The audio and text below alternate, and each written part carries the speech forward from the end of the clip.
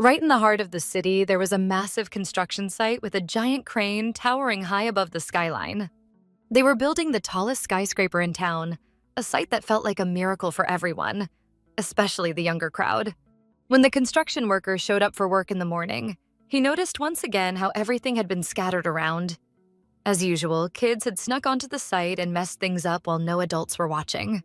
No matter how many times they were told to stay away, the kids kept sneaking in and leaving a mess. The worker complained to his boss, who was way too stingy, suggesting he should either hire another guard or at least set up some security cameras. A crushed Coke can rolled under his boot. He kicked it aside, grumbling that he hadn't signed up to be a janitor. If the boss wanted the place spotless, then he better pay extra for that. Frustrated, he kicked the can even harder this time, and it clattered loudly as it rolled across the floor. The can finally stopped, right against the heel of a woman's elegant shoe. Silence filled the room again, while the worker muttered under his breath. He hadn't expected to see anything like that, and shock washed over him. A part of him even felt afraid. He couldn't believe his eyes. In the corner of the room lay a young woman, her hands tied, her body covered with layers of newspapers. He realized instantly she was dead, and hurried to report it to the authorities. The shocking news spread quickly. Early that morning, a body had been discovered at a downtown construction site. Finn listened carefully to the morning broadcast, not even looking surprised. Reporters revealed the victim was 20-year-old Sharon Russo, who had been reported missing by her family the night before. Her coworkers kept asking Finn if she was okay. They noticed she had barely touched her food. Was she slipping into another trance again? It happened to her often, so no one at the office was really shocked. Finn just kept listening intently to the news, ignoring her coworkers' questions. The report mentioned the injuries sustained by the victim. The motives remained unknown. The entire site was sealed off, and the police urged locals to avoid the area. This was the third case of its kind in the city this year, raising suspicions that a serial killer might be on the loose. The girls at the office were stunned. That meant the city wasn't safe anymore. One of them whispered that the news was downright terrifying. They were horrified by the cruelty of the murder and wondered where such hatred and brutality in people could possibly come from. Probably from a rough childhood and bad upbringing, they concluded. The thought of becoming a random victim was terrifying. It could happen to any girl, just being in the wrong place at the wrong time.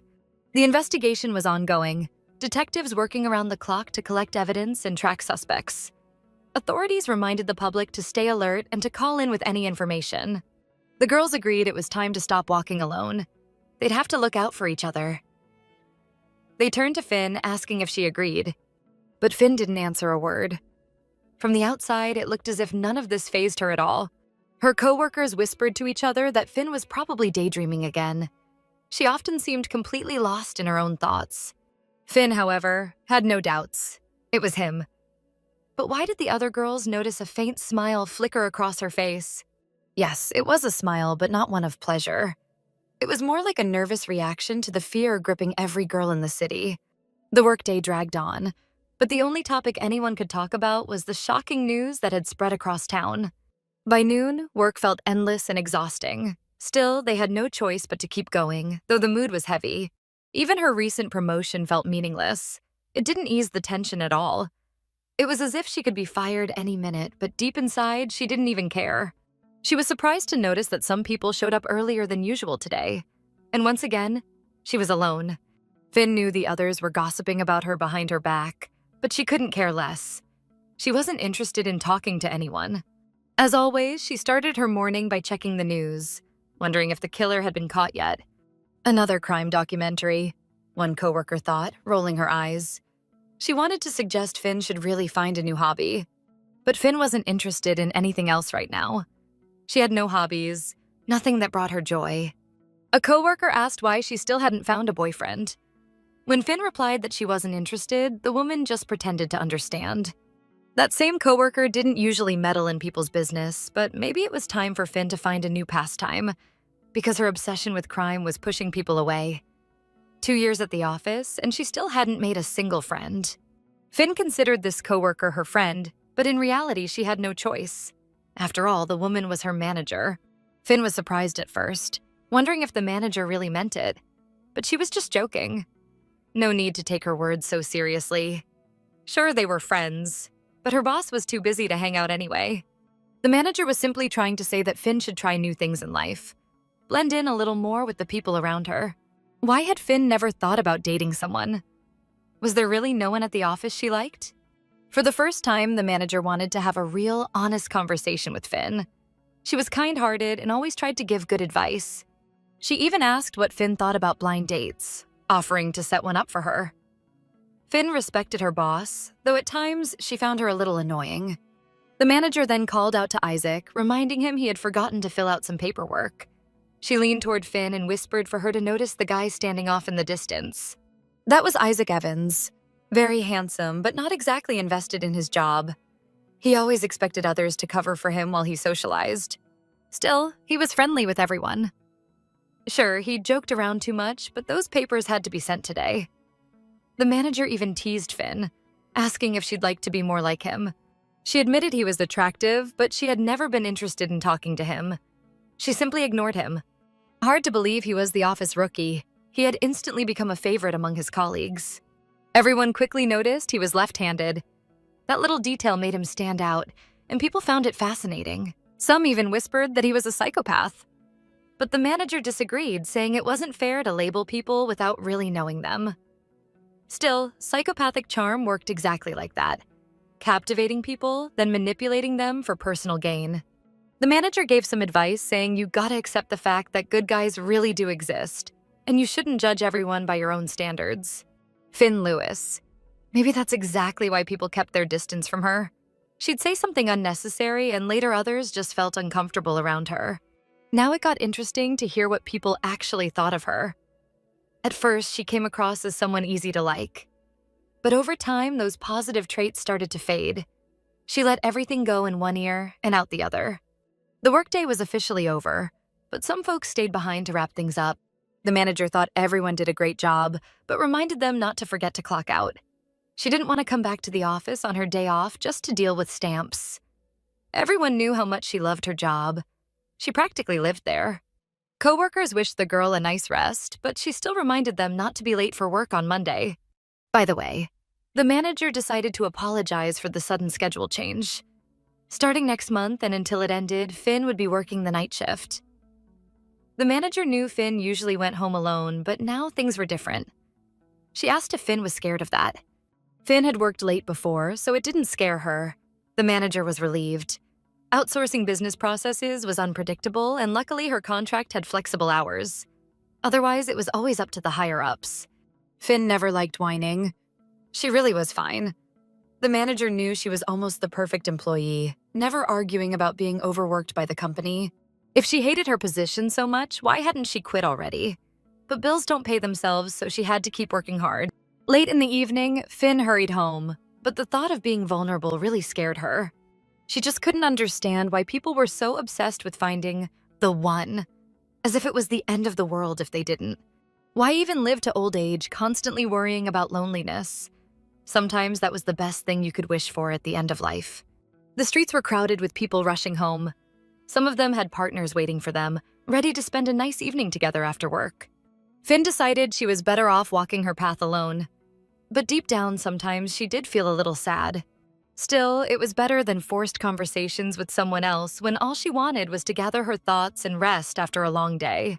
She kept walking, but stopped for a few minutes, lost in thought, to rethink the manager's words. She looked at her reflection in the glass and remembered the advice, that she should try to be more like that office guy, Isaac. Finn kept staring at her reflection. She noticed how sad her face looked and wanted to see a smile there. But when she tried to smile, it just wouldn't come out. So she thought about helping herself with her hands. She figured nothing bad would happen if she tried to force herself to smile with her hands. As she leaned closer to the glass, she suddenly realized someone was standing on the other side, watching her strange movements with interest. When she looked closer, she saw that the person was actually familiar, and it didn't even surprise her. It was Isaac Evans, the so-called office psychopath who tried to talk to everyone like he'd known them his whole life. Isaac knew right away it was her, so he called out, but she pretended not to hear and completely ignored him. She quickly stepped away from the window, deciding to just keep walking home without answering. By the time the guy came out of the building, Finn was already far ahead. She had hurried away fast. Without thinking much, the guy decided to follow her, but she picked up her pace. The road ahead got tougher. She had to pass through areas with barely any people. And with the kind of news going around the city, folks were too scared to walk alone in deserted places. From shocking murders to sudden robberies, there was enough lawlessness to give a whole nation chills. Finn popped her earbuds in and decided to listen to a podcast about criminal cases that dragged listeners into the darkest corners of the underworld. They invited people to join their program, uncovering motives, methods, and the madness behind infamous cases. You had to listen carefully, imagine yourself in those situations, and fully dive into the stories. Sadly, in today's world, women face the widest range of dangers. And one of the most common problems was stalking. Stalkers weren't funny at all. These creepy men were willing to pay any price just to terrorize their victims, forcing them to live in anxiety for years. What made stalkers truly terrifying were their methods: tracking with cameras, GPS devices, or relentless chasing that bordered on obsession. It was crucial to know what signs to watch for, to stop them in time. When Finn got out of the subway, her house was just a short walk away, but the street was completely empty. It was already really late. Streetlights were lit only every other pole, leaving patches of darkness. Even Finn felt a little uneasy. As she walked, never looking back, she could feel someone following her. She knew she had to pick up her pace to figure out if she was really being followed. She also knew she couldn't look back. It might tip off the stalker that she was aware of him. Carefully, Finn opened her bag to pull out something she could use to defend herself. Without making sudden moves, she grabbed her pepper spray and held it tight in her hand. She had to be ready. Her pursuer could catch up fast. When she realized the stalker was already right behind her, she stopped, turned, and aimed the spray straight at his face. But she never got to use it, because standing in front of her was Isaac, who had been following her almost the entire way. Holding the spray at him, Finn demanded to know why he just wouldn't leave her alone. But he didn't bother asking her permission to walk her home. The guy stopped just in case, so she wouldn't accidentally spray the pepper spray. She knew perfectly well that if she sprayed it directly in his eyes, it would hit him hard. Isaac didn't get it. Could she really be serious about using pepper spray, even though she knew exactly who he was, since they worked in the same office? He still hadn't answered her question, so she didn't understand why he was following her. Earlier, she had mentioned hearing loud music and noise through the wall. He guessed it was just a misunderstanding. He lived nearby, so he was walking the same way as Finn. But she didn't believe him. It seemed like he was lying. She didn't see anything funny about it, but she wondered why she had never run into him in this area before. He had just moved here recently, and this road led straight to his place. Plus, he'd never met her here before, and had no idea she lived in this neighborhood. Finally, everything became clear. Her coworker turned out to be her new neighbor. It turned out they didn't just live in the same building, but literally next door to each other. An incredible coincidence that amazed them both. Working together in the same office, they never even guessed they lived so close. Apparently, because of her night shifts, she had never run into him before. So Finn asked when he had moved into this apartment. Those boxes by the door were his, but why hadn't he brought them inside yet? Isaac had moved a few weeks ago, and the boxes were empty, though he still had plenty to unpack and organize. He apologized for the mess in the hallway, promising to clean it the next day. She said it was fine. They didn't bother her. She asked just out of curiosity. But what was happening was incredibly surprising. Finn got curious about what he meant and wanted to hear his explanation. Isaac decided to ask her a strange question, but she shouldn't be scared, and she didn't have to answer. He was just curious about her thoughts. He'd never thought about this before, since it hadn't happened to him. But today, pondering it, he wanted to know if she believed in fate. It felt really strange for her to talk to a guy in an empty hallway, especially answering such odd questions. She hadn't thought about it before, but it really did feel like fate. They hadn't interacted at the office at all, but got to know each other near their building. Sometimes she caught herself feeling like the universe was trying to send her an important message. Just the odds of them even working together were ridiculously low. He was more than sure he had spotted her a few times in this area. Later, something completely unexpected happened. Their apartments were on the same floor, which was almost impossible to imagine. He was skeptical about stuff like this, but maybe there had been too many coincidences between them lately. Finn was also impressed, but didn't want to focus on it too much. After all, anything could happen, even in a big city. Recent events, though rare, were happening often enough to notice. She didn't know why, but she started feeling nervous, constantly twirling a small piece of her hair. These things have deep meaning for people who constantly think about them. To be honest, abstract ideas weren't really her thing. These episodes were either caused by various factors or just random chance, and there were really only two explanations. He tried to understand her, but Finn was saying strong things that were hard to grasp at first. Quite a conclusion, but hard to argue with. It made sense logically. Finn decided to end the conversation. She was exhausted and wanted to go to sleep. She said again congrats on his new place. He thanked her, really enjoying the chat, happy to have such a nice neighbor. He wished her a good night and headed to his apartment. Just as she was about to open her door, Isaac called her again. Seemed like he wanted to say something more.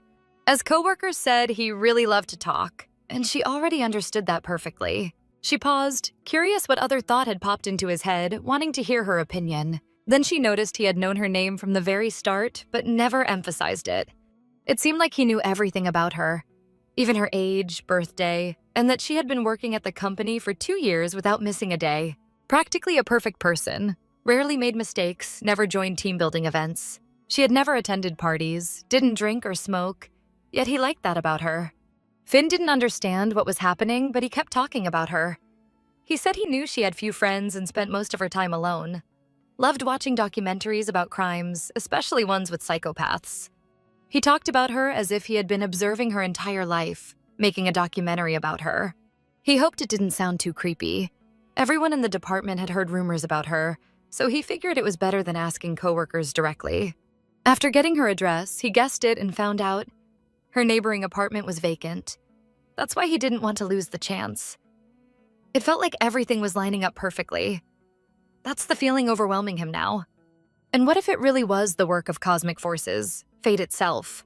Though he forgot that Finn didn't believe in it. He thought she might find this romantic, but was glad to hear otherwise. After figuring this out, he went straight to the place. The guy finally admitted he was here just for her.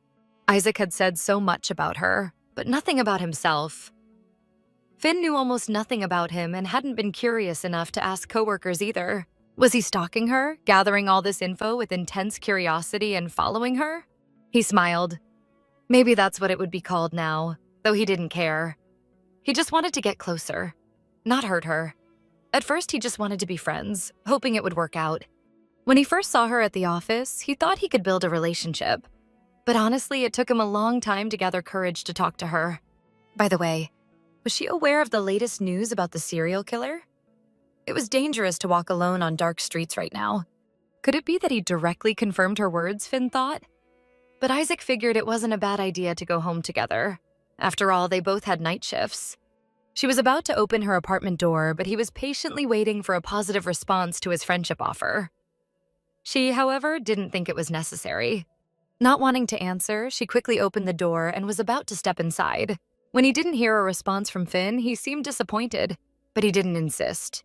Finn wished her neighbor sweet dreams, said it was nice talking to him, and that she'd see him tomorrow at the office. When she called him by name, he was surprised. She knew his name too, but didn't want to admit it right away. Could it be that she knew everything about him but didn't want to emphasize it? Something about this felt strange to him, though he didn't yet know what. He smiled, thinking it was a clever tease on her part. She made it clear that he didn't know much about her, and nobody would tell him. Teased, joked, without even raising an eyebrow, he thought, realizing his neighbor wasn't an ordinary girl. Once the door closed, she exhaled in relief and leaned against it. Surprisingly, he did the same on the other side. They didn't even realize they were standing back to back with only the door between them. Finn thought he was a psychopath, and Isaac thought the same about her. News about the psychopath was on everyone's lips, so she decided to look up everything known about these cases.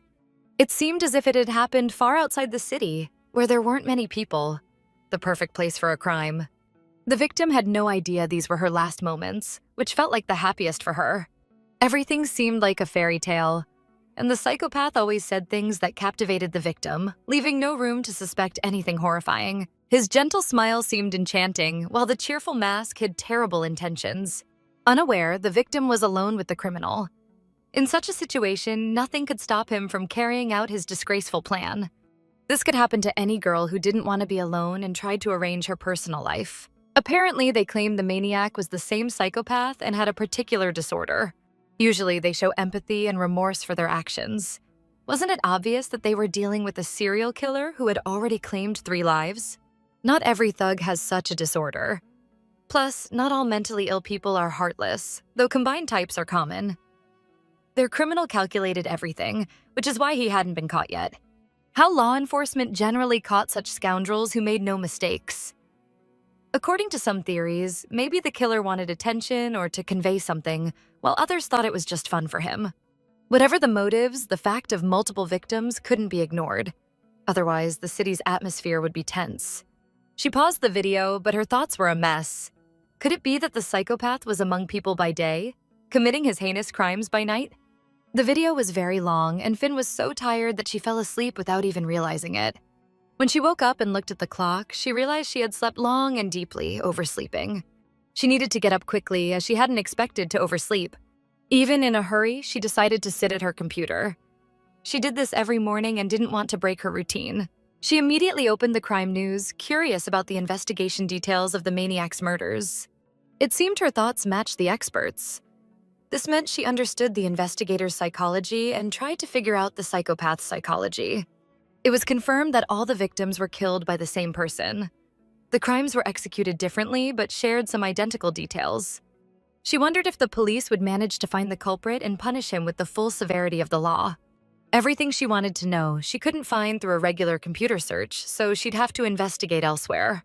They guessed they would meet again soon, so she'd have to figure out everything she got curious about. The workday at the office was coming to an end. Although there wasn't much work left, everyone was exhausted and ready to head home. But Finn had the evening shift today, so her workday was only just beginning. For now, her workspace was empty, even though she should have been there already. Usually, she arrived a few minutes early to prepare everything before the shift started. The manager was already waiting for her, wondering why Finn was late today. Was this something new or a sign of the apocalypse approaching? It meant she no longer had to pay bills and could enjoy the remaining days. Isaac had already arrived at the office. Raising his hand, he wanted to greet the manager, who was standing by Finn's empty desk, lost in thought. The manager was surprised. Had she missed the moment when she started communicating with him as an equal? The guy smiled and immediately guessed that she was in a bad mood. The manager noticed that he was in a great mood, unlike her. Had something happened that even a night shift couldn't upset him? He seemed to be radiating happiness today. If he wished, he could share his pleasant moments with the manager. Isaac asked if she wasn't here. The manager didn't understand at first, but then realized he meant Finn. She probably hadn't yet gotten used to her new office schedule, hence the delay. Strange that she hadn't heard from her yet. Usually, Finn didn't skip work without notifying the manager in advance. Isaac's expression changed dramatically. He was surprised. Could something have happened, causing her delay? The guy even swore, saying maybe it was his fault. The manager asked what he meant. What could he have done? He didn't want to explain further, so he quickly decided to leave the office, not even listening to her until the end. Outside, it was almost dusk. The sun was setting behind the horizon, and the sky was covered with thick clouds. Isaac left the office building, worried about Finn. He didn't know where to go. The manager followed him out, deciding to light a cigarette. It seemed like it would help calm her concern a bit. She decided to ask Isaac what they had done together last Friday. He replied that Finn's home was practically next to his new apartment. They were now neighbors. The manager was surprised. Could he really have meant that seriously?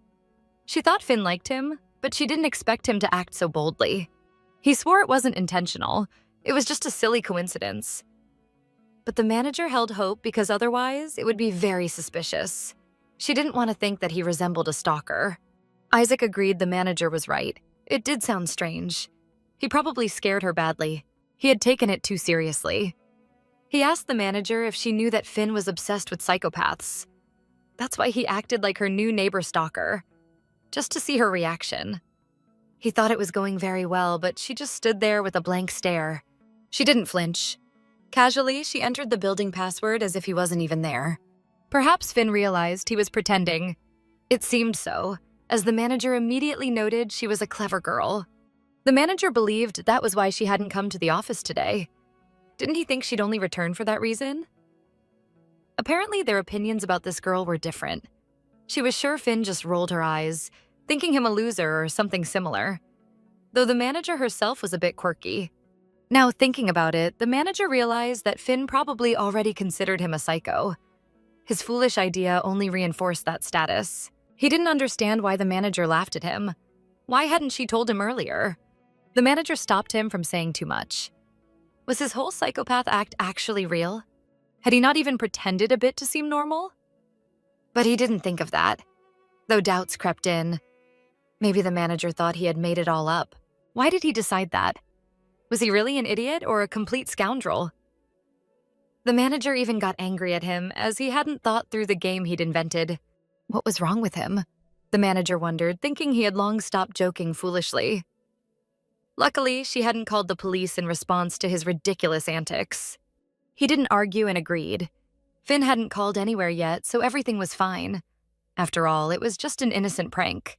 The girl didn't think the prank was innocent or the guy hopeless. She felt foolish, thinking they suited each other well. And perhaps it was partly her fault, believing Finn liked him. The guy was a little embarrassed, and probably for good reason. He really wanted to explain everything and apologize to Finn. He hoped the manager would agree to help. But she refused, believing he was on his own now. He had a chance and he lost it. She no longer wanted to be a mediator in their interactions, so she refused him help. Isaac genuinely regretted his actions, and he said it seriously. The manager thought that after such an act, Finn probably didn't even want to see him. She wished him luck and advised him not to prank anyone again. Amid the crowd on the street, Isaac seemed to spot Finn. It really was her, thank God, and he felt a huge sense of relief. Judging by her appearance, she didn't look disappointed at all, and she was dressed incredibly beautifully. Still, the manager thought he behaved like a complete animal. No wonder Finn didn't want to talk to him. It was simpler for him to give up. The guy again didn't listen to her fully and decided to follow Finn. He had a plan on how to apologize to her properly. The manager wanted to know what he planned to do, but the guy raised his hand and shouted that he would follow her advice. That is, not give up. She had just canceled all her weekend plans anyway because the weather was supposed to be bad. She realized she simply didn't feel safe. She couldn't blame him, as the news scared her too. It was curious. What was the police even doing? They needed to stop this as soon as possible. In any case, she suggested going to a new ramen cafe that opened nearby. She arranged the meeting, finished her conversation, and continued walking through the crowd, unaware that Isaac was following behind her again. When she entered the building, she went to the elevator and called it. Just a little longer. It was almost at the first floor. When the elevator arrived and the doors opened, she quickly tried to get inside. As she took her first step into the elevator, she didn't even notice Isaac catching up. She calmly pressed the door close button, but hadn't yet selected the floor she needed. As the doors were almost closing, she noticed a hand trying to hold them open. When the doors opened again, she saw Isaac standing opposite her, hurrying toward the elevator as well. The guy entered the elevator but was breathing heavily, having almost run the entire way to catch up with Finn. He couldn't say a word because he was trying to steady his breathing. After calming down a bit and catching his breath, he finally greeted her. Finn wasn't even surprised to see Isaac by the elevator. She looked calm, as if this situation had happened many times before. She greeted him back. Isaac wanted to talk to her, but couldn't bring himself to start the conversation. The girl thought he had run out of energy as he looked concerned. Isaac noticed she was in a hurry and wanted to know where she was going. He apologized for breathing so hard and not being able to talk properly, but he had rushed because he wanted to catch up with her. Finn wondered why he was chasing her. Did he want something from her? The guy gathered courage and asked her to calmly listen about last Friday. He was very embarrassed about his behavior and everything he had said to her. It was all untrue, just a fabrication. Finn asked if it was a made-up story about stalking. He explained that he hadn't intentionally moved closer to her. It was just a strange coincidence. After the pepper spray incident and learning they were neighbors, he thought it would be funny to pretend to be her stalker. It was a very foolish and thoughtless act, and he genuinely regretted it. All the information he knew about her came from their colleagues, and he hadn't lied about her popularity in the office. He fully understood that Finn had every right to be upset or not talk to him at all, but he hoped she at least didn't hold a grudge. Finally, he dared to suggest they start over and be real friends. Was he pretending? Finn wondered. She understood his intentions, but didn't want to end the game. It was very frustrating, but she was intrigued. She found it fascinating that she had a psychopathic neighbor and potential stalker with whom she played cat and mouse games. She thought her life could turn into a thriller movie, which upset her greatly. Well, although it was upsetting, she had to return to the real world. Isaac looked at her, waiting for her response. He didn't understand why she hadn't reacted at all when she heard the truth from him. He needed to think of what to say next and plan ahead to continue this game in reality. Not knowing what to do next, Finn just laughed, calling it a great joke from the guy. She was also amused by his stunned face, which seemed to understand nothing of what was happening. She decided to apologize as well for saying strange things and probably scaring him a bit. Now she understood why he liked it. The pranks were really funny. A great joke, pretending to be a stalker, and she actually believed him. He was genuinely unusual. She hoped they were now even, so no one needed to prank back. She smiled and said it was nice to meet the real guy from the office, Isaac. The elevator doors opened and she stepped out, not wanting to say goodbye, knowing they would see each other again. Isaac didn't hesitate and followed her, still looking a little odd but wanting to talk more. He called out to her, asking her to wait, but she walked on without even turning her head. He actually wanted to be closer to her because he really liked her. He knew a cafe with the best pastries and coffee, and if she didn't like sweets, they could go somewhere else. He promised they would definitely return before the break ended, so maybe she wouldn't refuse to have lunch together. Is he really going to treat me? She thought. Isaac wanted her to order whatever she liked. Finn loved sweets and thought an overbreak wouldn't hurt anyone. Would she agree to go on an overbreak with him after he had pranked her so absurdly? Why had he stopped? She hadn't refused to go for a snack together. It was noticeable that her smile didn't change at all. Was she really unaffected by his antics? She walked ahead and Isaac followed behind her again, almost as if stalking her. He didn't understand why he always acted so strangely around Finn. Looking at her, he realized he really liked this girl, which probably made him constantly awkward and behave oddly. She was unusually beautiful and didn't act like everyone else. Her behavior stood out from her office colleagues, and she didn't like gossiping. Finn was the girl he had been searching for a long time. He would do everything not to lose his chance and stay close to her. Over coffee, the manager and Finn were discussing their personal matters. The girl mentioned that Isaac had invited her to lunch. The manager was surprised. Had he really dared to do that? She considered him very persistent, understanding that he had no intention of stopping. Finn reacted very calmly to the lunch invitation, as they were simply going to eat at a cafe. That can't be, said the manager. Could she really be planning to have lunch with Isaac? Finn didn't see anything unusual and had already agreed to the meeting. The manager thought she should wait and consider it carefully, as this guy was unusual, not like the others. Besides, she barely knew him and needed to get to know him better. Wasn't this her idea from the start? Finn wondered. What had happened for the manager to change her mind? The manager had insisted too much about dating, but Finn didn't need to take it too seriously or rush things. Finn was beginning to build a relationship with this guy, just as their manager had wanted, but now it contradicted her intentions. Finn had long suspected that the manager was making plans regarding these people's personal lives, constantly nudging them toward each other. Isaac knew some very personal things about Finn, but most of the information had only been shared with the manager. So the girl assumed he had learned it all from her. But as a manager, she couldn't just give out information about her employees to anyone who asked. Doing so could seriously compromise her safety, even if she had violated protocol. She advised the manager to be more independent, otherwise she could get into trouble with the higher-ups. The manager sincerely apologized to the girl. She felt awful and admitted she had been wrong. It had been a big misunderstanding, as she had known Isaac for a long time from a previous job. The manager hadn't thought about bringing them together, but then the guy started showing interest in Finn, and the idea came to her mind. She believed Finn and Isaac had a lot in common and seemed like a very good match. Finn recalled that Isaac had asked colleagues for information about her and considered her very popular. Could it be that he was eccentric only with colleagues but sincere in his feelings for her? By the way, he had become known for his ridiculous sense of humor, but the manager thought he had outgrown it. Now, Finn probably knew he was still a bit of a fool. He had told her about the terrible prank he played on her, and for that she considered him a total jerk. That was why the manager asked her to cancel the meeting. Finn thought nothing serious had happened, so she didn't want to refuse the meeting. Besides, she was curious to see how he would behave when they were alone. After everything, she still decided to meet him? The manager was surprised, but Finn thought the guy was just trying to be friendly, and there was nothing unusual about it. Besides, it was just lunch, so there was no need to worry. Nothing bad would happen. It seemed the stupid prank had actually worked. But why did Finn take it so lightly? Which even raised some suspicion.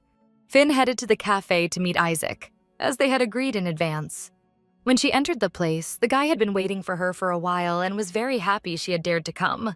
Isaac gathered courage and placed the order without involving her. He thought she would like his choice of treats. Finn really enjoyed the food and didn't argue with his menu choices. There were so many treats that she didn't know what to eat next. This is truly food of the gods, Finn thought. When the guy looked at her and smiled, it annoyed her because she didn't understand what was so funny. Isaac found her adorable right at that moment, as if she had been transformed by the bite of the pastry. Moreover, for someone who supposedly liked sweets, the order was worthy. He enjoyed treating Finn, especially since she liked the treats. The girl wondered if he was concerned about the bill and suggested splitting it. The guy agreed without hesitation. When he looked at her with such curiosity, she didn't like it. A look like that could ruin her appetite. The guy understood her hint. He didn't want to make her uncomfortable. He was simply happy to be able to talk with her calmly. Looking at him, Finn realized that he seemed completely normal right now, the exact opposite of what she had heard about him. She thought people still held the same opinions, but she couldn't say it was entirely untrue. She herself wasn't the most social person around. Her manager said she was very unusual, which made others uneasy. Finding friends had never been easy for her. Perhaps it was because she had completely different interests. She wasn't upset about it, just unwilling to invest more effort than it was worth. The guy fully understood where she was coming from and supported her, despite considering her special among everyone. Before their meeting, he had been in similar situations as she was. It's very hard when others view the world differently. People judged those who didn't fit their ideas of normal life. If only they took the time to try to understand why someone does what they do.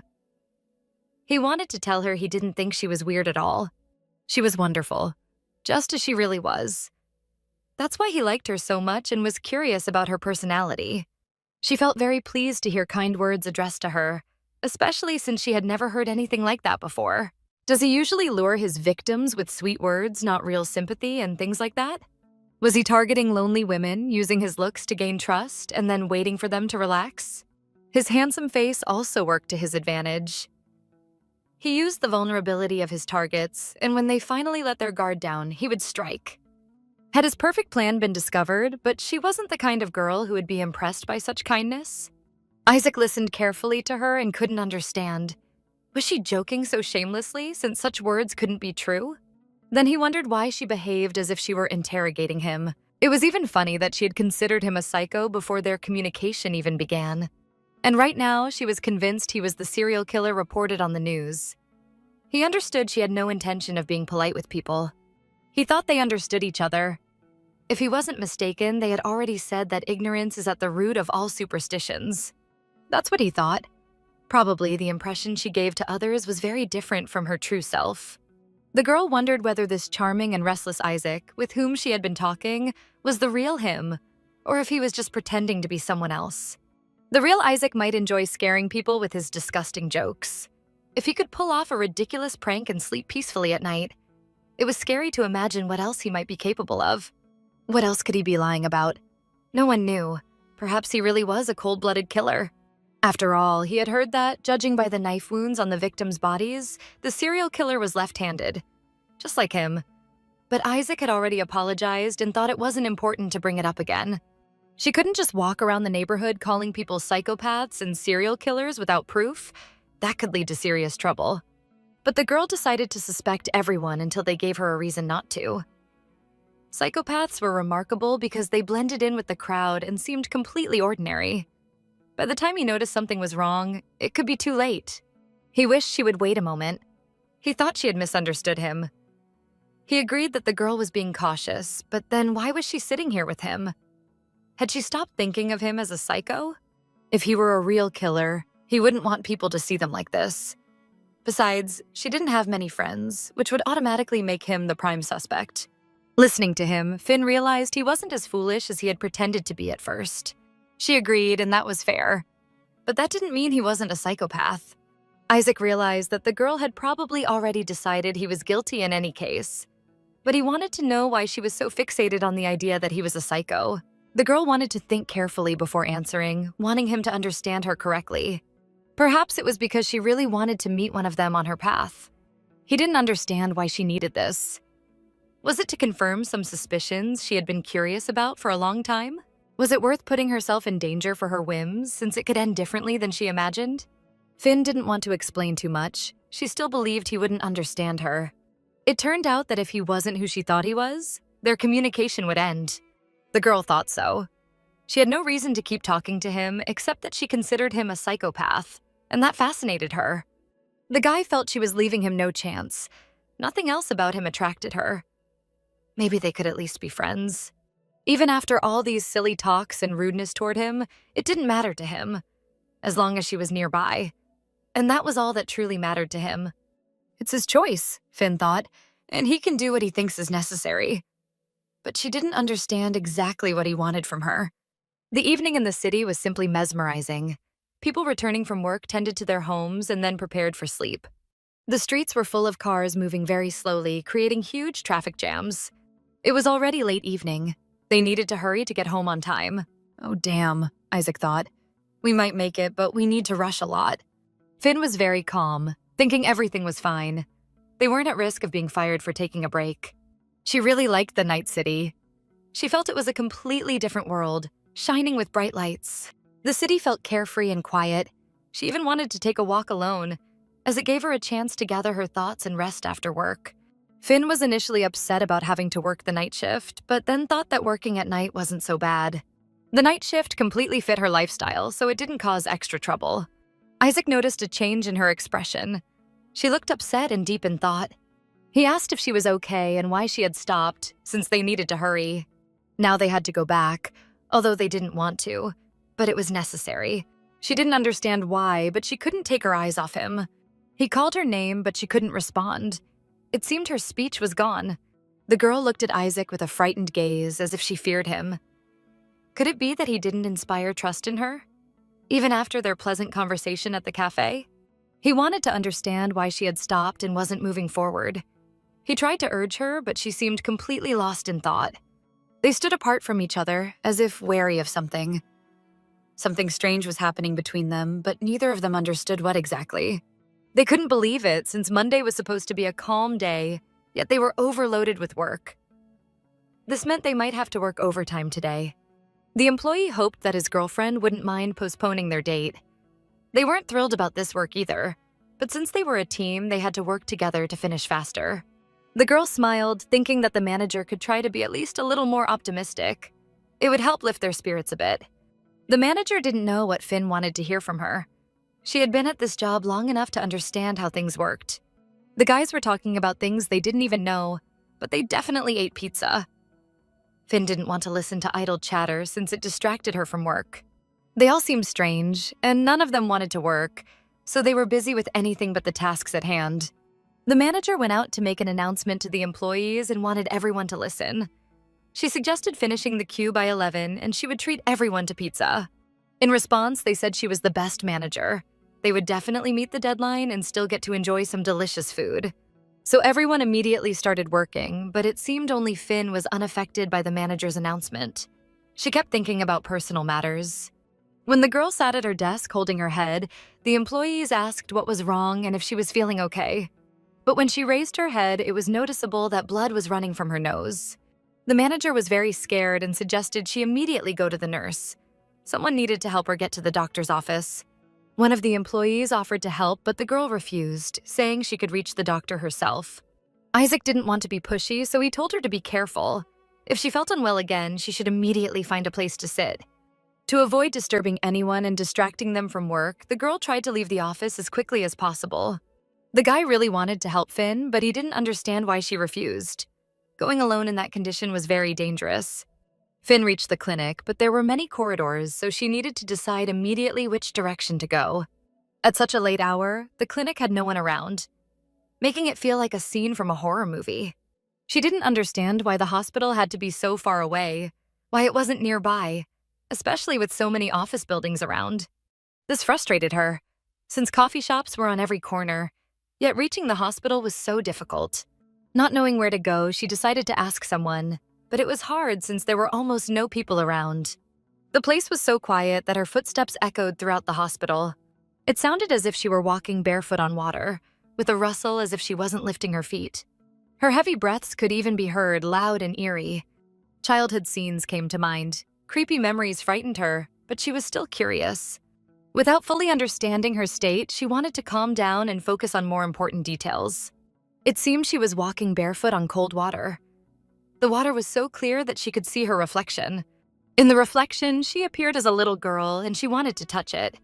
Leaning down, she tried to touch the cold water, but it seemed something was holding her as if embracing her. Isaac wanted to support her, as he wasn't coincidentally near her. As always, he walked behind her, as if following her. Finn seemed to wake up and return to reality. She heard Isaac's voice and didn't understand how he appeared in her subconscious. The guy apologized, but it seemed to him that the girl felt unwell, as she looked like she was about to faint.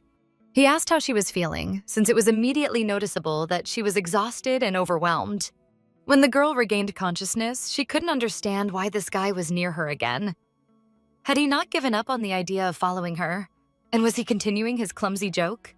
Her condition was unsatisfactory, so she needed to go to the hospital to make sure her health wasn't at risk. She had a slightly elevated body temperature, but her condition was still normal.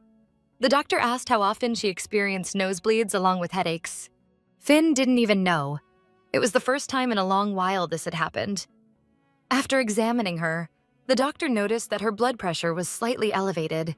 When the doctor asked if Finn had any idea why her blood pressure had risen, the girl thought for a moment, as she had no thoughts on the matter. Perhaps she had been working too much lately. But until today, Finn hadn't worked longer than necessary. Recently, however, she had been having trouble sleeping. Maybe this was connected to her health condition. She wondered what the cause might be, perhaps marathon sessions of documentaries, but she had been doing that for a long time. The doctor asked if Finn had felt stress or anxiety recently, or if she had any relationship problems.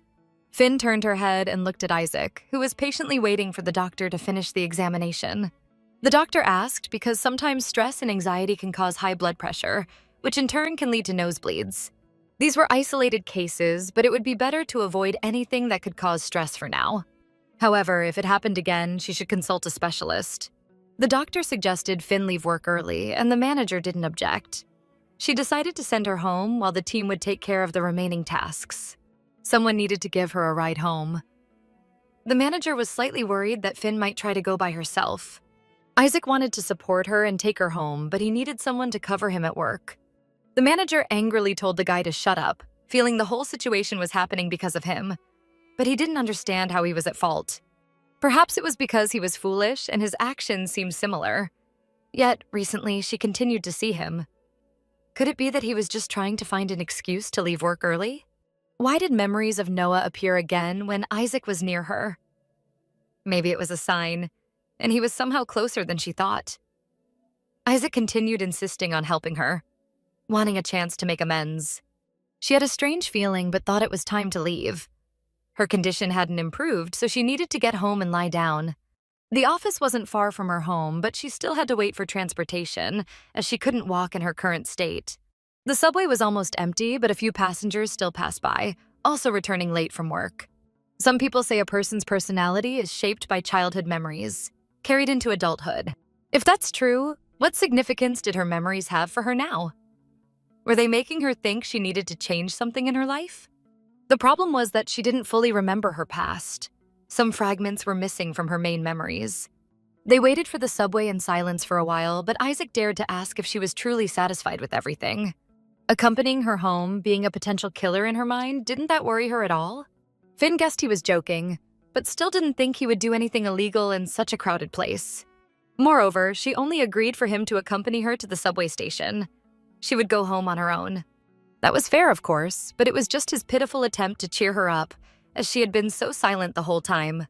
Finn noticed that cheering someone up wasn't his strong suit, and he didn't do it very well. The guy smiled, still thinking she was smart even when she was sick. There was an announcement at the station. The train would arrive soon, so it was time to go. A warning told people to stay back from the platform edge and allow passengers to exit before boarding. Finn should go now. Before leaving, she thanked him for his help and wished him a good night. But Isaac didn't want to let her go. Grabbing her hand, he asked her to wait a little longer. He truly felt sorry for his actions, not wanting to ruin the relationship, which was already fragile. He wasn't sure how to act around her now so as not to appear despicable in her eyes. He didn't intend to cross boundaries or complicate things. He genuinely worried about her, but every time he offered help, it still looked foolish. Isaac knew that sometimes it was very hard for him to express his sincerity, so it came off as strange. But now he wasn't joking at all. He spoke sincerely. He was genuinely concerned for her health, feeling guilty. This time it was the truth. He hoped his feelings would reach her. He asked her to take care of herself and get some proper rest. If his sincerity remained a mystery, it would reflect poorly on him. The subway doors were closing, so Finn needed to hurry. The doors closed. She stood by the window, looking at him. She wasn't fully sure of his sincerity, but it was clear he was very worried. Isaac really wanted her to change her opinion of him, to see him as a normal guy with feelings for her. He still stood on the platform, waiting for the train to depart, not taking his eyes off her. She waved at him as the train left the platform. She moved forward while her persistent companion stayed behind. Standing on the platform, he still worried about her condition, wondering if she could get home safely. He wondered how she could trust her instincts about others. Finn hadn't even noticed she was holding something, then remembered that Isaac had placed something in her hand. When she opened her palm, she saw an omamori with Japanese kanji meaning protection. Morning came very quickly. She didn't even realize how fast the night had passed. The sun rose over the horizon, shining brightly through the window. The morning was warm and sunny. Although it was still early, her phone had already received a lot of messages. Then she remembered to wish Mrs. J a happy birthday. She also wanted to check how she was doing and whether Scott had been assigned a new case. Finn hadn't seen Mrs. J for a long time. Mrs. J mentioned that Scott was currently working on a serial killer case. She seemed curious, maybe she wanted to know something, but Finn decided it would be better to visit her on the way. She really wanted to learn more about the serial killer case, as the story intrigued her greatly. If she visited Mrs. J, he probably wouldn't mind, Finn thought. Besides, it would look like she had simply decided to drop by chance. At the police station, the morning started very early. The staff had long been at their desks, but there was no work spirit among them. A man walked confidently down the empty corridor, hurrying with important matters. There was a lot of work, but the serial killer case was barely progressing. He was very angry because persistent reporters were once again trying to get any information about the killer. They constantly complicated the police's work. Someone had stolen his strawberry juice from the fridge again, which made him furious. He swore that if he found the thief, he would destroy them. The employees smiled, seemingly amused by the fact that the great detective Scott Lee had given an angry lecture. Did he really think someone had leaked information to the journalists? The detective didn't care. It didn't matter to him. But now the scoundrel knew the police were looking for him, and catching him would be even harder. Scott didn't understand why he had been assigned this case, but his colleagues considered him the best detective for a case worthy of his skills. By the way, this morning, materials from another precinct arrived and were already on the detective's desk, and someone else had also come to see him. When Scott entered his office, he saw Finn, who had taken papers from his desk without permission and was examining them. He became angry, thinking she was overstepping, as access to those files was forbidden. She had to put them back immediately. The detective asked why she had come. Didn't she have work to do? What was she snooping around for? The girl explained that she worked night shifts, so she had the whole day free. The detective didn't understand who thought it was a good idea to put a girl like her on night duty. He considered it foolish. He was curious how she got into the station and who let her in, since he had clearly stated that no outsiders were allowed, especially her. The staff were surprised when Scott called Finn an outsider, as he treated her almost like his daughter. But the detective thought that although he had almost raised her, she was still too young to be his child. The detective asked the girl to leave the station. Why did she keep coming here? Didn't she have her own business to attend to? But the girl had brought him something. She thought it might be appropriate now. Detective Scott agreed to talk to her, but only for a few minutes, after which she had to promise to leave the station. Finn agreed and stayed. The detective didn't want her to come unannounced, so she had to always call him before visiting, or simply send a text message notifying him of her visit. Finn didn't like this rule, since she already knew in advance that the detective would tell her not to come. Of course, Scott agreed, as he considered the station not a playground. They dealt with crimes here. He advised her to spend time with peers and enjoy carefree youth. Maybe go to a bar, sing karaoke, or do other activities young people do. Finn wasn't interested in such fun. Moreover, she had no friends. The detective wasn't surprised because he knew her character well. Could it be that she really liked being at the station while many would trade places with her? Every day they dealt with scoundrels ruining society. Young people couldn't imagine how lucky they were, yet they only complained. Finn didn't consider herself a child, so enough of treating her like one. She was an adult and came to the station because she felt safe only there. Scott paused briefly from his moralizing, ready to listen to the girl. Although she considered herself a burden to Scott, she didn't understand why he always sent her away. Did she annoy him so much that he didn't want to see her? Not at all. He was just very busy. Although Finn wanted to be a burden to him, if he didn't want to see her anymore, she would understand perfectly. The detective interpreted her words as manipulation. That didn't work on him anymore. And she knew it. The girl thought she shouldn't come here anymore, and the conversation could end. Just the thought brought tears to her eyes. The detective noticed Finn's strange expression and asked why she looked that way. Was she about to cry again? Unable to resist her pressure, the detective agreed to listen. He suggested she could come whenever she wanted, but only when no supervisors were present. He wondered if Finn had come to the station just for this, or if there was something she wanted to know personally. She had to answer honestly. Maybe something had happened, but she didn't know how to tell him. Finn heard that he had been assigned the serial killer case. The detective immediately stood up from his chair, and his guess was confirmed. She hadn't come here for him. He couldn't believe he had fallen for it, and he was curious about what she had said. But that question no longer mattered. He guessed who might have leaked the information. Were people really that bad at keeping secrets, even his colleagues? Could it have been Noah? Finn cautiously said the name so no one else would hear. He couldn't reveal anything. It was part of an ongoing investigation. He thought the young girl didn't need that information. But he could say one thing, they still didn't know anything. He wondered why she thought of him. It was very curious. Lately, the killer was being mentioned on every news channel, and Noah seemed to have disappeared. She couldn't shake the feeling that it was him, which was why she had been sleeping poorly. Due to poor sleep and night shifts, the girl felt exhausted and tired. She was curious about Scott's opinion on the likelihood that Noah was the serial killer. The detective approached Finn, asking what was going on, as he thought it all belonged to the past. Why did she think of him again as she had discussed with her doctor before? He asked if she was still taking her pills. Finn had stopped taking them last year. Her doctor said they were no longer needed. She had to hear that Noah had been released from prison 6 years ago. Part of his sentence included a ban on any contact with her even after release. Whoever the serial killer was, he would catch him. There was no need to worry. She just needed to be careful and try not to be alone. The detective thought Finn wasn't in the best shape to work today. Why not give her a day off and he could take her home? The detective reached into his pocket but couldn't find his keys. This made him very irritated, as he always lost them. He was so annoyed that he couldn't remember if he had even taken the keys with him.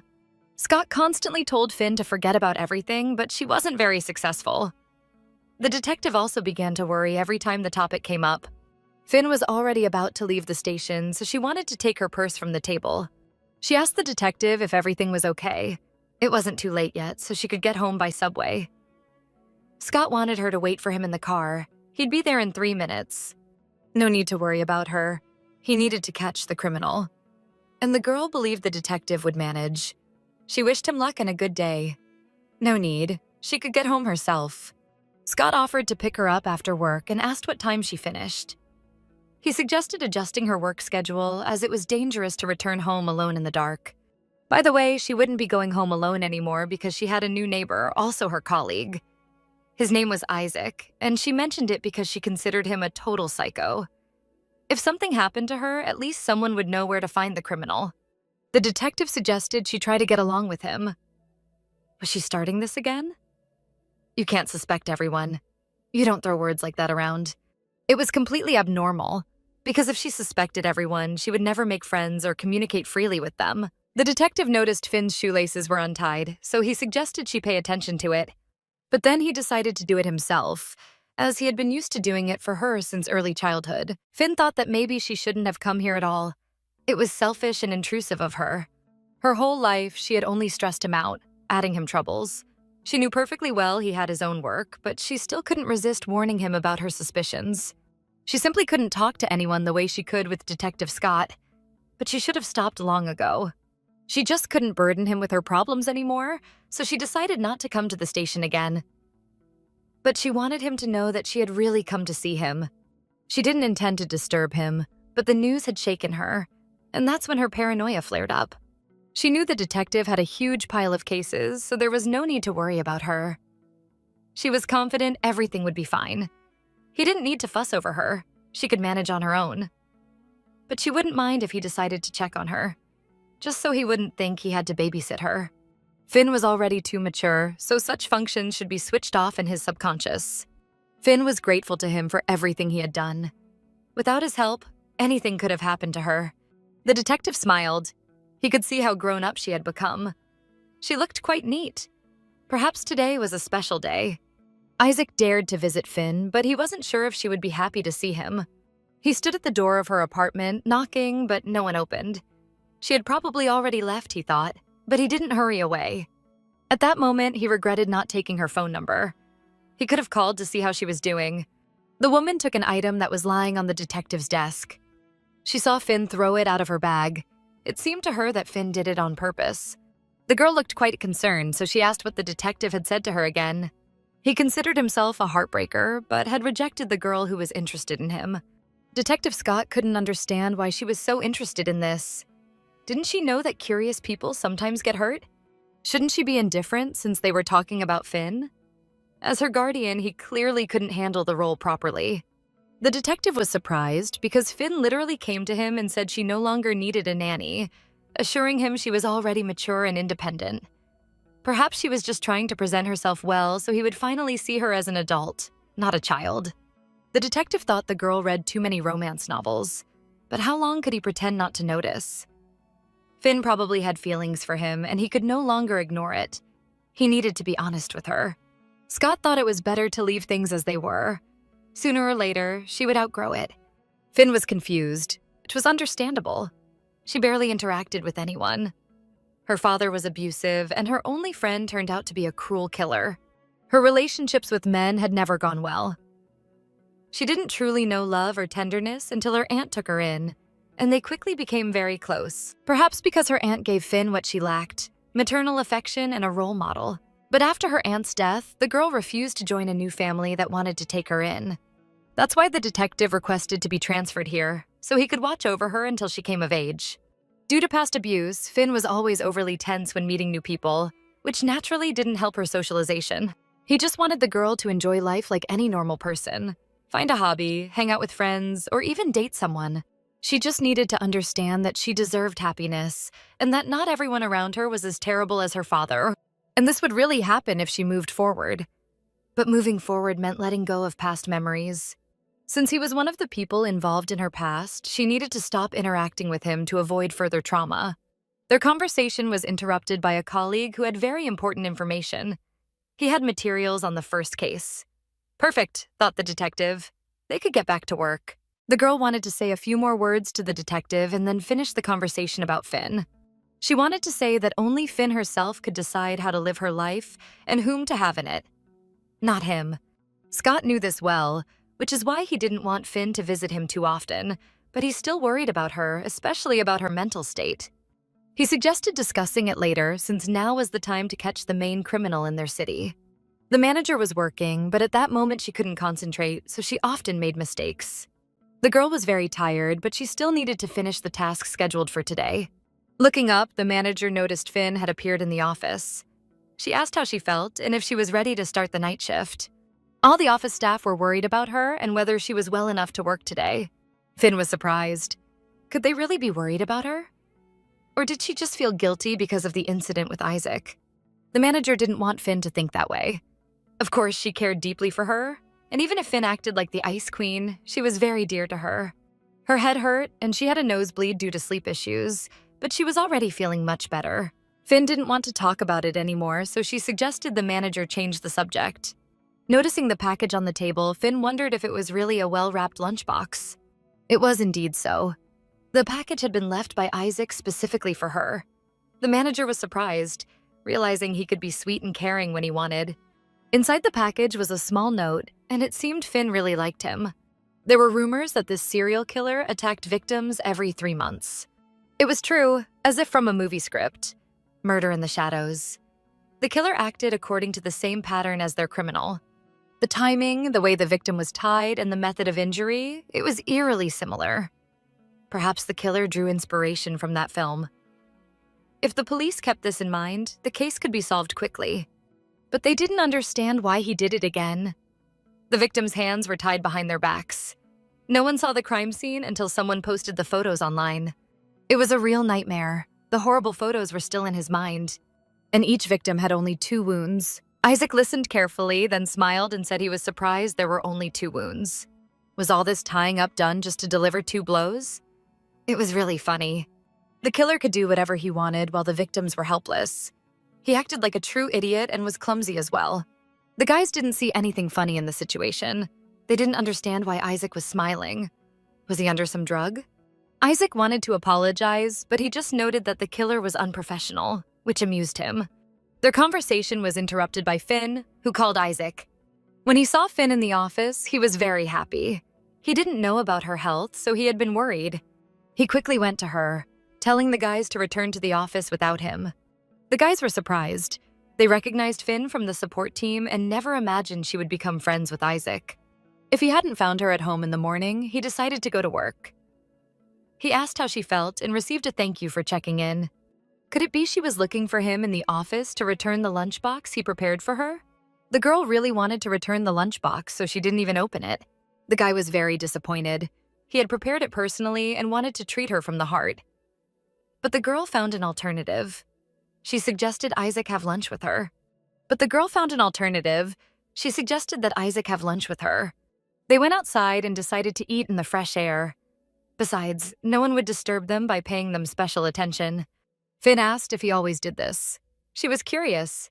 Maybe he was doing it for the first time. The girl often took food with her and had lunch in the park. Isaac also wanted to know if she always did this alone. But she wasn't always alone. Sometimes she joined her colleagues. The guy smiled and couldn't believe the girl said it seriously. Finn didn't know he would be happy to hear that from her. At that moment, he felt special and very pleased. Finn realized it was very easy to upset or cheer him up. Did she think it was trivial, though it was just her style? That's why he was no longer surprised by anything. It was clear that even a small, spontaneous gesture from her meant a lot to him and brought a smile to his face. He wondered if Finn ever felt lonely. Perhaps sometimes it's nice to just be alone with yourself. In reality, he worried a little that he might be annoying her. So he apologized in advance if that were the case. He really enjoyed being with her and spending time together. He didn't annoy her because of himself. It was something else entirely. Isaac remembered well because the girl had already told him about it. She was learning a lot of new things about him and couldn't even imagine that he could cook. Isaac started living alone very early, so he had to learn. Not that he could cook complicated dishes, most were quite simple. Still, it was impressive. Few people knew how to cook nowadays, especially guys. He could use this skill to attract girls even more. From Finn's perspective, it sounded like advice or something similar. When she took a bite with her fork, she wondered if he was planning to kill her with this method. Could she really think he was capable of poisoning the food and then offering it publicly? She didn't rule it out, as she had a tendency to suspect everyone around her. At first, he thought she was joking, but then realized she was serious. So he grabbed her hand to prove once again that he had no bad intentions toward her and really wasn't a criminal. He decided to taste his own dishes first to prove to the girl that the food was good quality and not poisoned. He easily put the food in his mouth while she held the fork. From the outside, it looked like she was feeding him. But she wondered, could Isaac really be the same Noah? He looked very much like him, with the same hair and eye color. His voice was similar, and she remembered it often. It was sad because she couldn't be sure, even if it were true. Yet why did looking at him always bring back memories of Noah, whom she had been so afraid of? If it turned out he really wasn't such a bad guy after all, and that she was wrong about him, what would she do then? Why doesn't she want to explain why she sees danger everywhere? Why she's wary of everything around her? Finn couldn't tell if she could trust him enough to open up about what was eating at her, but keeping it all inside was tearing her apart. Finn felt like she couldn't accept things the way they were if it was just going to keep going like this. But first, she wanted to figure it out on her own. Help from others felt pointless. Her trust in people was almost non-existent. The harder he pushed, the more certain she became she was right.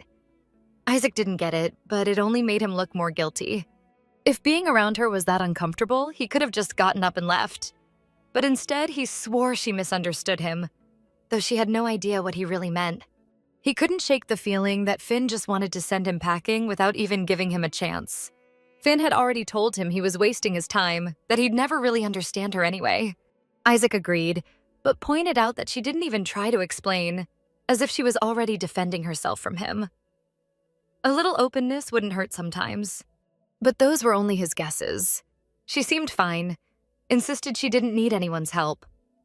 Isaac figured she was clinging to her cold, untouchable image so no one would see her differently. Still, that didn't explain why she kept imagining other people's thoughts. It threw him off, and she didn't even realize it. But that wasn't the point. She had invited him to the park, swearing everything was fine, though her behavior said otherwise. Even if Finn thought he was some psycho, how could she act so cautious and yet so careless at the same time? Maybe he was rushing things, but that's how it looked. Finn didn't want to hear him out anymore, but he still wanted to finish. The guy needed her to at least explain what was really going on. Finn admitted he was only right about one thing. He really was rushing things. He saw her attitude, endured her harsh words, yet still refused to leave. So why blame her for his hurt feelings? People were always trying to tell her how to live, what to do, but she already knew that for herself. Why did they always assume she needed help? That was the one thing she couldn't stand. Couldn't she just be herself? She actually enjoyed spending time with people, but if it wasn't mutual, she wasn't going to force it. If Isaac didn't want to be around her, then why was he still here instead of walking away? She told him to save his nerves and just go, without worrying about who was right or wrong. Isaac just smiled, thinking Finn was, as always, being dramatic and hostile, even when he was only trying to help. But to him, it really wasn't as complicated as she made it out to be. She just needed to push through her fears and learn to trust people. It always gets easier once you let things out. Once she did, she'd feel relief right away. Venting and talking about your feelings was important. That's what psychologists were for. Simply listening to people. Isaac listened carefully, but he figured maybe it was time for them to head back.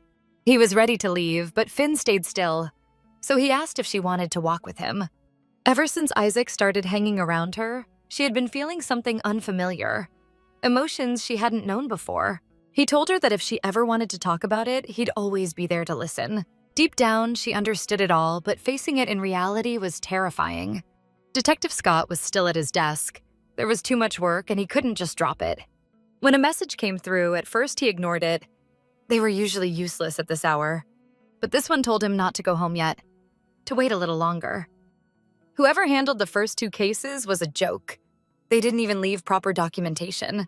Scott figured they either lacked work ethic or never gave the case the attention it needed. It made sense. There hadn't been any more updates from the victims' families, and the number of interviews done could be counted on one hand. Looked like he'd have to start from scratch. At least they still had all the records of the victims. This case meant sleepless nights. While they waited on forensic results, his partner suggested they start with what they already had.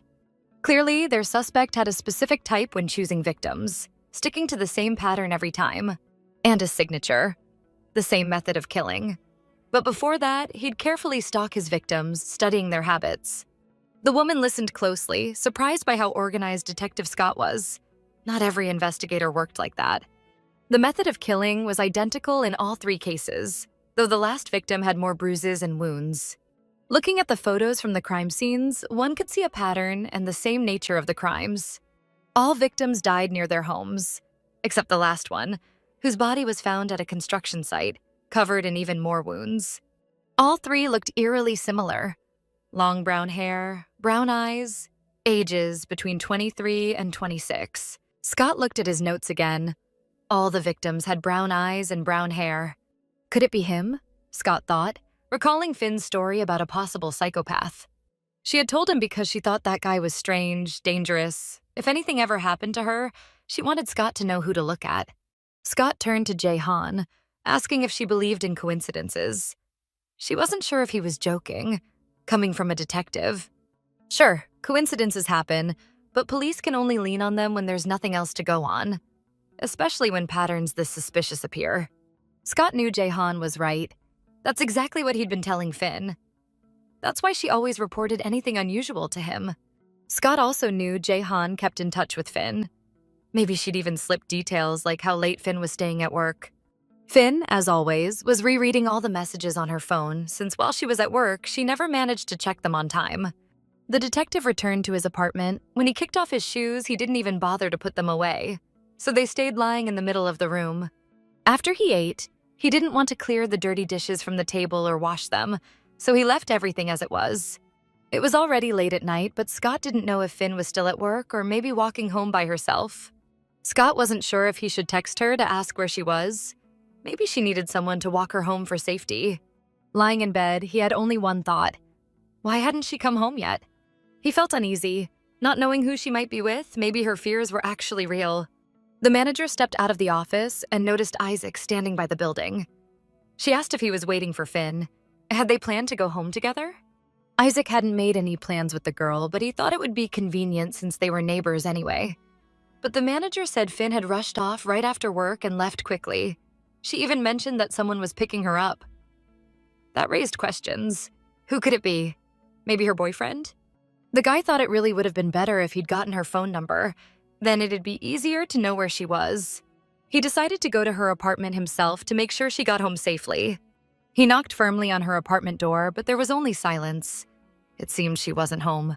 Isaac kept knocking persistently, still hoping someone would answer. His suspicion that Finn hadn't returned yet was confirmed, and he started to worry about her safety. He had no idea what to do, but starting to search for her would have been pointless. The best option was to wait by her apartment until she came back.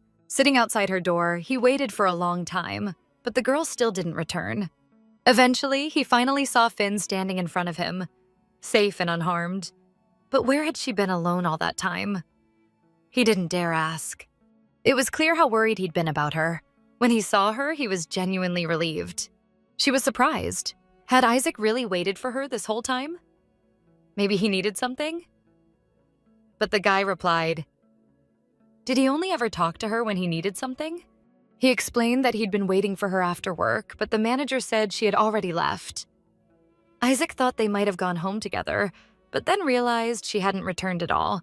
He apologized, but she explained she was used to always walking alone and didn't think anyone would be waiting for her. It's fine, he said, but I'm just really glad you're back safe. Their conversation was interrupted by Scott, who approached them and asked if this was the neighbor psycho she'd told him about. The detective looked Isaac over carefully, trying to spot any signs of a psycho, but the guy looked perfectly normal at first glance and didn't raise any suspicion. Still, he figured this was the same Isaac who'd been following Finn at work and even at home. Isaac was confused. Had Finn actually told someone about him? Did she really think he might be the criminal killing those other girls? Scott called the guy a charmer, and no wonder Finn seemed so tense around him. By the way, the detective decided to introduce himself. He said his name was Scott and he worked in law enforcement. Scott noticed Isaac tense up and freeze while staring at him, so he asked if everything was okay. The guy looked like he'd just seen a ghost. Isaac suddenly admitted that it was surprising since he'd been a fan of the detective ever since high school. He had watched a TV interview with the detective about a case involving the son of a powerful politician, and the detective hadn't been afraid to say his name. The man had carried himself incredibly well, pointing out the negligence of the local police, and that had really impressed young Isaac. Suddenly, Finn asked if, in that case, he remembered her. Back then, she was often by Scott's side and even showed up in the background on TV, but the guy said he had never noticed her. Scott smirked and asked if she really thought this guy would have noticed her back then and remembered. And besides, hadn't she just complained that she was afraid of him? Finn answered that she had taken his advice and decided to get closer to Isaac. They'd even had lunch together. Scott turned to Isaac and told him not to mind Finn's quirks. This girl calls every stranger a psychopath. Maybe that's why her ex-neighbor moved out. Scott joked good-naturedly with the girl and told the guy if he liked Finn, he should be patient and win her over. The girl told him to stop embarrassing her. and the detective handed her a bag saying she needed to stop forgetting her things in his office. After that, Finn said goodbye to both of them and wished Isaac a good night. The guy was just about to enter his apartment when he heard Scott's voice. The detective said it was good that he cared about Finn's safety and that he seemed like a decent guy. Even though he was saying ordinary things, his posture and tone carried a hidden warning. The man smirked and added that if anything ever happened to Finn, Isaac would be the first person he'd come to for answers. Then he patted the guy on the shoulder and repeated that he was glad Finn had a friend. Isaac watched the detective walk away and wondered, had he just been subtly threatened? The next day, at the end of work, the girl said goodbye to her colleague as usual. To her surprise, Isaac was already standing in the hallway, waiting to walk her home. After a while, the two were standing in the subway and Finn kept checking her phone. She was worried because Scott hadn't called her, even though he'd promised. She glanced at the guy who had just been standing silently by her side the whole time. He seemed lost in his own thoughts. They stayed silent even while sitting on the train. Finn felt nervous since yesterday's encounter with Scott had been awkward. While she was lost in thought, Isaac was secretly watching her. She hadn't changed at all since the last time he'd seen her as a little girl. Suddenly, the girl rested her head on his shoulder and closed her eyes. Then she finally broke the silence, saying he was acting differently today. In her opinion, he seemed unusually quiet, which made her worry about him. Maybe something had happened? After a moment of silence, Isaac suddenly asked what exactly she and Scott were to each other.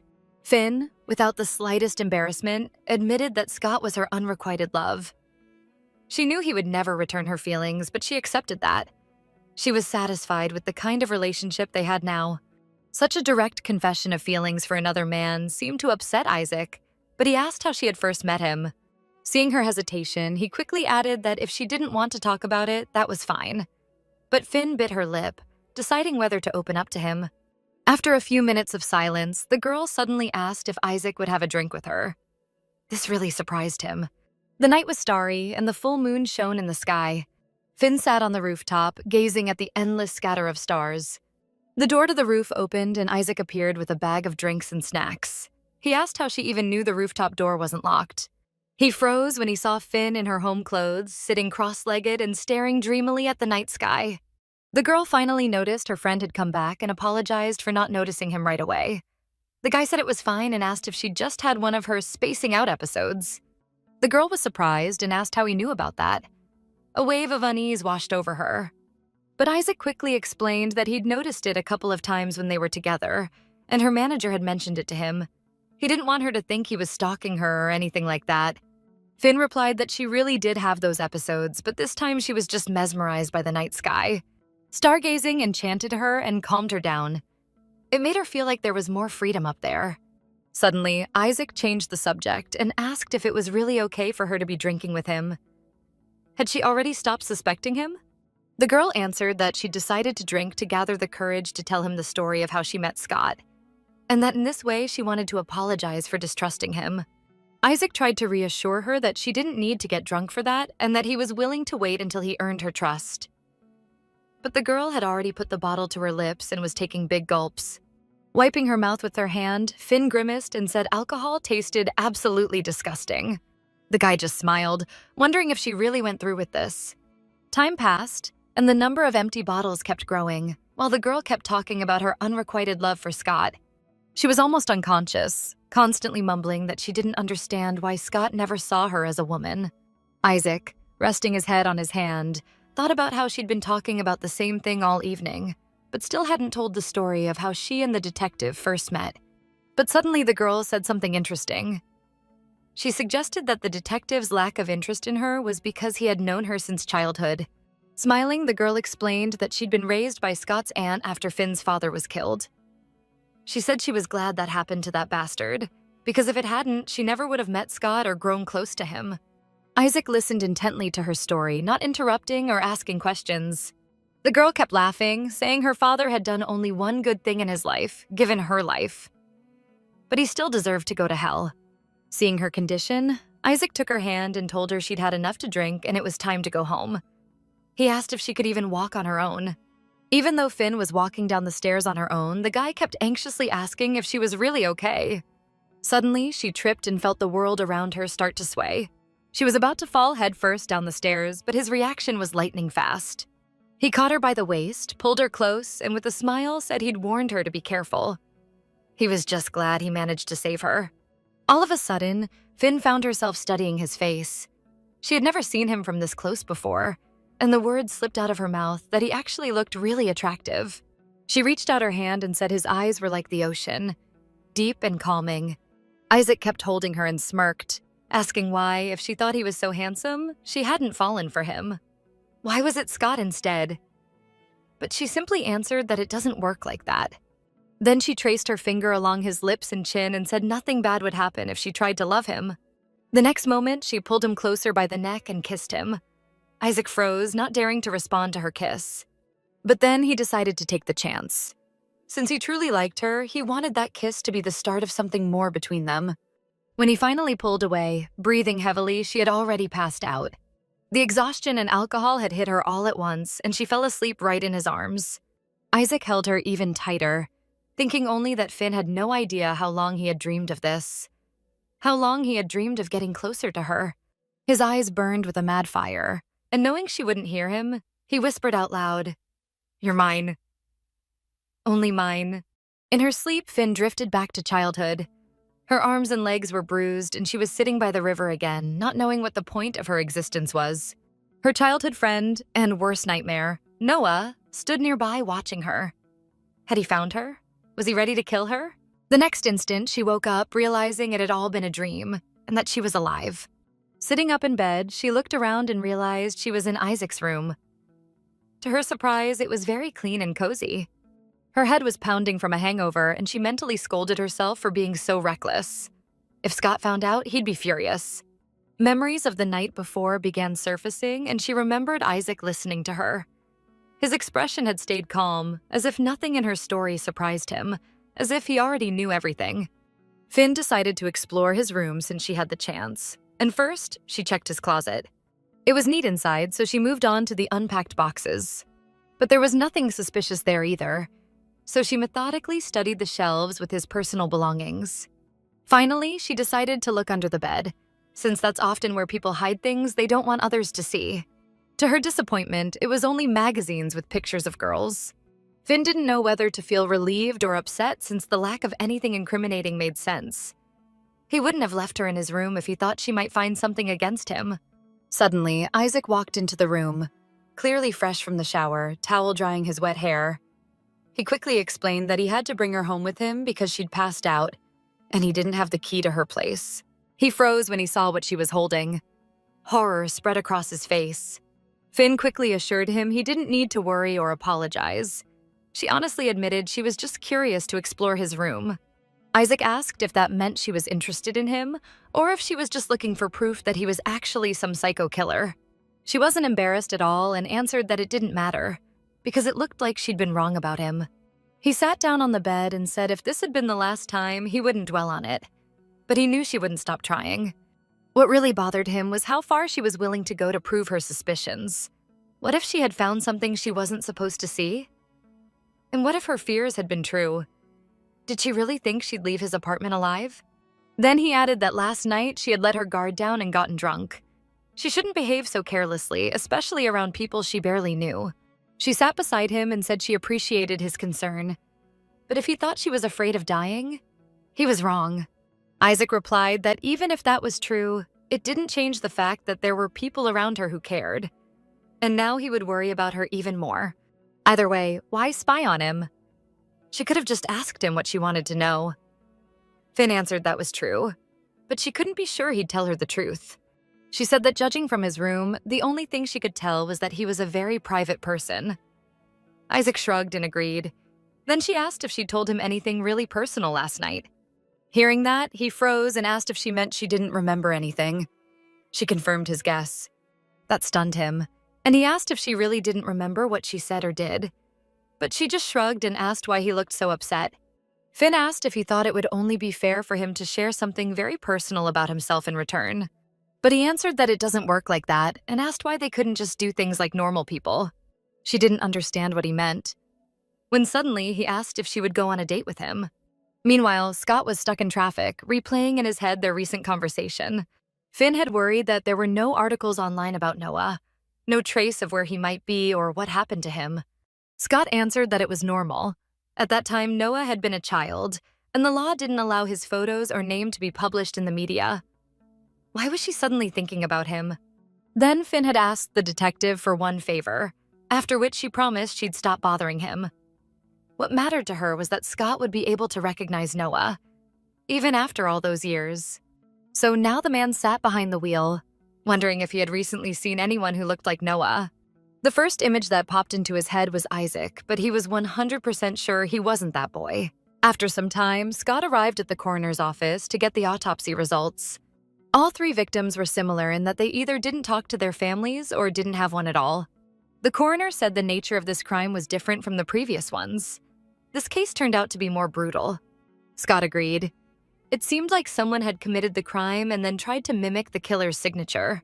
It looked as if the earlier crimes were planned, while the last one happened spontaneously. The coroner asked if the detective thought there might have been two perpetrators. The man didn't rule out the possibility. Maybe someone tried to copy the previous killer, but wasn't very good at it. Still, something didn't add up. After all, the fact that a serial killer was operating in the city was only announced after the third victim was found. So the question was, how could anyone know the killer's signature and methods? Theoretically, it was only possible if this person had been following every single crime in the city very closely. But even that was strange, since all reports were strictly classified and no one knew the details. Thinking about it, nothing had actually changed in the killer's pattern, except for a few extra strokes. But as Scott had said before, no information about the crimes had ever been released, so it was unlikely anyone could know enough to copy them. The coroner replied that for now they only had guesses.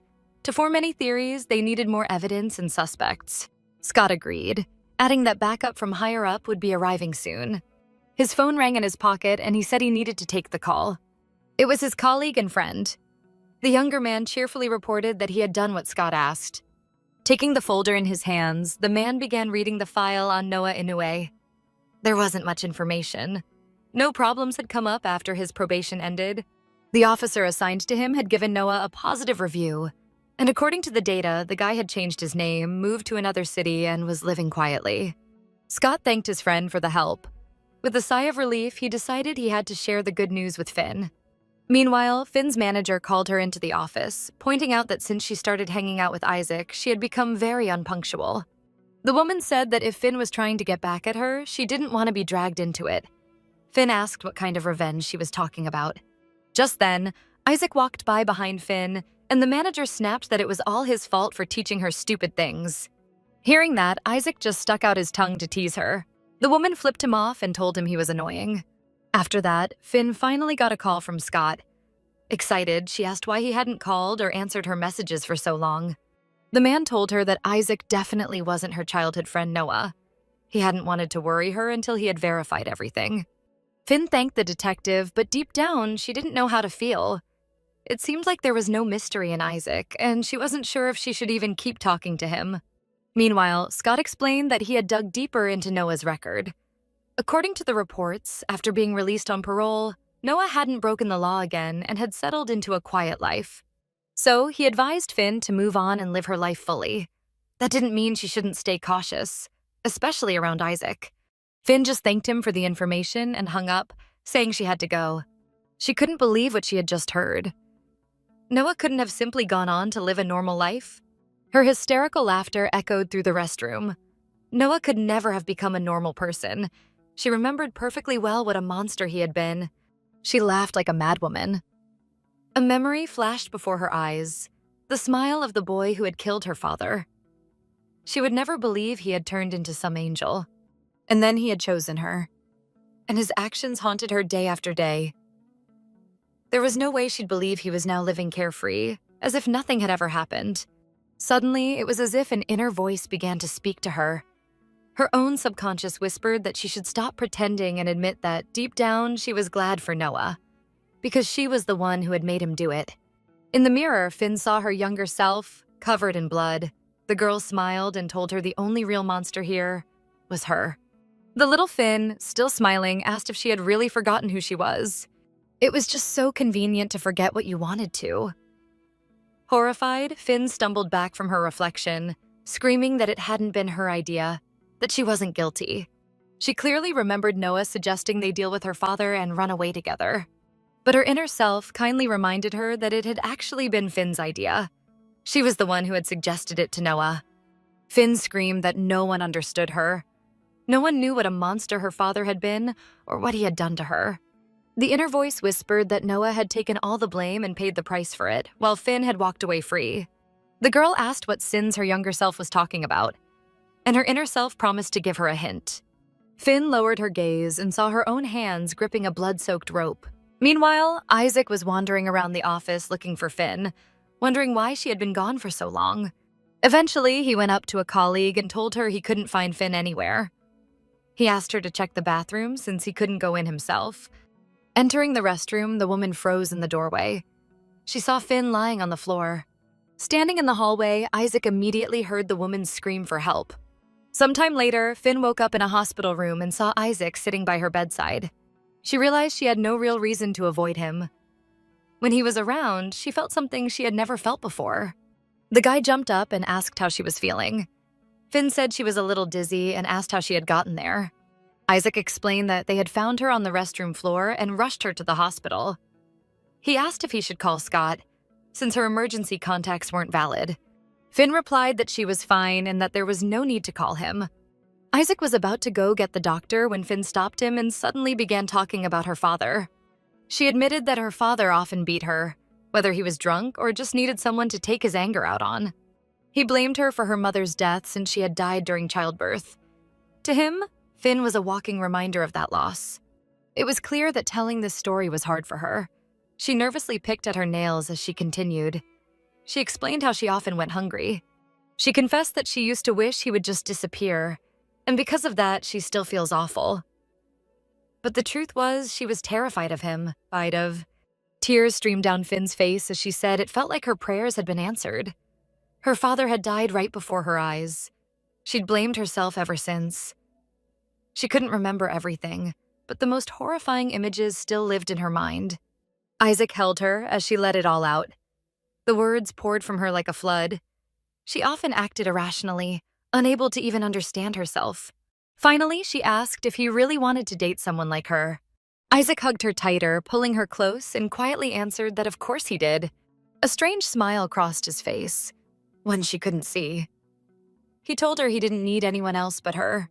Meanwhile, Scott arrived at the first victim's home and began inspecting the surrounding area. A female colleague informed him that the landlady hadn't touched anything inside the apartment, so nothing should interfere with the investigation. She added that since it was a poor neighborhood, there were no security cameras, but she would try questioning the neighbors. Scott thanked her and said they'd meet in the parking lot once he finished looking around. The man stood in the middle of the room that once belonged to the first victim. Her parents had died when she was a child, and she'd lived with her grandmother until adulthood. After that, she had moved out to support herself. She had no family or close friends. If her boss hadn't reported her missing, no one would have even looked for her. All the doors and windows were locked except for one broken window in the kitchen. The woman had reported it to the landlady, but unfortunately, the suspect slipped in through it the day before the repairman was supposed to come. The crime scene wasn't messy. There were no signs of a struggle. It seemed the killer had specifically broken in to launch a surprise attack, leaving the victim no chance to resist. According to reports, in every attack, the killer used a regular kitchen knife. He always wore gloves and never left a single fingerprint. Scott still couldn't believe someone had planned the crime with such precision. Most likely, the suspect had either jumped down or taken a shortcut across the neighboring building's roof. Everything pointed to the fact that he knew his victim's routines and surroundings.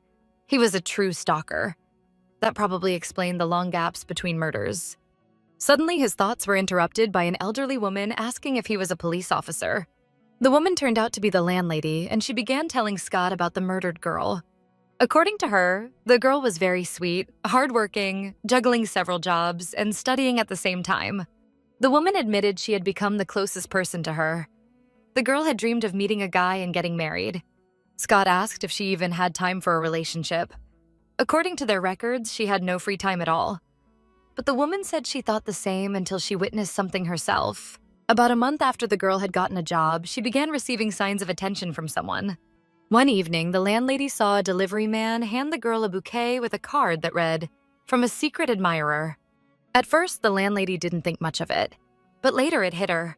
How did the secret admirer know where the girl lived?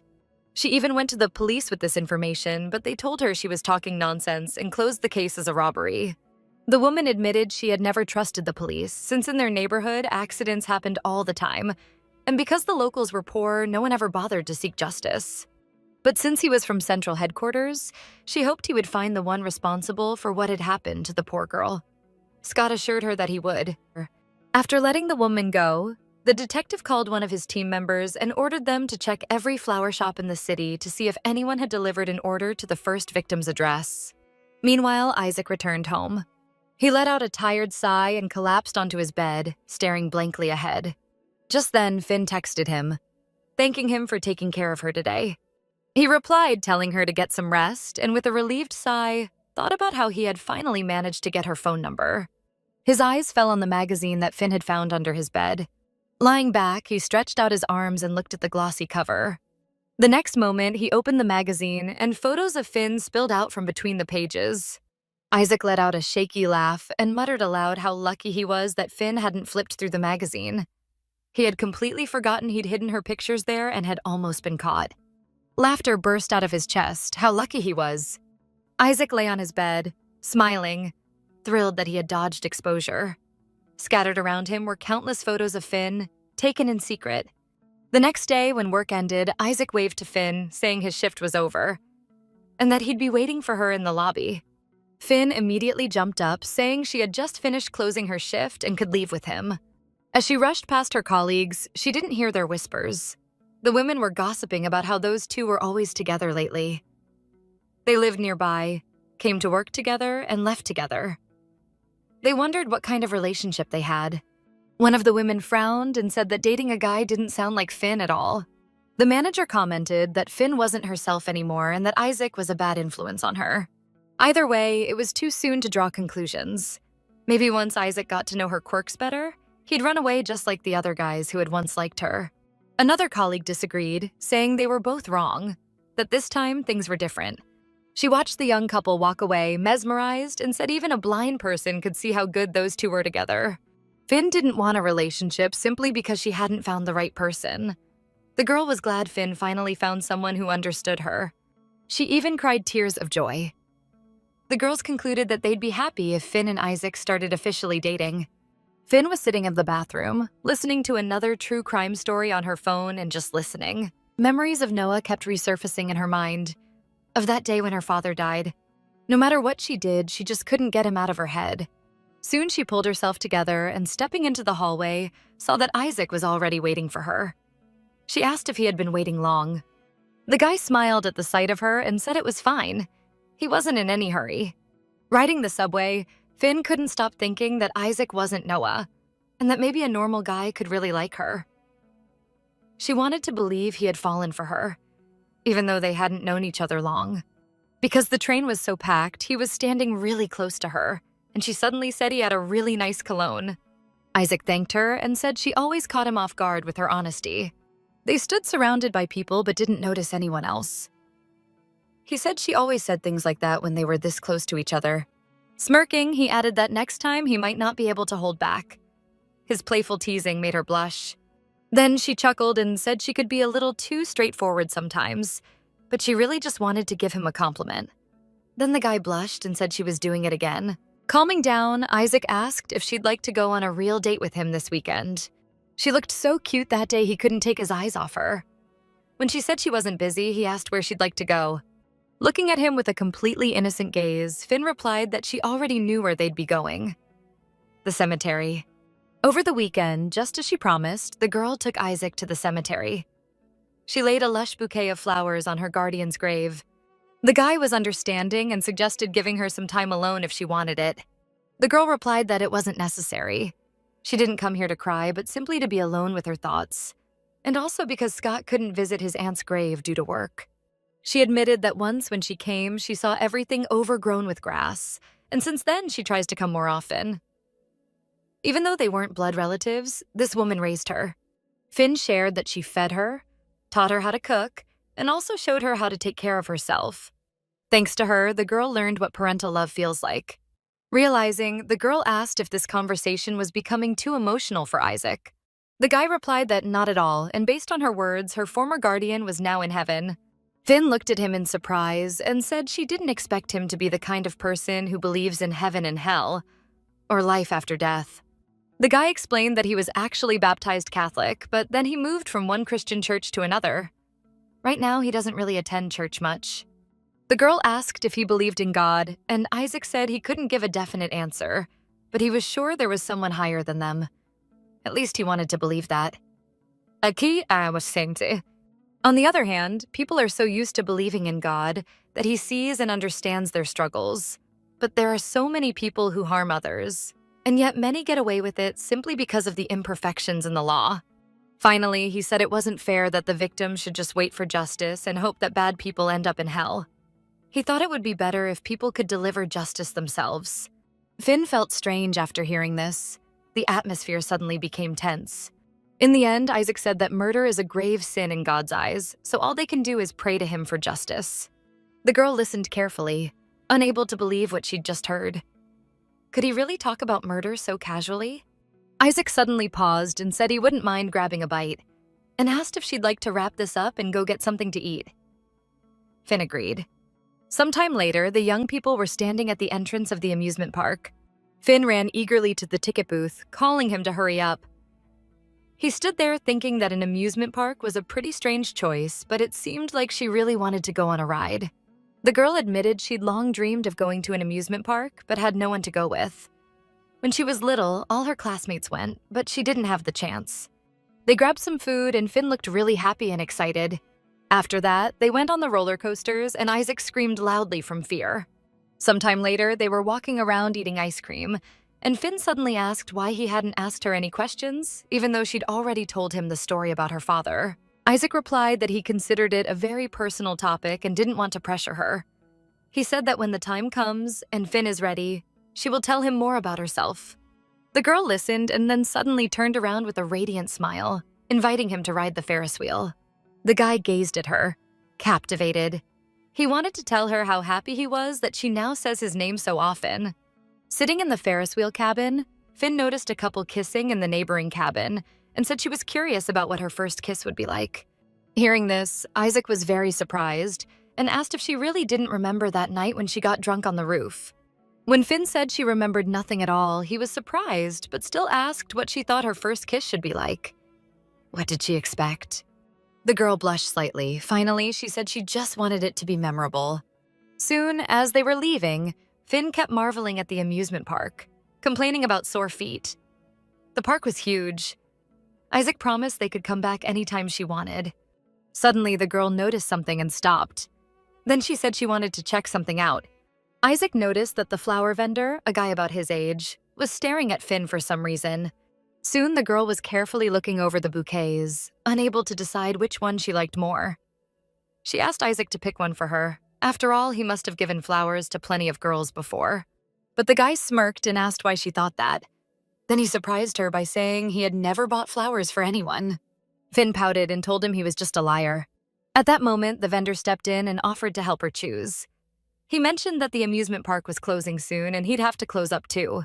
Finally, he handed her a bouquet of pink tulips, neatly tied with a ribbon, and said he'd tried to pick the freshest ones just for her. Finn was charmed by the delicate bouquet and asked how much it cost. The vendor replied that she could take it for free, since if no one bought them, he'd just have to throw them away. And in his opinion, the bouquet suited her perfectly. A little later, Finn and Isaac were walking through the park when she suddenly asked if he thought the vendor was telling the truth about tossing out unsold flowers. Isaac said it made sense and asked if that bothered her. The girl stared at the lovely flowers and said that, in her opinion, it was a shame to throw away something so beautiful. The guy replied that he thought the vendor was right. Flowers wilt anyway, and once they're dead, they're useless. Then the girl asked if he got rid of other things that stopped being useful to him, the same way the vendor did with the flowers. Isaac asked what was the point of keeping something you couldn't use for its purpose. The flowers would wilt. But Finn still couldn't understand the vendor's action, since he had picked out the freshest bouquet for her. The guy answered irritably, saying it looked more like he was trying to hit on her. Finn laughed and teased him for being jealous. Then Isaac stopped and made a gesture with his hand, showing her how close he was to punching that bold vendor in the face, because he clearly saw they were on a date, yet still acted that way. He didn't like how openly the guy flirted with Finn, and the fact that she was so charmed by the bouquet only made him more jealous. Suddenly, Finn asked if he'd feel better if she just threw the bouquet away. Isaac replied that when you like someone, you don't ask her what you should do. You just act so the person won't be upset. Once, Finn had said she was possessive and easily attached to people. Well, he could say the same thing about himself. After hearing that, the girl burst out laughing. For a few moments, they just looked at each other and smiled. Then the girl said that no matter how you looked at it, they were a weird pair. Finally, they got home, and the girl thanked Isaac for a wonderful day. The guy said that next weekend they could go out again somewhere, and Finn agreed, this time telling him he should pick the place. The girl wasn't experienced in relationships, but she knew how dates usually ended. So, awkwardly hugging her plush toy, she wished him goodnight but didn't hurry to go inside. Isaac seemed embarrassed too, nervously rubbing his neck as he wished her goodnight, since they both had work the next day. Finn slowly opened the door, still standing there and looking at him, giving him a chance to act. She was just about to close the door, thinking that was it, but suddenly Isaac caught it with his hand, not letting it shut. He stepped inside after her, taking her hand and calling her by name. It was unexpected for the girl and even a little scary. But in the next moment, Isaac gently ran his hand through her hair and leaned in to kiss her. Finn responded eagerly, leaning forward and letting him hold her in his arms. She couldn't have dreamed of a better first kiss. After a while, the guy pulled back and asked if she liked it, and if she would remember it. The girl looked a little dazed and replied that it was nice. Later, Isaac was back at his own place and, as usual, headed to the bathroom to take a shower. Touching his lips with his fingers, he remembered the kiss with Finn and how she said it was nice. A twisted grin spread across his face, amused at how naive she really was. His hysterical laughter echoed through the bathroom. Then, in an instant, he went serious, thinking how tired he was of things unfolding so slowly. He looked at his reflection in the mirror with menace and said he couldn't wait for Noah to finally appear in all his glory.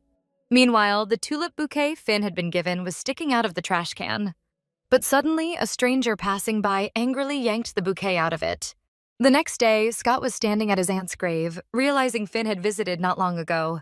The man knelt in front of the headstone and wondered what the girl talked about when she came there. He felt she wasn't being completely open with him, that she was holding back a lot. Scott blamed himself, thinking maybe he pushed her away too much. But it was for her own good. After all, her life had already been thrown off course because of him, but he should have done something that day. The detective remembered the first day he saw little Finn sitting in the station's hallway, with her shoelaces undone. The man decided to help her tie them and began asking lots of questions. Why she was there, where her parents were. But the girl just sat in silence. Despite all his attempts to get her to talk, the strange little girl stayed quiet, but she didn't resist his help. When she lifted her other foot, the man noticed multiple bruises on her thin little leg. So he asked one of his colleagues who that girl was who sat in the hallway all day.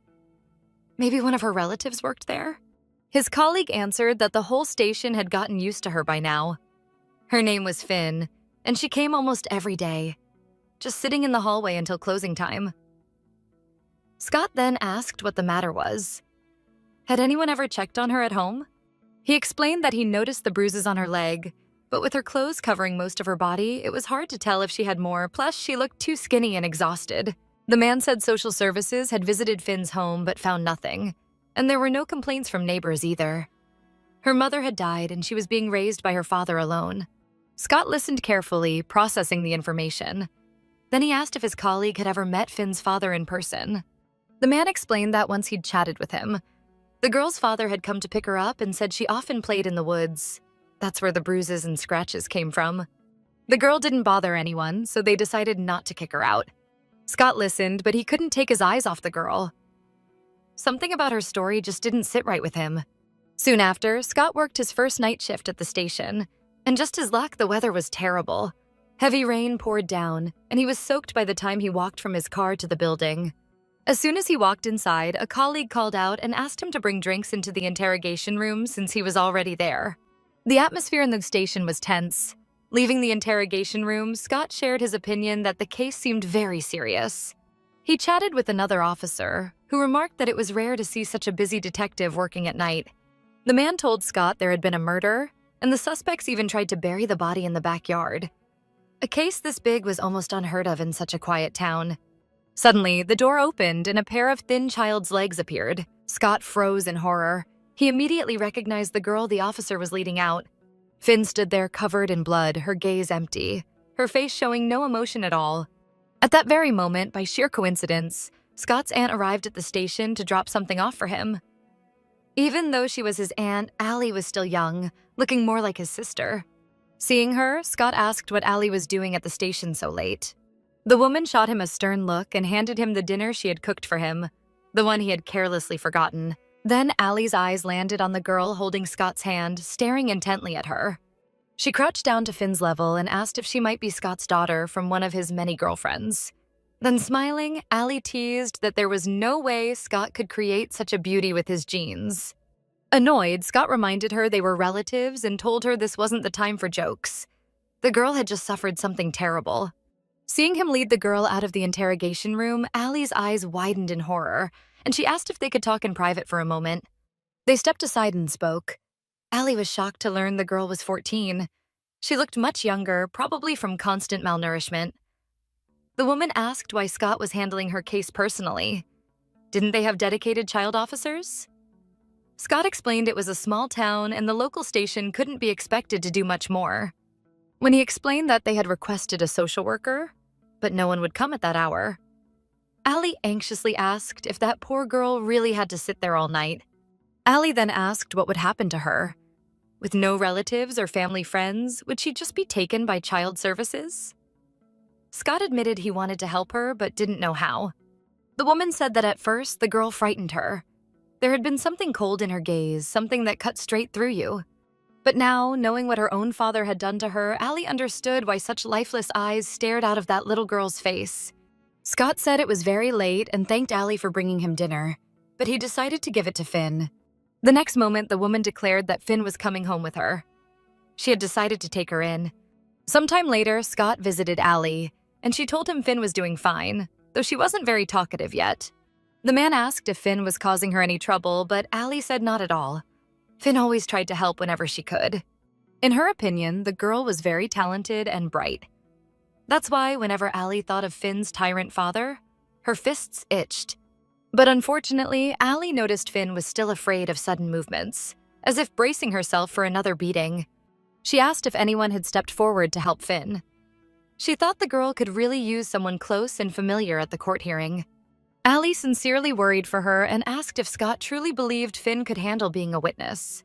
He replied that it had been Finn's own choice, and no one pressured her.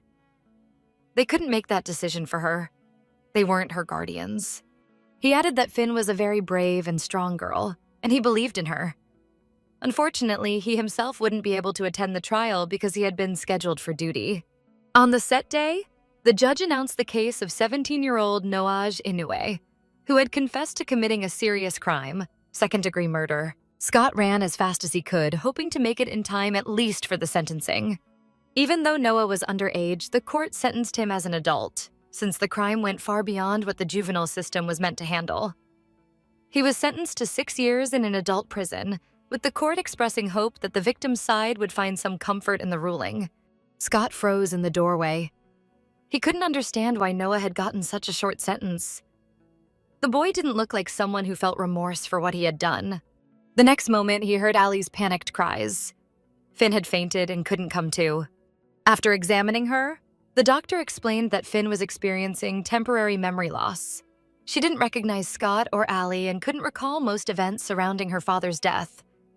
Her brain was shielding her from the trauma. Scott asked if she would remember later, but the doctor replied that no one could give a 100% guarantee. The most important thing now was to create a safe environment for Finn and get her into therapy. Later, back at home, Allie and Scott discussed what to do. Their small town had no suitable specialist, and traveling to the city every time was too expensive. The man suggested maybe it was time to find Finn a new family. Hearing this, Allie was stunned. How could he be so heartless as to give the girl away at the hardest moment when she needed their help the most? Scott tried to argue that she had no family, no memory, and this might be the best chance to start fresh. But Allie stood up and shouted. Sooner or later, Finn would begin to remember, and they needed to be there to support her. The woman seemed deeply disappointed in her nephew. Did he really not care, just because they weren't her official guardians? Scott frowned and asked if it wouldn't be better if Finn never remembered at all. If she left this place, she wouldn't have to relive the trauma. Hearing that, Allie understood everything. She accused him of simply not wanting the girl to realize his guilt, that he had ignored the warning signs. He wanted to run from the problem because he knew that one day Finn would figure everything out and hate him. Scott was acting like a coward, nothing like his mother. The man broke down in tears and admitted she was right. He was a coward. He hadn't saved his own mother, and later, he hadn't saved Finn either. He considered himself a complete failure for not doing anything to prevent the tragedy. He blamed himself for the girl's ruined life. His mind drifted back to childhood, to that day when he just sat there, covering his ears, doing nothing to save his mother.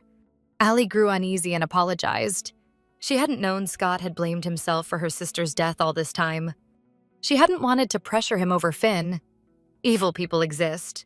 That's the reality. And he couldn't keep taking the blame on himself every time something bad happened. She said she planned to adopt Finn once everything settled down. This girl was dear to her, and she wanted to see her grow up happy and live a normal life. The only thing she asked of him was that when the time came and Finn wanted to learn about her past, Scott must never lie to her. And now he stood at his aunt's grave, promising her and himself that today he would go see Finn. Meanwhile, Finn was asleep, dreaming a memory of how she, exhausted and bruised, once again ran into the woods and stepped into the river, wondering if life was still worth living. But suddenly, from behind the bushes, a strange boy appeared and told her she'd picked too shallow a spot in the river. The deepest part was closer to the waterfall. The boy was holding a rabbit by its paws, limp and lifeless. She was surprised and asked if he had really caught and killed the animal himself. The boy gave her a strange smile and proudly said yes. Finn's eyes filled with sadness, and she asked if he could do the same for her. But the boy replied that he wouldn't, because there was no point. Killing someone who already didn't want to live wasn't interesting. Finally, she woke up, and her first thought was that Isaac definitely wasn't Noah. But for some reason, the more time she spent with him, the more memories came back. That was the upside of staying close to him. Maybe then she'd remember even more. Her inner voice sneered again, telling her she was just making excuses to stay close to this guy. The voice in her head wouldn't shut up, always insisting that Finn was just using Isaac to fill the emptiness inside.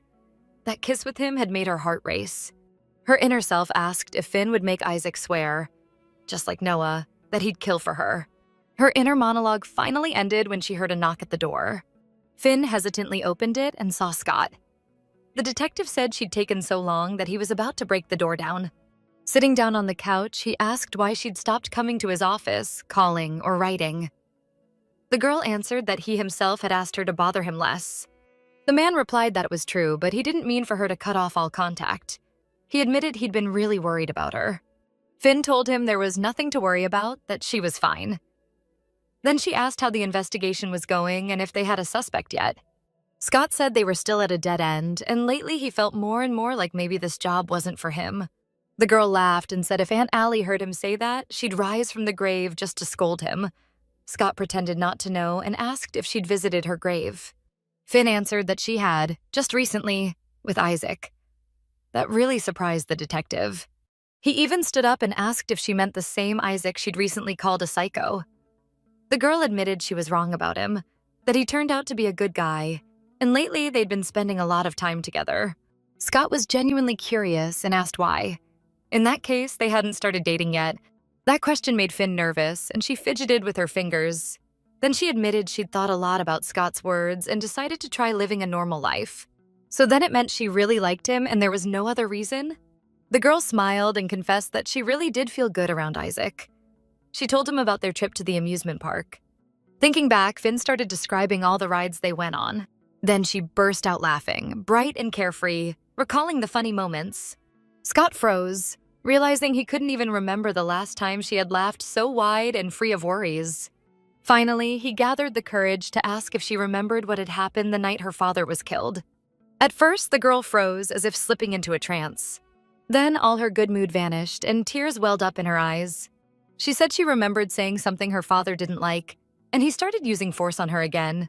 She remembered that at some point she thought it was finally over, that she'd stop suffering and leave this world. But suddenly, out of nowhere, Noah appeared and saved her.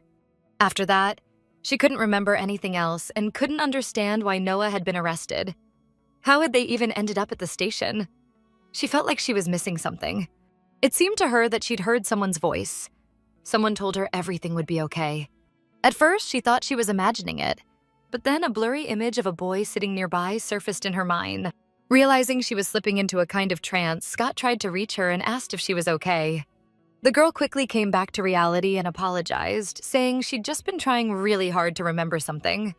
The man told her it was fine and apologized for suddenly bringing it up. Out of nowhere, Finn asked if there was a chance her memories were distorted and that she was more involved in her father's death than she remembered. No matter how hard she tried, some pieces just didn't fit. And sometimes she thought that without her involvement, Noah might not have been able to do what he did to her father. Scott sat down beside her and gently took her hand. He said none of it was her fault. Victims often blame themselves, and she had gone through so much. Now that her life was finally stabilizing, she might feel like she didn't deserve it. But that wasn't true. Then Finn asked what if the only way she could truly be at peace was by remembering everything. The man replied that it might never happen because her mind was protecting her, and only when it decided she was ready would all the memories return. Scott apologized for bringing it up and ruining her morning, then offered to make it up to her by inviting her out for a little walk. But right at that moment, he got a call from work and said they were already looking for him. Finn replied that they'd take a walk another time and thanked him for his concern. The girl gave a wide smile and truly looked happy. She said this job really suited him and that the criminals had been waiting for him long enough. Looking at her, Scott realized that at first he came because he thought she needed support, but now he understood that it was actually him who had been missing her. Meanwhile, Isaac was getting ready for a walk when his friend finally managed to call him. The guy couldn't understand why he hadn't been able to reach him for so long, and Isaac replied that he had been on a date. When his friend heard that he had gone on a date with Finn, the very same Finn he knew as well, he couldn't believe Isaac had actually pulled it off. Cutting off his chatter, Isaac asked why he had been calling so insistently, and the guy on the other end finally remembered and said he was calling to warn him about Scott. He explained that just the other day, the detective had asked him to dig up information on Noah. He wasn't sure if it was connected to the current case, but his gut told him Scott was going to dig into Noah and look for any dirt. And it was only a matter of time before the detective uncovered what connected Noah and Isaac. He was sure Scott would figure it all out, so his friend needed to stay alert. Isaac thanked him for the warning and replied that if anything happened, he knew how to deal with Scott. His friend smiled and asked, "Anything in the name of love, huh?"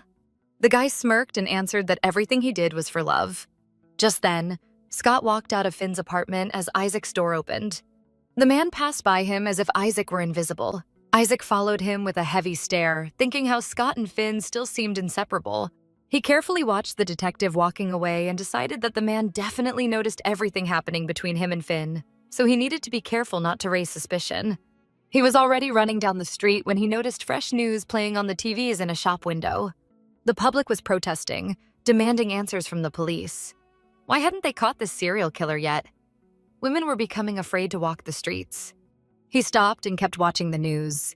The reporter said the crimes were happening every 2 to 3 months, which meant another one was right around the corner.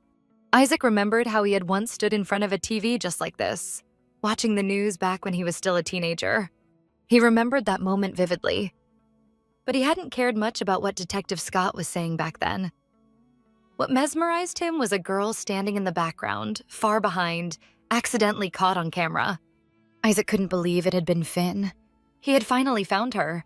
Sometime later, the guy locked himself in his room. His family knocked, calling him to dinner, but he didn't answer as if he wasn't even there.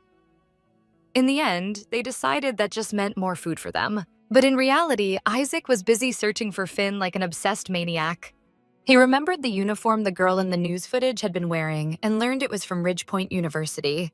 A few days later, Isaac was standing on the university grounds as if waiting for someone. Students were passing by, chatting about the upcoming vacation.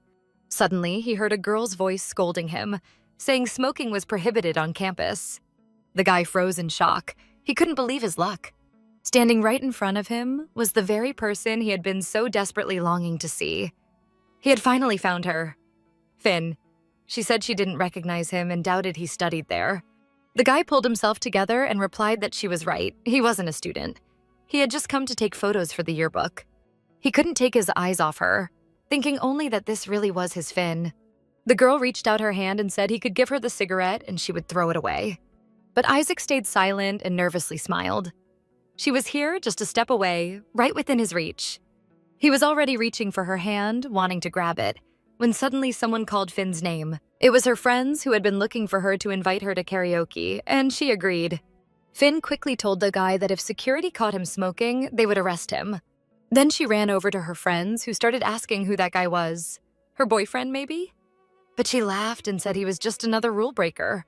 Isaac stood there, watching the girl walk away. He never saw her again after that, since she moved away right after graduation. Later on, Isaac was hanging out with his friend. His buddy, who was into reading manga, said he had just come across a clever idea. If you want to hide something, put it inside an adult magazine. Since people already hide those, it wouldn't raise suspicion. Meanwhile, Isaac was looking through the Finn's photos he had taken, and his friend asked if that was the same Finn he always talked about. The blonde guy couldn't believe it. He explained that this girl often came to their station because she was acquainted with his higher-ranking colleague. He'd heard that she was seeing a therapist after her father's tragedy and that she had partial amnesia. Isaac kept staring at her photos, thinking that must have been why she hadn't recognized him. In his eyes, that was very convenient.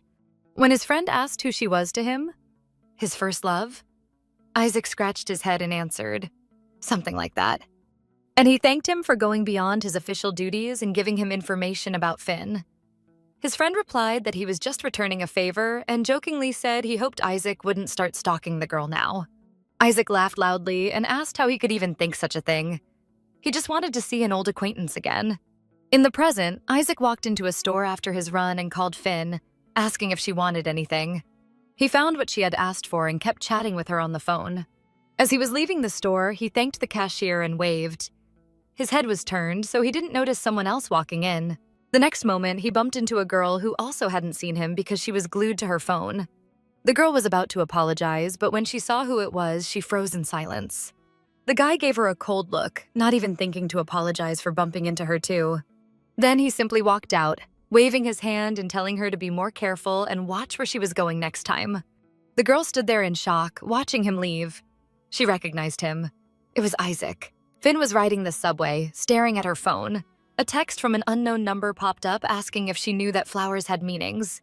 Later, she sat in a cafe telling Isaac about the strange message. He said it sounded kind of weird. Then he told her not to worry. Maybe someone had a crush on her and managed to get her number. Finn's friends watched their conversation with curious smiles. They'd just found out the two of them were dating and couldn't believe someone had finally won Finn's heart. One of the girls was genuinely happy for her friend and didn't mind Isaac being around, but the other wasn't thrilled. She thought Isaac didn't give Finn any space and that he could have at least let her have lunch with her friends alone. Isaac didn't get what the problem was. He just wanted to have lunch together. But the girl pointed out that Finn had her own friends and needed some time for herself. She didn't need her boyfriend following her everywhere. Finn, on the other hand, didn't seem to notice her friend's little argument with Isaac. Her thoughts were too busy circling around the meaning of tulips. Then she noticed Isaac had this little habit of leaving his drinks unfinished. On their way back to the office, Isaac suddenly told her she looked great in her outfit today. He quickly corrected himself, saying she always looked beautiful, but it was the first time he'd seen her in cool tones, and in his opinion, blue really suited her. Finn didn't know what to say. She admitted she wasn't sure if he'd just complimented her or just wanted to talk about her clothes. Isaac smiled and said she was simply gorgeous. That's what he meant to say. But he didn't have the guts to blurt it out right away. He'd never been great at giving compliments. Finn's cheeks turned a soft shade of pink. She smiled, thanked him, and said it looked like blue might just become her favorite color now. Suddenly, one of their colleagues showed up and, apologizing, asked Isaac if they could talk in private. Isaac asked if it had to be right now. He'd wanted to walk Finn back to her desk. But Finn told him it was fine and said she'd go by herself. Isaac promised to stop by later. Evening came, and Finn was wrapping up her shift. Isaac suddenly appeared behind her, placed a hand on her shoulder, and apologized in advance that he wouldn't be able to walk her home because he had to meet someone after work. But Finn told him she was actually planning to work overtime anyway. She might even stay at the office all night. Isaac asked her to text him once she got home no matter what. Finn really did end up working almost till morning, so now she was heading home just as the rest of the city was waking up. The message from that unknown number still wouldn't leave her alone. She kept replaying it in her head over and over. Finally, she decided to call the number. She was sure Noah was behind it. But the moment she did, a phone started ringing inside the subway car. Finn froze in terror. Could this really just be a coincidence? The phone kept ringing as a man in sneakers started walking toward her. Finn froze, stunned. She felt his presence, the presence of her old friend, with every cell in her body. She finally lifted her gaze to see how many stops were left. Her legs started to tremble. All she could think about was whether she'd managed to get out of the train before something awful happened. Meanwhile, the mysterious guy was already standing right behind her, a faint smirk on his face. As soon as the train pulled into the station and the doors slid open, Finn bolted. She ran like she used to as a kid. Blood rushed in her ears, and all she could think was, "He's here. He came for me." Tears welled up in her eyes. She squeezed them shut, silently begging anyone out to help her. The next moment, someone caught her by the hand and called her name, asking if she was okay and why she was running. Finn opened her eyes to see a familiar face. It was Isaac, worried and out of breath. He asked what had happened and noticed she was shaking. She immediately threw herself into his arms, unable to say a single word. Isaac gently stroked her head, whispering that everything was okay. Meanwhile, the mysterious guy watched them from inside the subway car. He watched Isaac hold her, watched him calm her down, telling her he was right there. The door started to close, but Noah didn't look away. He kept his eyes locked on his old friend. When they reached her building, Isaac explained that the friend he was supposed to meet had rescheduled, so he decided to wait for her at the station to walk her home. He asked what had scared her so badly. Finn tried to pass it off as a panic attack, but Isaac didn't buy it. He said something had clearly triggered her and reminded her he'd always be there if she needed to talk. She repeated that she was fine and told him not to worry. But Isaac still looked tense and said he couldn't not worry about her. Then he told her to go home and get some rest. He headed toward his apartment and told her to text or call if she needed anything. But suddenly, Finn grabbed the hem of his shirt and asked if he wanted to come over for a little while. A bit later, at her place, she poured him some tea and told him what had happened, how she'd called that number and the phone started ringing on the train. It had terrified her. Isaac said it really did sound like someone was following her, and that he was sorry he hadn't walked her home like usual. From now on, he wouldn't let her go alone. But Finn started saying she'd probably just overreacted, got scared, and ran out of the train. Maybe the ringing phone really was just a coincidence. Isaac stared at her silently, unable to believe she'd said that. She'd never been the type to believe in coincidences. He took her hands gently in his and said that either way, there was a serial killer on the loose, and she shouldn't be out alone at night. Suddenly, Finn confessed she thought she was ready to face that man. She'd prepared herself for this day. But today, she couldn't even move because of the fear. She looked so vulnerable. Then she gave a bitter little laugh, running a hand through her hair, saying she didn't even know why she was afraid of him. Was she afraid to die? Isaac finally asked who Noah was, and Finn realized her boyfriend didn't even know who she'd been talking about this whole time. She exhaled and told him that Noah was her childhood friend, or at least that's what she used to think. Noah was the man who killed her father. Isaac listened carefully, silently studying her face. Finn went on, explaining that he was the first person she'd ever grown close to. She didn't remember much, but she remembered how he'd always listened to her stories, even when he clearly didn't care. Isaac thought about how much she looked like her younger self right now. That little girl giving testimony in court. The story was the same. It felt rehearsed, like she'd been preparing for it all along. He could almost see that courtroom scene all over again. He remembered that day so vividly, and now he soaked in every movement she made, every word she spoke. When he finally interrupted her and asked why she thought Noah had come back for her, Finn's eyes widened in surprise. She grabbed his hand and said she wanted to show him something, then dragged him to her room.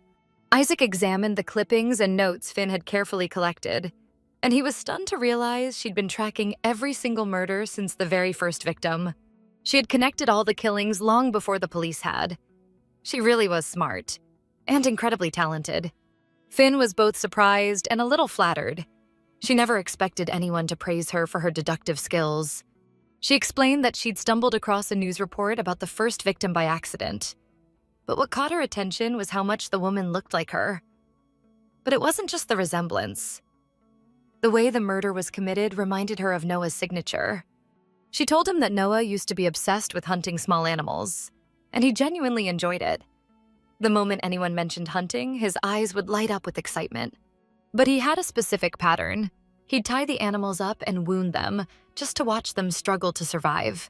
Isaac sat down next to her and asked if she really believed Noah was the serial killer the entire police force was hunting. Did she actually think he was doing all this because of her? How could she be sure if her memory wasn't reliable? Finn hesitated and admitted she couldn't be sure. But if she was right, that meant people were dying because of her. And that felt so much worse than if she'd been the only victim. It was eating her alive. She said he probably thought she sounded crazy and paranoid now. Isaac tapped his finger on her notebook and said that if she was right, then Noah already knew what she looked like now. Her hair color, the length, which meant he'd been watching her. And the fact that all the crimes had happened in her city meant he probably already knew where she lived. The only question was, why hadn't he attacked her yet? Finn listened to him in shock, unable to believe that Isaac actually believed her. He said he wasn't sure if the killer was really Noah, but he had no doubt someone was following her. Then he told her that, honestly, he didn't care who it was, because as long as he was around, he wouldn't let anyone hurt her. Suddenly, Finn burst into tears, and Isaac asked if he'd said something wrong. But she just cried harder, asking why he was still here with her. Wasn't he tired of her and all her problems? He caught her hands and asked, "Do you really not know why I'm here? Haven't you figured it out yet?" He pressed her palms to his cheek and confessed that he was crazy about her, and that nothing she did could ever push him away. He told her he'd protect her no matter what. Isaac said she'd just had a rough day and asked if she wanted to be alone. Sunlight barely filtered through the blinds. She looked at him with tear-streaked eyes and softly asked him to stay a little longer. Eventually, she fell asleep beside Isaac and didn't wake up until evening. He watched over her, gently twirling strands of her hair around his finger. Sometimes in her sleep, she whimpered and mumbled in fear, begging not to be hurt. Isaac watched her closely, thinking how things might have been different if she'd taken even a tiny bit of responsibility back then. He brushed his hand over her shoulder, shifting a little to get more comfortable. His mind lingered on the thought that things could have gone another way. As he left a soft kiss on her forehead, he thought that if things had been different, he could have really fallen for her.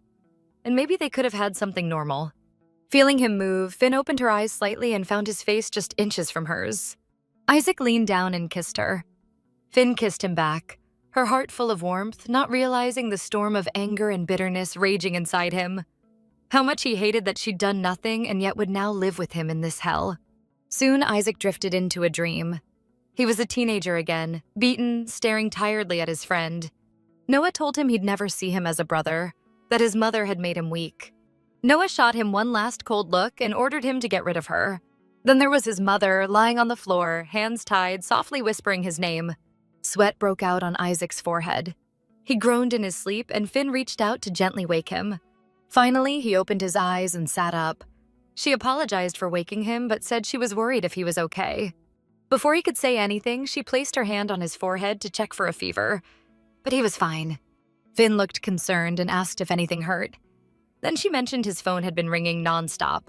Just then, her phone started ringing too. It was her manager. Turns out they'd both overslept the entire day and missed their night shift. Finn promised they'd explain it to their boss. She turned to Isaac and asked if he was okay with ordering takeout since she couldn't cook. She was about to place the order, but Isaac stopped her and asked why she was rushing. He told her she needed to slow down. Finn didn't get what he meant. Sitting on her bed with messy hair and a sleepy grin, Isaac tilted his head and said, "How about we say good morning first?" "Morning, Finn." Then he asked how she'd slept. Finn blushed, confused and shy. She'd never had an experience like this before and didn't know this kind of moment could feel so natural. Finally, she smiled and said the morning was wonderful, and thanked Isaac for staying with her. She couldn't see his face, but if she could have, she would have noticed how his expression was both curious and just a little annoyed. All he said was, "Anytime." Their manager was practically burning holes through them with her furious stare. Isaac actually seemed to enjoy it and asked if the manager was trying not to explode because she clearly wasn't focused on her work. The woman finally snapped and said she was furious because the two of them had missed last night's shift. Isaac answered that they'd already explained everything and that they really were sorry the team's performance would take a slight hit because of them. But the manager rubbed her temples tiredly and snapped that it wasn't about performance. It was because she couldn't reach either of them. She reminded them she was also their friend and that she'd genuinely been worried. Finn felt awful and apologized again, promising it wouldn't happen ever again. The manager finally cooled down and apologized for losing her temper. Then she said she'd just adjust their schedule so they could make up for the missed shift. Meanwhile, Isaac suddenly felt someone's eyes on him and glanced sideways carefully. It was that same coworker who had asked him for help. She was looking at him strangely after everything that had happened. Isaac turned his gaze forward again and decided it was time to deal with the situation. Later that evening, after walking Finn home, he told her he needed to step out for a bit and to call him right away if anything felt off. She looked curious about where he was going but didn't want to pry, so she just said he seemed to be in a hurry. Isaac caught that and explained it was just a meeting with a friend, the one he'd postponed earlier, and then swore he wasn't cheating on her. He didn't want her to even think that way. Caught off guard, Finn blushed and stammered that she'd never thought Isaac would cheat on her. Before going inside, she asked him to be careful. With an unreadable expression, Isaac turned and walked off, determined to settle something once and for all. A little later, he sat under a building, playing on his phone while waiting for the person he needed.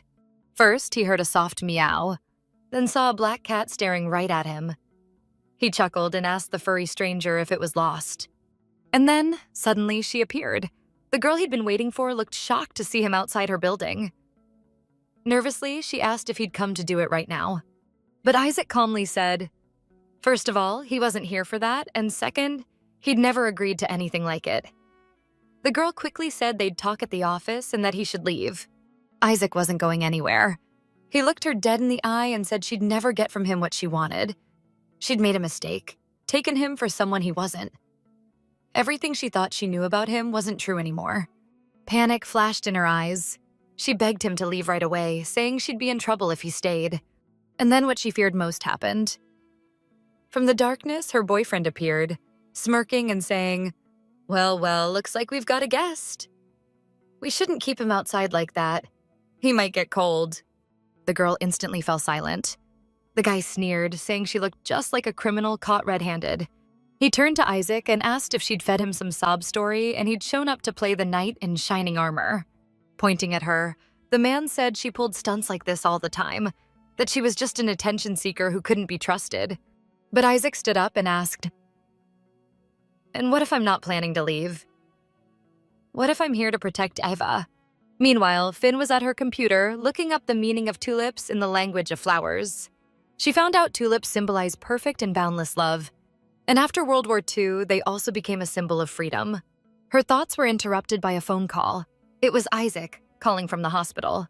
Finn got ready as fast as she could, and when she walked into his room, she froze. Isaac was bruised and beaten, but he still smiled, happy that she'd come. He knew she'd have a lot of questions, but first asked her to sit down. She sat across from him, her face full of worry. She asked what happened. Was it a car accident? His face was covered in bruises. Had he been in a fight? But Isaac acted like nothing happened and just asked how she slept and if she got any rest. Hearing that, Finn got angry. She'd been worried sick, and he was acting like everything was fine. Why was he worried about her when he was the one in a hospital bed? His left hand was covered in scrapes. How had it come to this? Isaac nervously covered his hand and said he didn't want to bother her while she was sleeping. Finn puffed her cheeks in frustration and said he wasn't even telling her what happened. That's when Isaac finally confessed that the night he said the meeting with his friend didn't happen, he'd actually met with her coworker, Eva. He explained that they met briefly because she'd asked him for help with something serious. She wanted him to get rid of her boyfriend. Finn was shocked and said that was such a strange thing to ask. Why him? Isaac said Eva had gotten the same wrong idea about him that Finn once had. He looked a little hurt and asked, do I really give off psycho killer vibes? Basically, Eva had asked him to deal with her abusive boyfriend. Killing was never part of Isaac's plan, so he came up with the only solution he could think of. He said that once he learned what she was going through, he couldn't just ignore it. The guy was a total jerk. The moment the guy saw Isaac, he started a fight. Isaac let him land a few punches on purpose so he'd have something solid to use against him when he called the cops. But he didn't expect the bastard to pull out a box cutter. Things got messier than planned before the police finally arrived. "But hey," he said with a crooked grin, "the worse it looks for me, the longer he's gonna be locked up." No reason to be upset. At least Eva's free now. Finn just stared at him in shock, asking how he could smile and act so calm in a situation like this. Isaac hurried to explain that he wasn't laughing. He just didn't want to make Finn worry even more. She told him he could have died. She had genuinely been scared for him. He smiled and admitted that, in a way, he was glad he ended up in the hospital, because seeing how worried she was gave him hope. Hope that maybe she'd fall for him even more. Hearing something so bold made Finn blush. He really was insane, a beautiful kind of insane. Isaac just smiled at her silently, and she made him promise he'd never hurt himself like that again. Finn had just stepped out of the elevator when she overheard her friends gossiping about Isaac and the fight that landed him in the hospital. One of the girls said she wasn't surprised. He had that troublemaker look in his eyes. The blonde girl replied that Isaac had always seemed nice and friendly to her, but her friend said she'd heard he'd been fired from his last job after getting into conflicts with his coworkers. The girls were so wrapped up in the conversation, they didn't notice Finn standing behind them. Disappointed. They immediately started apologizing for gossiping about her boyfriend. They shouldn't have talked behind his back. But Finn reassured them that Isaac probably wouldn't have cared. He would have just laughed. And if they really wanted to know about his old job, they could just ask the manager, since she used to work with him. The girls then said Finn had changed for the better since she started dating Isaac. Aside from the occasional lateness and that one missed shift, they were happy to see things going well between them. Out of the corner of her eye, Finn spotted Eva heading toward the women's restroom. She remembered Isaac asking her to stay away from Eva and the whole mess with her abusive boyfriend. He'd told her Eva had a rough life and was still surrounded by dangerous people. He'd promised to check out of the hospital that evening and walk her home. Finn had promised she wouldn't get involved. Just then, one of her friends said their break was almost over and they needed to get back to work. But Finn suddenly said they should go on without her. She needed to stop by the restroom. She lingered at the mirror, fixing her hair on purpose, waiting until Eva finally came out of the stall. When her coworker leaned over the sink, Finn suddenly said she'd always wondered why Eva wore such covered-up clothes, even in the heat. Now everything made sense. Eva looked at her and said Finn had chosen a very interesting way to start a conversation. "So, Isaac told you everything?" Finn asked why, out of everyone, Eva had gone to Isaac for help. But Eva turned to leave and said there was nothing more to say. If Finn was that curious, she could ask her boyfriend directly. Finn then told her that Isaac had warned her to stay away from Eva. That made Eva freeze. She spun around, grabbed Finn by the shoulders, panic in her eyes, and told her to stay away from Isaac, for her own good. Before leaving, she begged Finn to save herself before it was too late, and not end up like her. Finn stood there, staring after her, confused and unsettled. When the workday ended, Finn didn't rush home. She planned to finish what she'd started earlier and waited until Eva left the building. Isaac called her. He wanted to meet her after work.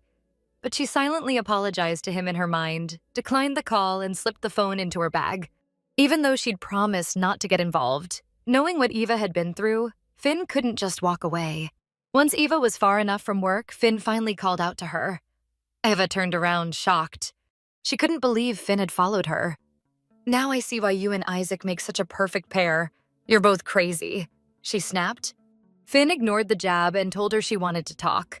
Eva grew uneasy and apologized for asking her boyfriend for help.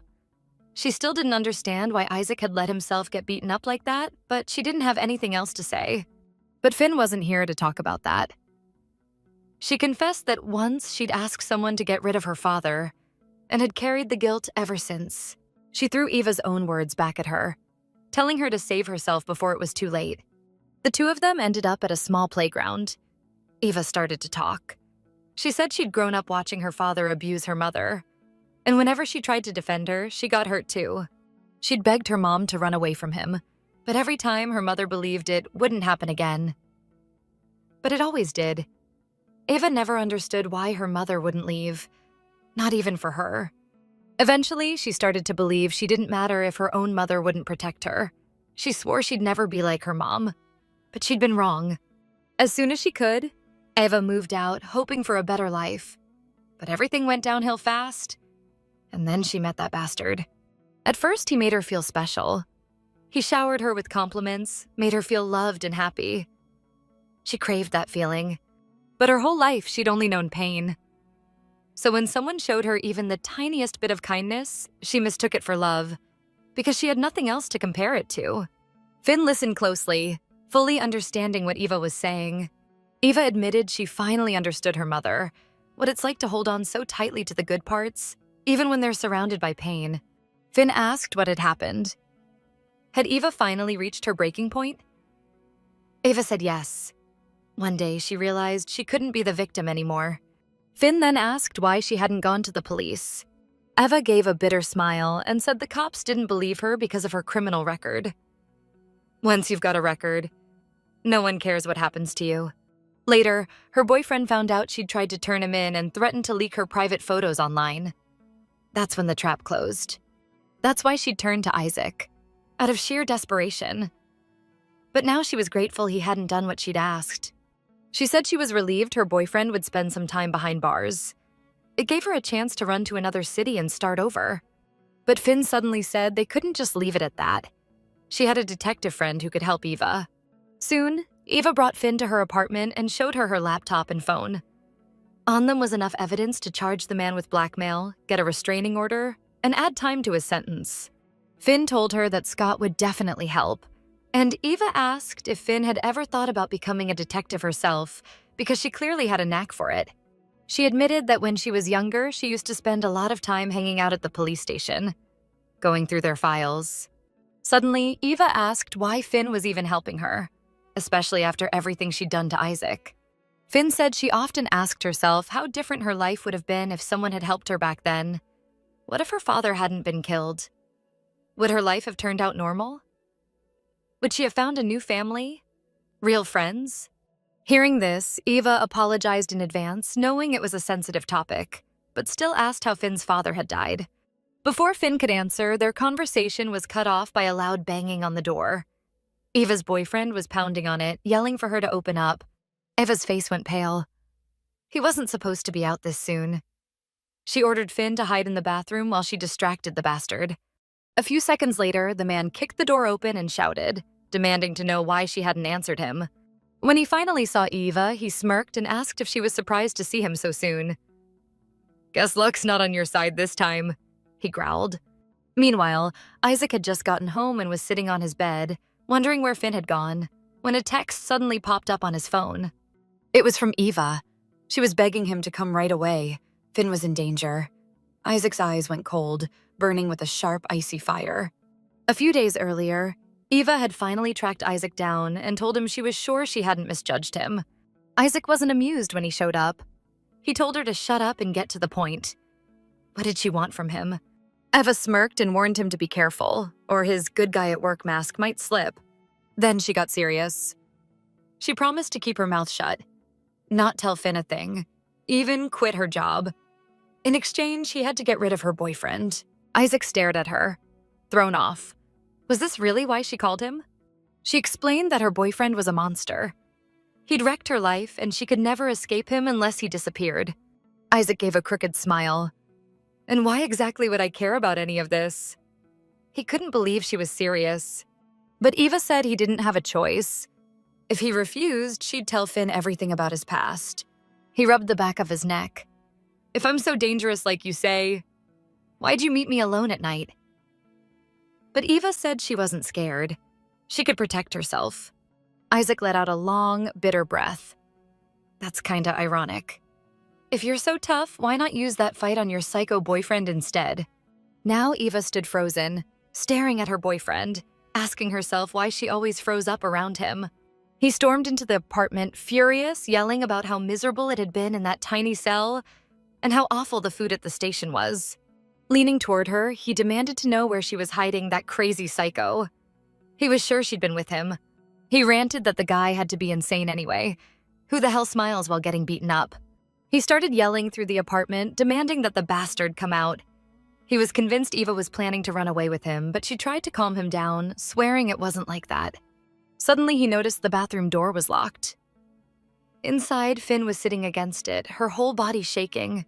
It felt like she was a little girl again, hiding from her own father the same way. Outside, Ava's boyfriend cracked his knuckles, certain Isaac was behind the door, and got ready to break it down. Finally, Eva gathered her courage and shouted at the top of her lungs, ordering him to get out of her house. She reminded him he had no right to be there. He didn't pay rent, didn't even work, and she threatened to call the cops. But he just shoved her and started yelling, calling her ungrateful. He screamed that she was nothing without him, that without him, she'd sink straight to the bottom.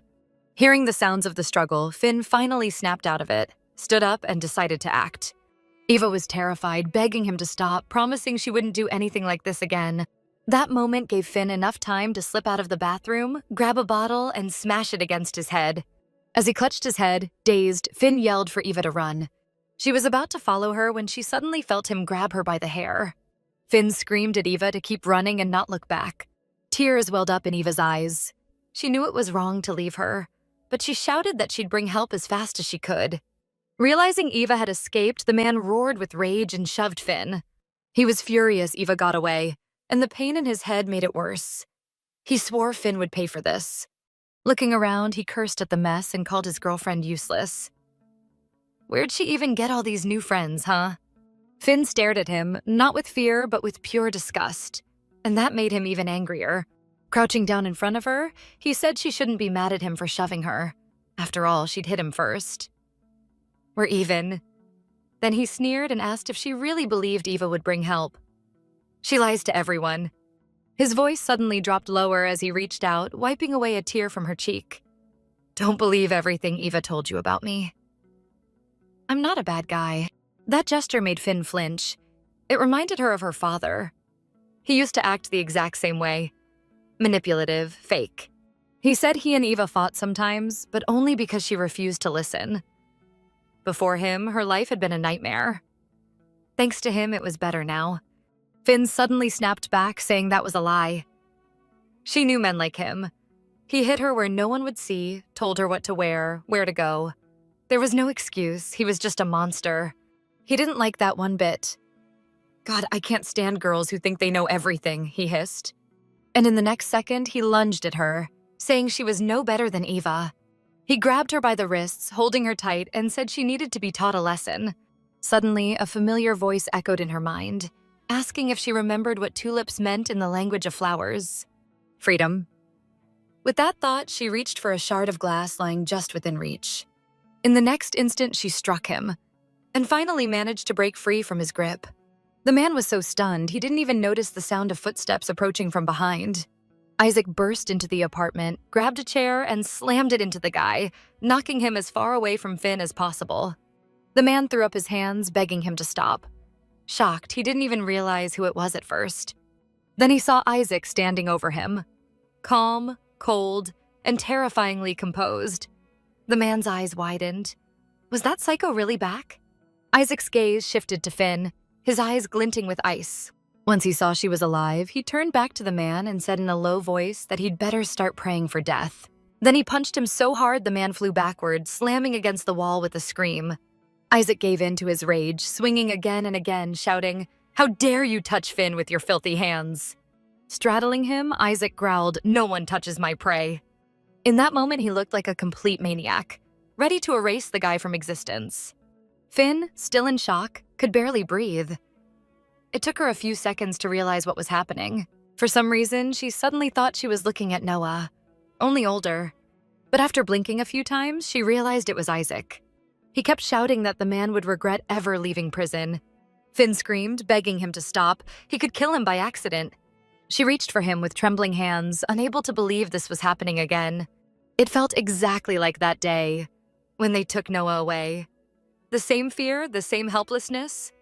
Tears streamed down her face as she screamed at Isaac to stop. Maybe her voice finally reached him, because he froze, unsure if he should finish what he started. Finn sobbed, pleading with him, her voice shaking. If he didn't stop, they'd take him away from her too, just like they did with Noah. And if he was gone, she'd be alone again. "I don't want to be alone anymore," she whispered. And Isaac immediately ran to her. He wrapped her tightly in his arms, trying to calm her down, whispering that everything would be okay. A peaceful smile spread across his face as he promised her he'd never leave. Nothing will ever tear us apart, he thought. Soon after, the police arrived at the scene. One of the officers asked the other if it was really self-defense, and his partner replied that the man had attacked the girl. She defended herself, and her boyfriend stepped in. Looking around at the chaos, the younger officer muttered that the place looked like a war zone. Suddenly, Detective Scott Lee appeared behind them and asked who was going to brief him. Eva sat nervously on the couch, retelling her story to the detective for what felt like the 100th time. Scott reassured her that he wasn't in charge of the case, so she didn't have to talk to him if she didn't want to. But he was Finn's friend, and he wanted to understand what really happened. Eva said Finn had told her about him, that he could be trusted. She felt terrible that Finn had gotten caught up in all of this. Finn had just been trying to help Eva gather proof against her abusive boyfriend. After Finn shared the story about her father, Eva had opened up to her. Eva admitted she felt awful that Finn got hurt trying to help her, and that Isaac had stepped in too. She even confessed she was a little jealous that so many people cared about Finn, wishing she had someone like that herself. Scott listened and told her she could trust him. He'd make sure she got help. Then he asked if she'd come with him to visit Finn in the hospital. Eva suddenly remembered that night. The chaos, the call, the sirens. Thank God the hospital was close, and the ambulance had arrived in time to save Finn. Isaac, however, was furious. He tore into Eva for dragging Finn into this mess. If he hadn't made it in time, he didn't even want to think about what that monster might have done to her. Eva cried over and over, apologizing. She hadn't meant to pull Finn into her nightmare. Before leaving, Isaac shot her a cold glare and told her to keep her end of the deal and to stay the hell away from Finn. So now, even though Eva wanted nothing more than to thank Finn in person, she told the detective she wouldn't be going with him. Meanwhile, Finn had finished her tests and given her statement to the police. The nurse told her the results would be mailed to her soon and that she could go home. Suddenly, Scott walked into the room, saying he'd been assigned as her guardian for the case. Sitting down across from her, he asked how long she planned to keep everything secret. Had she ever even thought of telling him? Finn bristled, asking if he came just to lecture her. Scott, clearly worried, asked why she hadn't called him first. Didn't she trust him? Finn said she just felt the same as she did years ago. Hearing about Eva's situation, she couldn't ignore it. She felt it was her responsibility to help. Maybe, she admitted, it was her way of trying to ease the guilt she'd carried all these years. When she was pinned to the floor, fighting for her life, all she'd felt was relief that she could fight back. But then came fear. A strange, deep fear. The memories didn't add up. Could her mind be mixing up the past? She was terrified she could no longer tell what was real and what wasn't. Scott gently put his hand on her shoulder and said it was okay. He was proud of her. She'd done the right thing. Then he ruffled her hair softly, just like when she was little, and told her to come to him first next time. Right at that moment, Isaac walked into the hospital room, apologizing to Finn for being late. The interrogation had taken longer than he expected. He froze when he saw the scene in front of him, Scott gently comforting Finn. The detective greeted him and told them both to get ready. He'd give them a ride home. Isaac didn't say a word, just silently followed his instructions. When they got to Finn's place, Scott helped her get settled into bed and stayed until she fell asleep. She slept peacefully, even after everything she'd just been through. Once outside, Scott lit a cigarette in the parking lot. His mind drifted back to his conversation with Eva. She had been insistent, almost desperate, asking him to keep an eye on Finn. She'd told him she'd tried to warn Finn about being careful with Isaac, but it seemed Finn had already fallen for him completely. That caught Scott off guard. He asked if she was really talking about that Isaac, the same one who'd saved Finn. Eva said he'd seen for himself what Isaac did to her boyfriend, and that was nothing compared to what he was capable of. She'd known him since high school. She urged Scott to dig up everything he could on him. Then she told him his real name. So now, Scott called his assistant and told him to dig up everything. Family ties, documents, any mention or record at all. He needed every scrap of information he could get on Isaac Inoue. Meanwhile, Isaac went home, and memories from their youth came flooding back. His mother smiled, brushing his hair, telling him what a handsome boy he was, and how much he and his brother looked alike, almost like twins. His aunt looked uncomfortable and pointed out that Isaac and Noah weren't related by blood. But his mother replied that it didn't matter to her. Noah was her husband's son, and that made him her son too. When everything was ready, the photographer, a young man, asked them all to hold still and get ready for the shot. The family portrait was taken. The young woman sat on the couch, holding Isaac close, while Noah stood slightly behind them. It was obvious no one except the mother was happy about it. That night, a fight broke out in the kitchen. Noah refused to pray, and his stepmother refused to feed him until he prayed with her and Isaac. Isaac had always been quiet and obedient, so he stayed silent even though the situation made him deeply uncomfortable. His mother was a devoutly religious woman, and after her husband's death, her mind began to unravel. She blamed Noah for blasphemy, convinced God was punishing them because of him, that their family was cursed.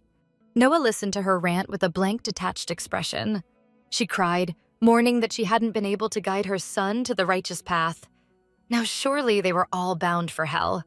Noah just smirked and told her she could starve if she wanted. He was leaving. She screamed, asking if he was going to that girl again. Her father had already warned Noah to stay away from her. She ordered Isaac to follow his brother and make sure he didn't get into trouble. Isaac had no choice. He ran outside. The neighbors were whispering as usual. They all knew she'd lost it a long time ago. Turning the corner, Isaac stopped. Noah was there. With Finn. She was already waiting for him. That girl, the same girl he later saw at the station. The night her father was killed, she just sat there, blank and numb.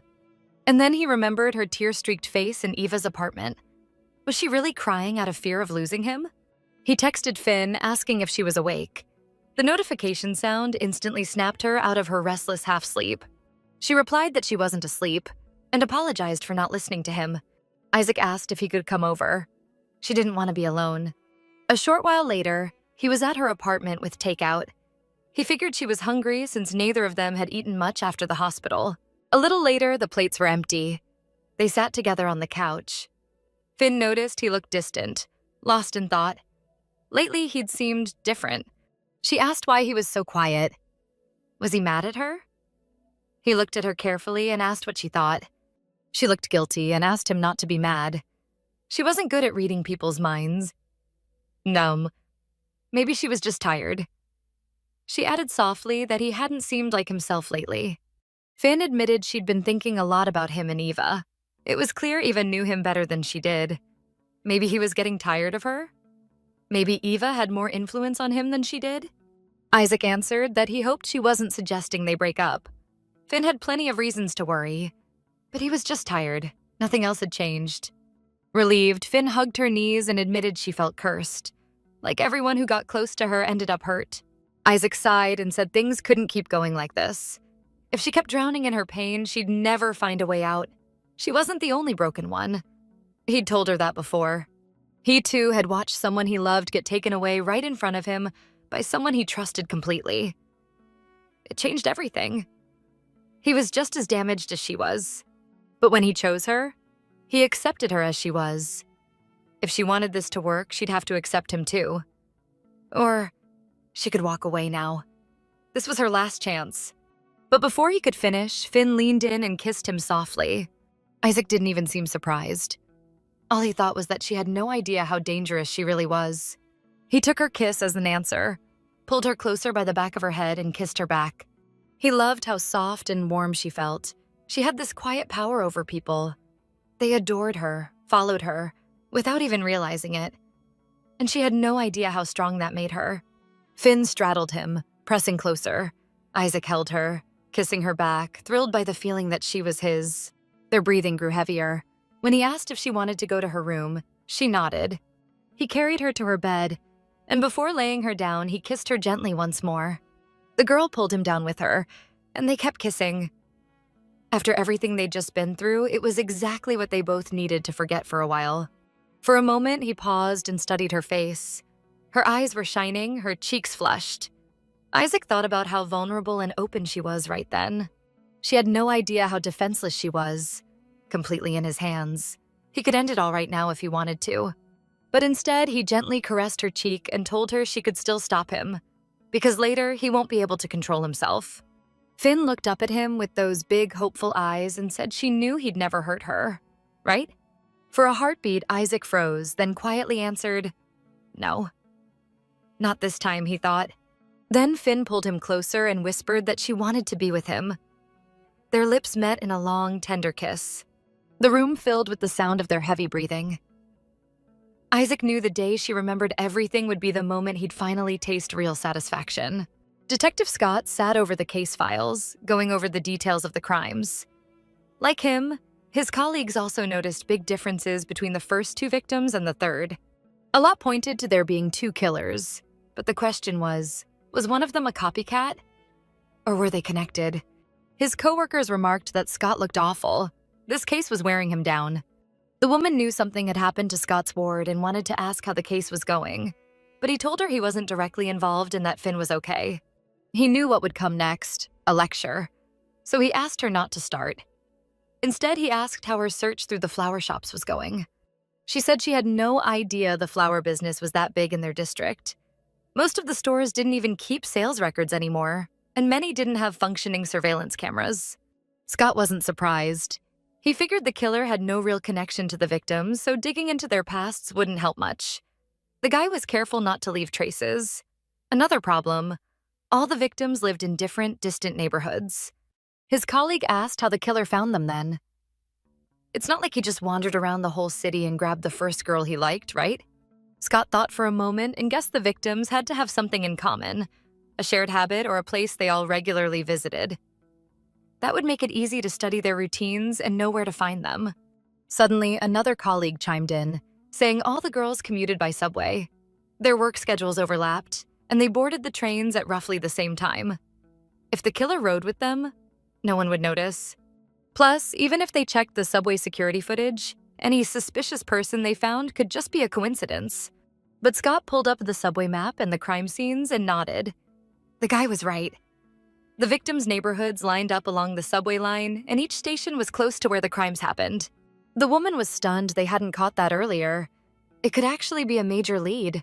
Then the guy added he'd checked the victims' social media and found one of them was an influencer. She used a fake name on her profile. He showed them her account. She wasn't very popular, but her followers were mourning her death. But what really caught Scott's eye was a vlog she'd posted a week before she died.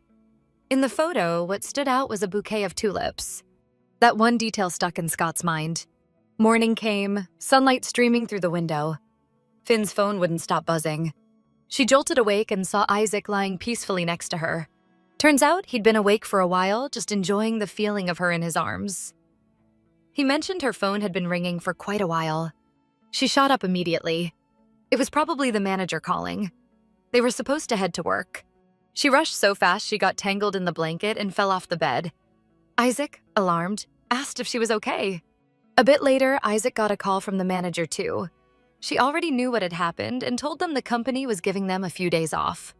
When he hung up, he told Finn they had 3 full days to do absolutely nothing, but they'd have to submit medical reports and police statements. He asked if she was feeling okay, if anything hurt. Finn blushed immediately. After last night, her lower stomach ached a little, and her legs were weak, but otherwise she was fine. When she heard Isaac's soft laugh, she puffed up her cheeks, realizing he'd been talking about her fall, not the night they spent together. She blushed even more and called him a pervert. He burst out laughing, warm and loud, admitting she totally caught him.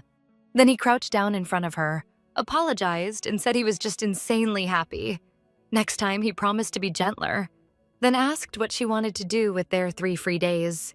Soon, they headed to the store for groceries. Isaac suggested they skip instant noodles and try cooking something delicious together. They strolled down the street holding hands, chatting about little things. He softly stroked her hand, and Finn felt a warmth growing inside her. Her happiness was slowly becoming tied to him. Back home, Isaac tied on an apron, grabbed a knife, and started cooking like he knew exactly what he was doing. Finn watched him, completely captivated. The kitchen smelled amazing. She wasn't used to someone taking care of her like this. Suddenly, Isaac said they'd forgotten to buy pepper and bay leaves and asked if she had any. But Finn just smiled and said the whole scene looked so sweet. They were like a normal couple, living together, sharing a home. He smiled back and said he really hoped they could keep living like this. Going to work together, making dinner every night, paying bills, growing old side by side. Finn said it all sounded a little boring. So Isaac asked if she had any hobbies or dreams for their life together. He said he wanted to travel a lot, change careers, start collecting something. "Come on, Finn," he said with a grin. "What do you want to do?"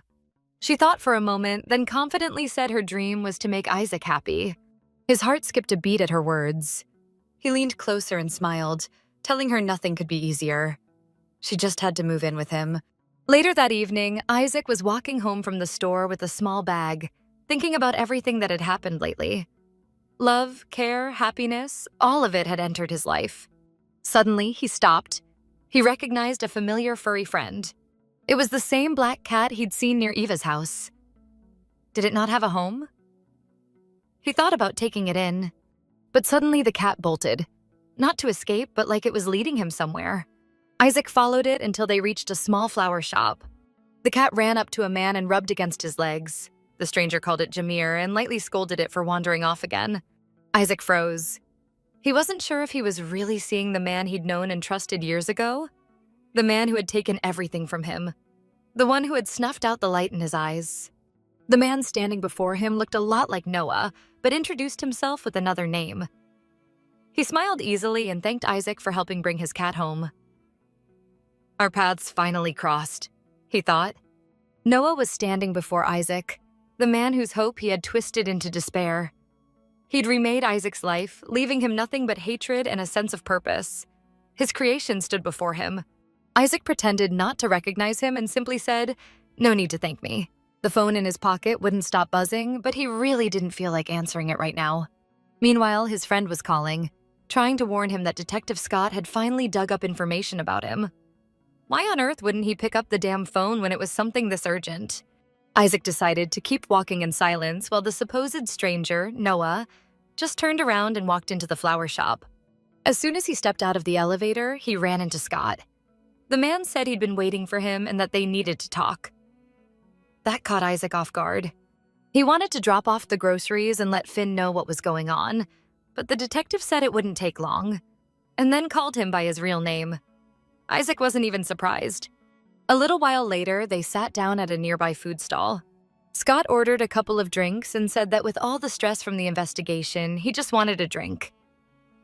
He asked if Isaac minded staying a bit longer. He couldn't even remember the last time he'd eaten street food like this. Isaac said he didn't want to stay too long since Finn was waiting for him at home. The detective cut him off and said Isaac had lied during the interrogation when he claimed they'd never met before. And he wasn't even surprised when the detective called him by his real name. Did he really think Scott would never figure it out?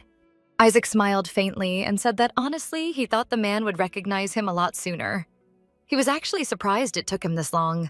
The detective sighed and said the case was years ago. And back then, he wasn't even part of the investigation. He wasn't a detective yet. Then he pulled out a pack of cigarettes and offered one to Isaac. But Isaac said he quit after he started dating Finn. He was trying to be a better man for her. Scott said that was admirable, but he should stop seeing the girl altogether. He believed their meeting wasn't a coincidence and that Isaac wasn't being completely honest about his feelings for Finn. Scott said that was admirable, but he should stop seeing the girl altogether. He believed their meeting wasn't a coincidence and that Isaac wasn't being completely honest about his feelings for Finn. The detective sighed tiredly and said no sane man would want to build a relationship with a girl who, one way or another, was tied to the death of his mother. But Finn didn't remember any of it, and that had saved her life. He told Isaac he had no idea what that girl had been through. Despite all the therapy sessions after the death of the auntie who had adopted her, Finn still hurt herself. He had found her just in time. All she'd said back then was that it was all her fault, that she was cursed. Finn blamed herself for everything and refused to eat or leave her room.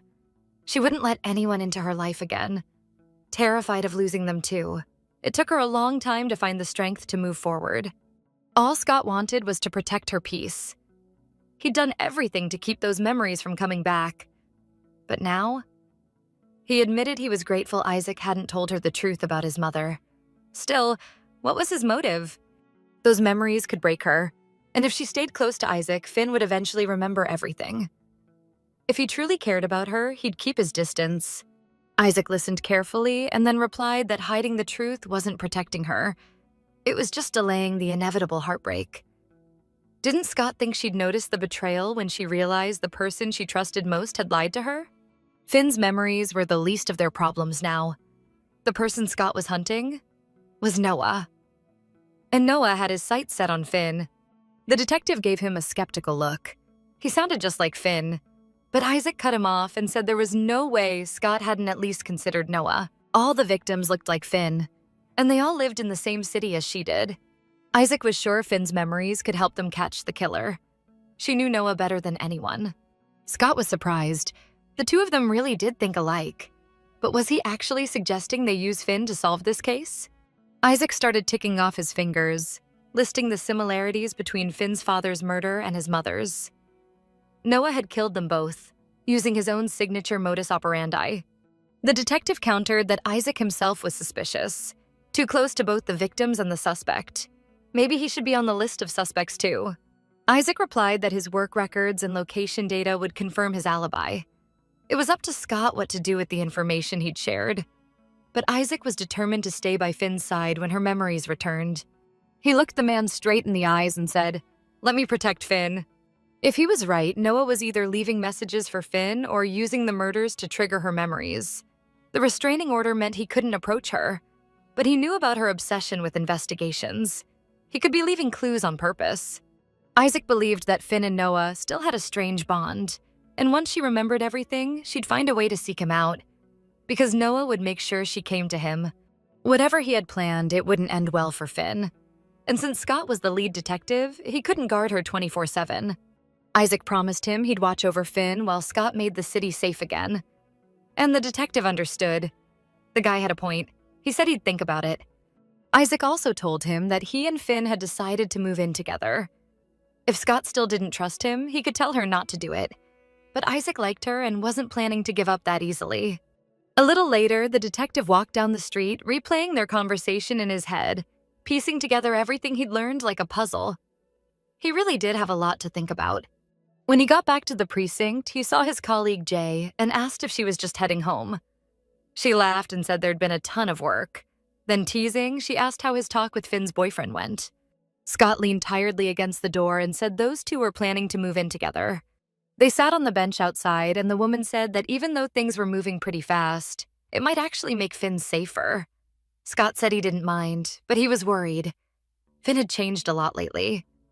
He wondered if she might be rushing things, maybe even falling under the guy's influence. Jay looked at him and said Finn was a grown woman, and in love for the first time seriously.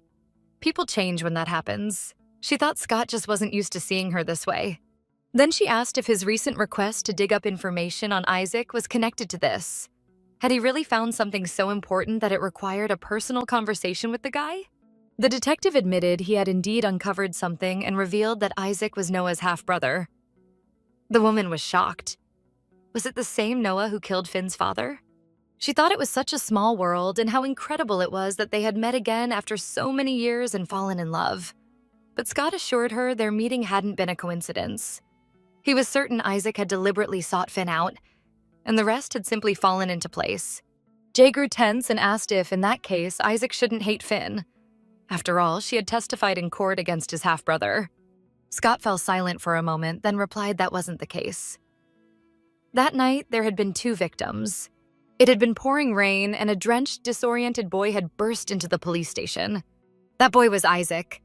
He was the one who reported that his mother was dead and that Noah and Finn had planned to run away. The police caught up to the runaways at the train station and took them into custody. They tried to interrogate the 2 separately, but both mostly stayed silent, only saying they wanted to run away together and refusing to cooperate. But in the end, for some reason, Finn changed her mind and told the truth. That's how they found out Noah had killed her father first, and then his stepmother. Scott explained that if it hadn't been for Finn, Isaac's mother's killer might have gone unpunished. At first, no one believed Isaac's story. The police refused to accept that teenagers could be capable of such cruelty and wanted to close the case as a botched robbery with a stabbing. Jay felt chills run down her spine. It was terrifying to imagine what those kids had gone through at such a young age. Isaac's heart must have been shattered after his half-brother's betrayal. Then she suddenly suggested that maybe Isaac had known what Finn had done for him and had admired and searched for her ever since. It sounded so romantic, like a drama plot. She said there simply couldn't be any other reason. In her view, Isaac just wanted to protect Finn now. But Scott still had his doubts. He admitted it would be nice if that were the truth. The detective wasn't sure if Finn remembered it, but before giving her testimony, she'd told him something. He'd told her she didn't have to testify against her friend, but the girl had replied that she had to. She said she had to prevent another monster from being born. Back then, Scott hadn't understood what she meant, but now he thought she'd been talking about Isaac. After years as a detective and seeing countless cases, he realized that victims of violence or injustice, if they received proper support, often found the strength to move forward. But in most cases he'd worked on, the criminals had also once been victims of injustice and neglect. In this vicious cycle, there were two paths: remain the scapegoat or become like those who hurt you. That's what made Scott wonder. Had Finn really managed to save Isaac that night? Meanwhile, Isaac returned home and quietly closed the door behind him. A wild grin spread across his face. He wondered if that arrogant bastard had finally found the guts to show his face. He started laughing hysterically. Did Noah really think Isaac wouldn't recognize him? What kind of reaction was he expecting? Isaac couldn't be wrong. He would never forget that bastard's face.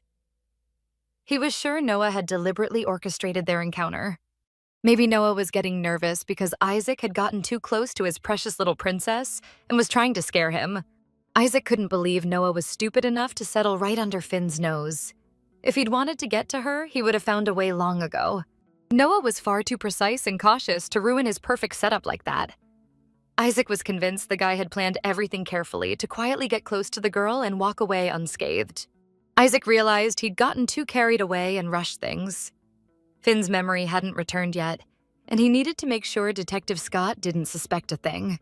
He wasn't about to let himself become the scapegoat again, so he had to pretend to play by the detective's rules. When he entered the room, Finn immediately rushed to him, hugging him tightly and anxiously asking why he'd been gone for so long. He hugged her back and apologized, saying he'd run into an acquaintance on the way home. He asked what she'd been doing while waiting for him. Finn kept holding him like she was afraid he might disappear, saying she had just showered and waited. Isaac caught the scent of her shower gel and said she smelled really good. She buried her face against his chest and admitted she'd been worried he might not come back, afraid something had happened to him. He apologized again for scaring her and asked why she hadn't gone out to look for him. Finn looked at him with wide, innocent eyes and said that he'd told her not to leave the house no matter what happened, and she'd obeyed because he'd promised to come back. Isaac laughed and pulled her closer, saying he had indeed promised her that. He was pleased she'd listened to him and said that from now on, everything he did would be to make sure they were never apart. He expected her to believe him no matter what he said. Then he asked if she would swear to always choose him, no matter the situation. Finn pressed her face to his chest and said she would. Finn dreamed a memory of when she and Noah sat in the forest under the shade of trees. The girl confessed she liked him so much she wanted to spend her whole life with him. But Noah smirked and told her she was terrible at lying and didn't know when to give up. The girl had thought that if Noah believed she was attached to him, he'd grant her request. But it turned out she was a terrible liar. The boy asked why she hadn't just finished what she'd planned to do by the river that day. Finn replied that such a meaningless death didn't suit her. No one would even notice she was gone. She wanted people to talk about her, maybe write an article or show her on the news. She wanted some kind of proof she had existed. Noah replied that the flowers around them were far more alive than she was, and that he'd get more pleasure from picking them. In his view, the girl didn't understand the value of life, while he was drawn to people's fear of death. Noah had his own philosophy of life and death. He saw art in the unbridled emotions of people fighting for their lives. The girl desperately wanted to become part of that, and slowly began to see him as a godlike figure. His worldview seeped into her. His fears and dreams became part of her inner world.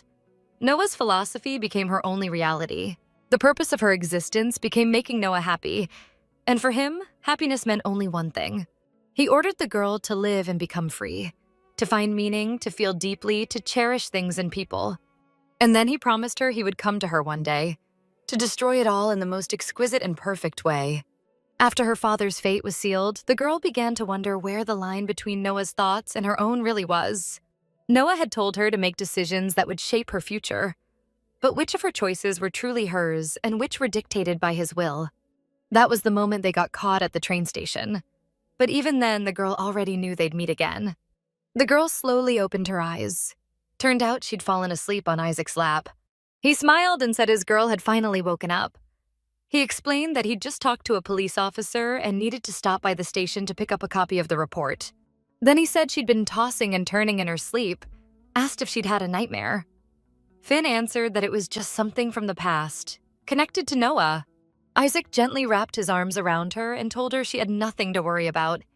He wouldn't let that guy get anywhere near her.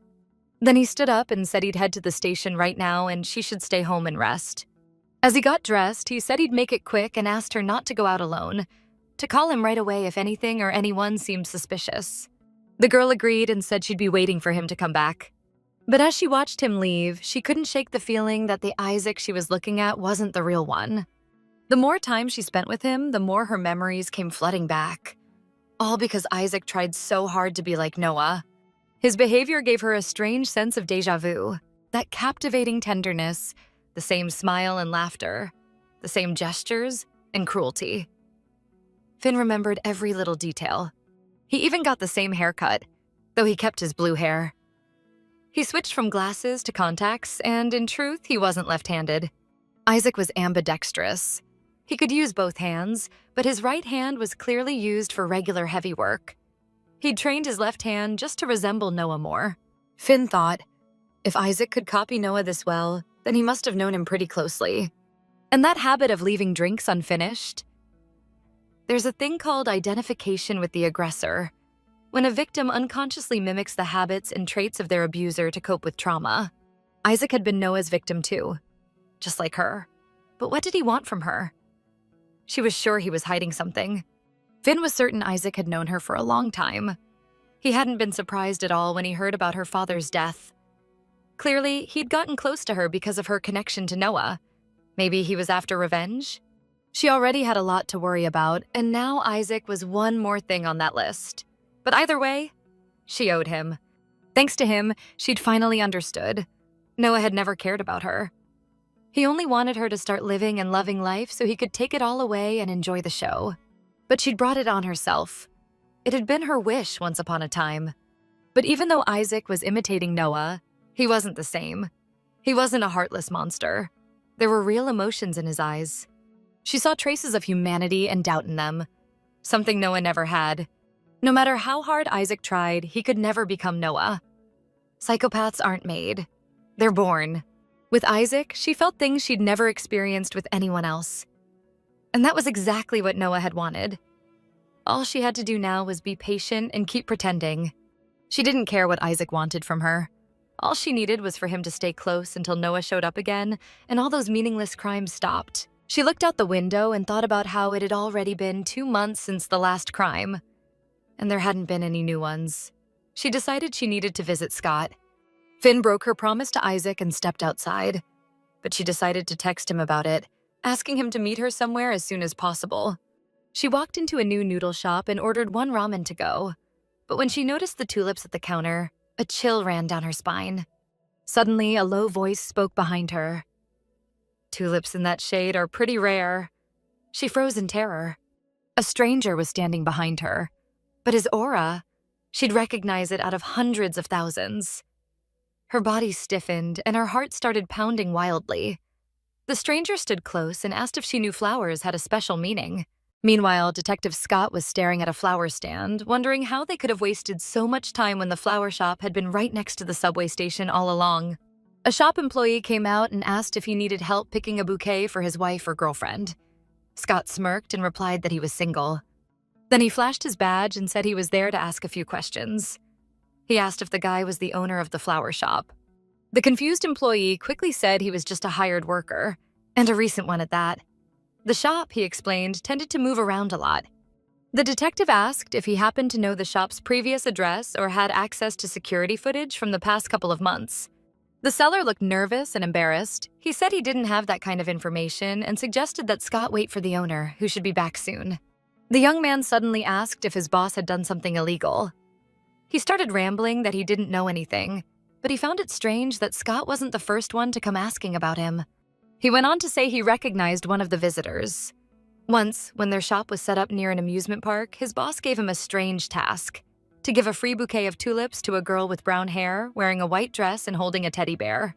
The seller did as told, but the girl wasn't alone. She was with the same guy who had later come back asking questions about his boss. The employee said the whole thing had felt weird, and he had to make up a ridiculous excuse so the guy wouldn't think he was shamelessly hitting on his girlfriend. That caught Scott's attention. He asked if the man who'd come by had blue hair. The seller eagerly nodded. Yes, that was him. Blue eyes, really tall. The detective frowned. That had to be Isaac. He clearly knew something. Finn stood frozen in fear, hearing the blood pounding in her ears as the stranger kept talking. The man explained that giving someone tulips of that shade was a simple way of expressing what you truly felt for them. Finn's hands trembled. There was no doubt. It was Noah. But why was her heart racing so wildly? Why was the fear so overwhelming? Her mouth went dry, and her tongue felt stuck to the roof of her mouth. She tried desperately to calm herself down. Suddenly, Isaac's face flashed through her mind, his smile before leaving. That memory gave her strength. She forced her expression into something neutral and asked the stranger what he thought those tulips meant in the language of flowers. The man smiled and said that tulips usually symbolized perfect and deep love, but their color could change the meaning, sometimes giving them a completely different, even historical significance. Finn smiled faintly and said that was a pretty clever marketing trick. Then she asked if she could learn more. The man smiled again and said that, as a florist, he was flattered, and that his flower shop was just around the corner. He'd be happy to see her there anytime. Finn deliberately extended her right hand and said, "Nice to meet you, Mr. Florist." The man chuckled oddly and said his name was Dale, and that he was left-handed.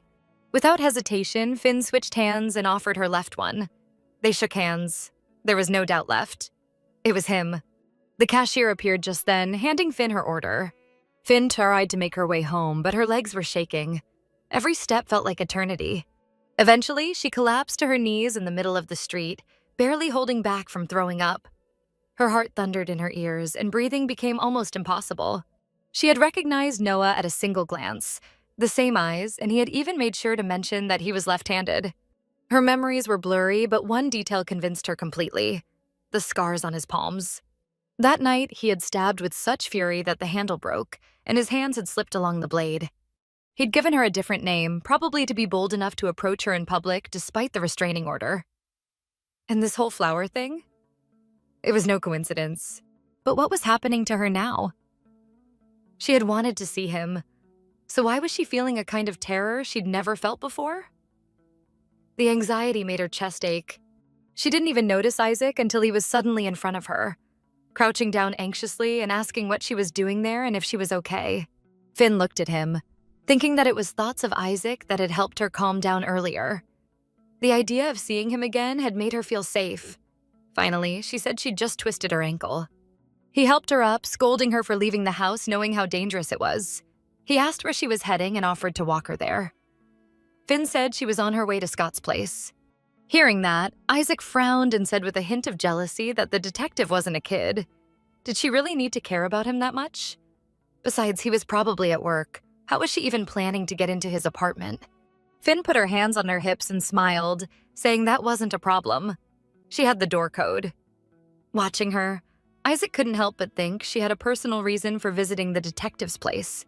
Once inside Scott's apartment, Isaac was surprised by how messy it was. Finn immediately started tidying up and doing laundry, saying she sometimes helped out that way since Scott was always so busy. When she asked Isaac to wash the dishes, he pouted and said he never thought he'd end up cleaning another guy's apartment, especially one his girlfriend used to have a crush on. Finn told him not to be so dramatic and said he was just standing there doing nothing anyway. Then she walked toward the detective's room and Isaac asked where she was going. "Do you just walk into other people's rooms that easily? Especially men's?" he said. Finn laughed and replied that she just wanted to tidy up a bit, then added that she trusted he'd try his best. When the door closed behind her, all Isaac could think about was how much it irritated him to see his girlfriend fussing over Scott like that. He was sure Finn was actually going through his stuff, spying on him. Finally, he decided to just get it over with and started picking up the scattered pieces of paper. The case really seemed to be wearing the detective down. On one of the scraps, Isaac noticed something odd. It mentioned recent crimes. He spotted an interesting detail. The news had said the victim died from a single stab wound, but Scott's notes described another victim, one with multiple stab wounds. Was it a different case altogether? Then he remembered Scott's words, that Isaac himself fit the suspect's description. Damn it! Could there really be two killers? Or was one just a copycat? Clutching the paper, Isaac started to think. Could Noah have had an accomplice? That would explain so much. The confidence, the misdirection, the way he always stayed one step ahead. Maybe Noah was using someone as a scapegoat. Scott had probably already figured it out, but even if Noah got caught, Isaac would still be under suspicion, just for knowing too much. He smirked bitterly at how stupid he'd been to set himself up in Scott's eyes by confessing everything. It looked like the game had gone too far. Maybe he should end it now before Noah got to Finn. Finn was sitting on the floor in Scott's room, trying to process what she had just learned. She could vaguely hear Isaac knocking on the door, trying to reach her. Finally, she came out of the room and said they needed to leave before Scott came back. She didn't want to run into him. Isaac could tell something was wrong with her, but he just agreed quietly. Meanwhile, the detective finally caught the flower shop owner returning and asked if the young man was really the owner. In front of him stood a guy putting on work gloves who said yes. His name was Dale. He asked how he could help. Scott decided not to waste time and asked if Dale had heard about the series of murders in the city. The guy smiled and said he'd heard something about it, but honestly, he didn't really follow the news. The detective showed him a picture on his phone and asked him to look at the flower basket with a unique keychain. Had the purchase been made at his shop, and if so, by whom? Dale looked at the photo and said he'd made that basket himself. The idea to add those charms was his. Competition among florists was tough, so he had to stand out somehow. Then Scott asked if he recognized the girl in the photo. Maybe there was a receipt for that flower order? The thing was, the girl was the latest victim of a serial killer, and he wanted to check the shop's sales records. Dale smiled and said he'd help however he could, but in this case, there were no records. He'd personally delivered those flowers to the girl. Finn and Isaac returned home in complete silence, and the guy finally asked if she was okay. She said she was just tired and wanted to be alone for a bit.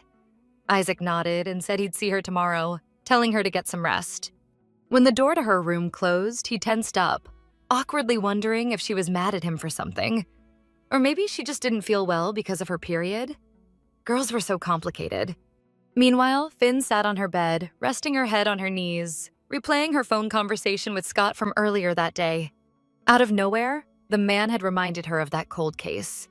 The one where, despite his warnings, she kept digging and investigating. Thanks to her sharp eye back then, they'd found a clue that helped solve it. Even though Scott had forbidden her from coming to his office or questioning other officers, she stayed curious, even visiting his house to go through hidden case files. Finn told him she'd just been angry because he spent so much time on certain cases and not enough with her.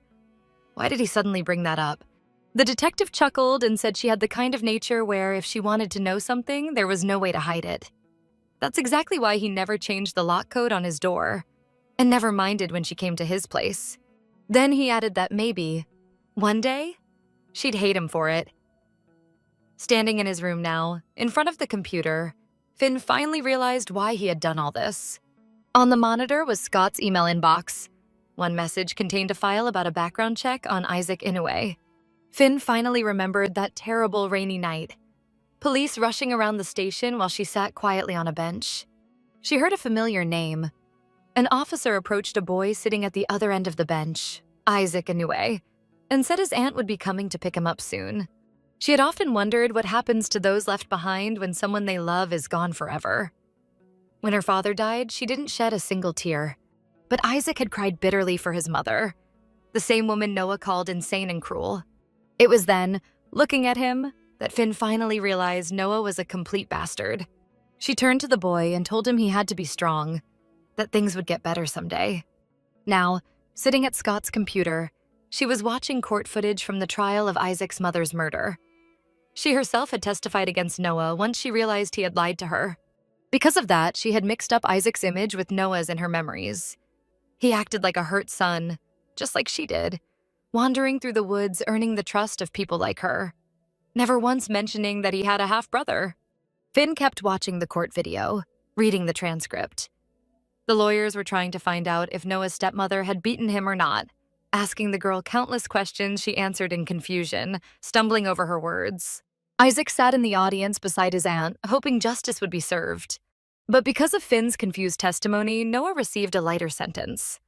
Now she sat there, completely lost, pulling her knees up, wondering what Isaac must feel when he looks at her.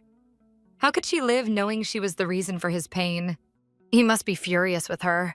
And even if she apologized now, would he ever forgive her? She didn't even know how to look him in the eyes anymore. Feeling thirsty, she went to the living room and, to her surprise, found that Isaac hadn't gone home. He had fallen asleep on the couch. On the coffee table, Finn found a packet of painkillers and pads. That both surprised and touched her. Clearly, he had misunderstood her mood earlier. She covered Isaac with a blanket and sat down next to him. She realized she'd been lying to herself. She hadn't stayed near him just to regain her memories. It was because she felt better when he was around, and that was rare for her. The last time she'd felt that way was with Noah. Isaac reminded her so much of him. Deep down, maybe she wanted Isaac to become the version of Noah who would actually care for her. What a selfish dream. She stood up and was about to go back to her room when she suddenly felt Isaac grab her hand and pull her toward him. The next moment, she was lying on top of him. She wasn't sure anymore if Isaac truly had feelings for her, but she wanted at least some part of this to be real. His arms wrapped tightly around her, but Finn could only think that she needed to tell him she'd remembered everything. Maybe that's what he'd been waiting for all along. She wanted to understand what they really meant to each other, so she looked up at him and said she had something to tell him. But Isaac kissed the top of her head and pressed her closer to his chest. He said it'd be better if they just stayed quiet and enjoyed the silence together. Finn lay in his arms, listening to the steady beat of his heart, savoring the moment, realizing it might be the last time. Back to the flower shop. When Scott heard that Dale had personally sent the bouquet, he was surprised and asked if Dale had been a fan of the girl. But the young man quickly waved his hands, explaining it was just compensation. His former assistant had messed up the girl's order, and she was furious. She even came to the shop to complain. Even though they refunded her money, she'd threatened to leave a bad review online. That's when Dale came up with a way to make things right. Handing the phone back to the detective, Dale said he'd simply asked his assistant to deliver a basket of flowers to her, and was shocked to hear she'd been killed. Scott asked if he'd fired that assistant, and Dale replied that it hadn't been a big deal. The guy made mistakes often, and lately some tools had started disappearing from the shop. He offered to give Scott the assistant's information if it could help the case. The detective thanked him and said he had one last question. Why tulips? Dale replied that they were special. He grew them himself by hand. With this new information, the detective returned to the station. His assistant pointed out that if the flower shop owner truly grew tulips himself, he must have a greenhouse, since tulips only bloom during a certain season and require specific conditions. Jay reported that she had checked the background of the former employee, Cole Fisher. He had a criminal record for harassment and assault. As for the real owner, Dale Morandi was a 58-year-old florist and shop owner, meaning the Dale Scott had interviewed was an imposter. Detective Scott thoughtfully said that if they could uncover this man's real identity, they might connect him to the case. But on the other hand, Cole Fisher remained the main suspect. He knew the victim's address, had a record for similar crimes, and had a clear motive. People like him could easily act out of passion. The female assistant argued that if there were two killers, then the first two murders might not have been committed by Cole. Unlike the third, those scenes were clean, precise, and lacked a clear motive. Scott replied that they still didn't have enough solid evidence to convince their superiors, so for now, Cole remained the prime suspect in all three cases. They needed more clues and proof. And until then, all information had to stay strictly within their team. The younger assistant said optimistically that at least things were starting to connect. The lead with the flower shop was useful and progress was being made. But Scott suspected that the so-called Dale, pretending to be the shop owner, was being too helpful. And that ever since he appeared, the case had been moving along almost too smoothly. They needed to stay alert.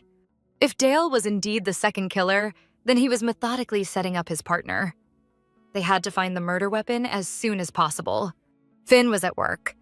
Now she had a new schedule. She and Isaac would both work day shifts and could walk home together. All thanks to their manager. Finn thanked her for being so thoughtful. The woman smiled and said it wasn't a problem. She didn't want to lose another good employee after Eva left. Finn thought about how Eva had really quit, just like she said she would, but she never said goodbye.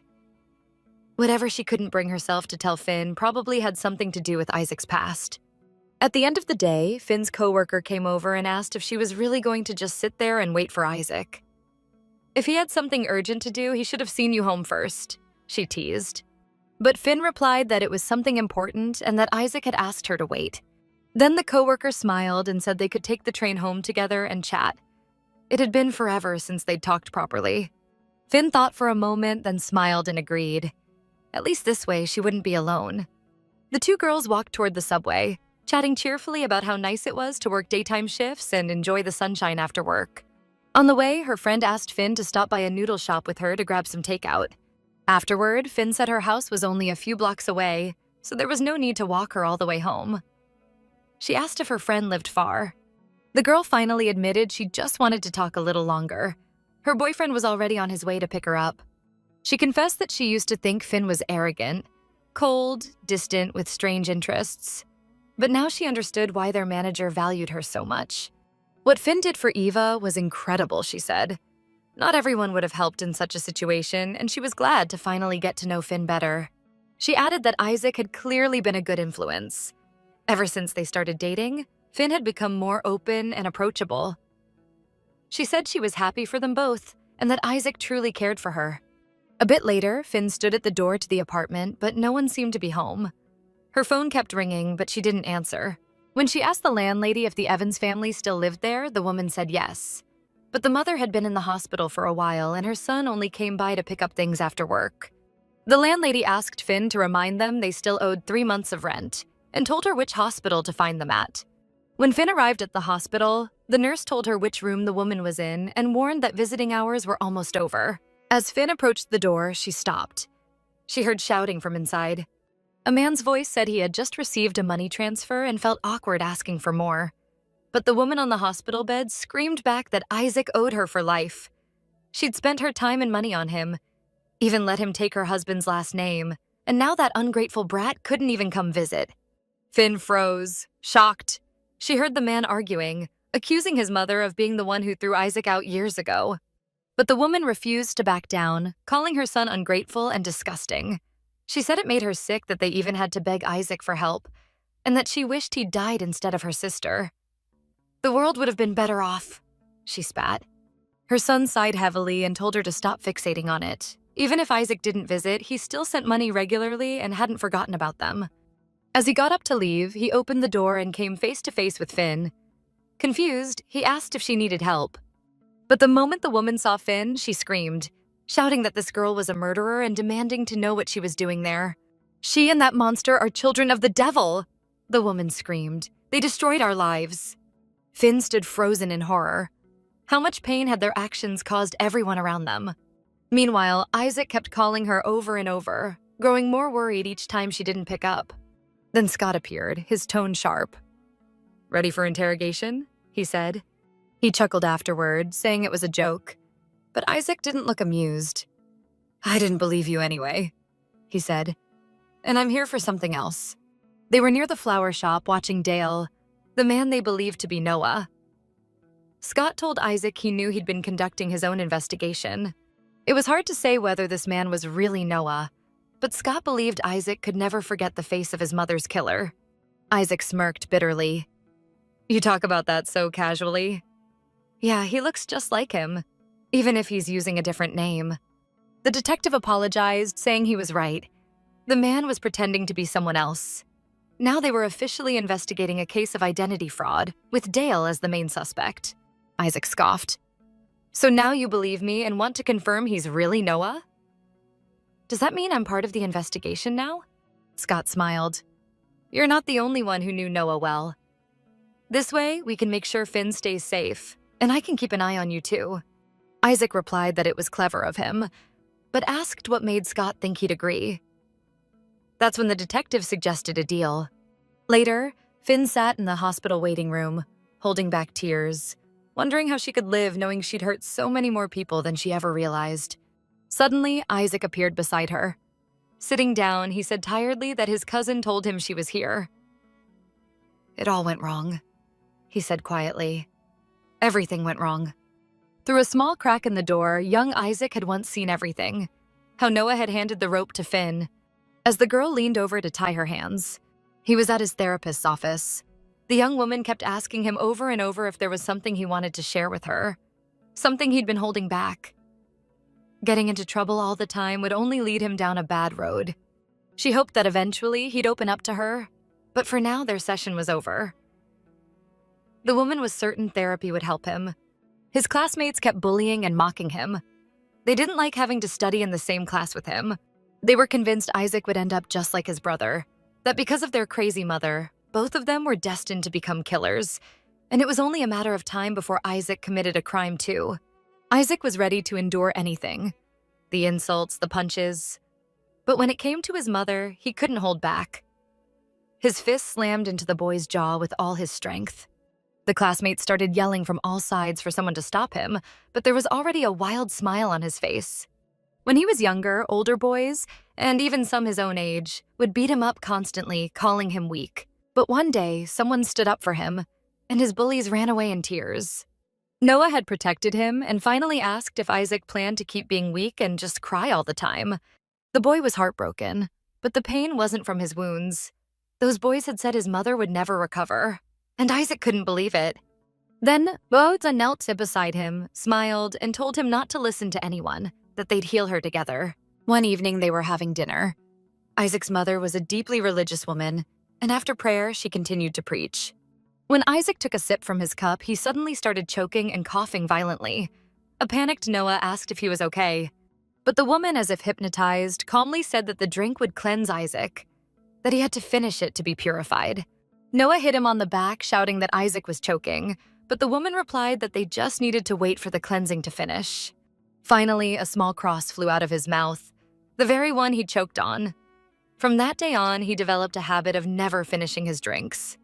When he moved in with his aunt, she constantly scolded him, forcing him to do all the housework and reminding him he was living off her charity. One night, as he walked down the street, he got a call. Noah had been released early for good behavior. Isaac knew that was complete nonsense. Noah had fooled everyone. He barely even served his time. Some justice, that was. And his girlfriend was living a normal life, as if nothing had ever happened.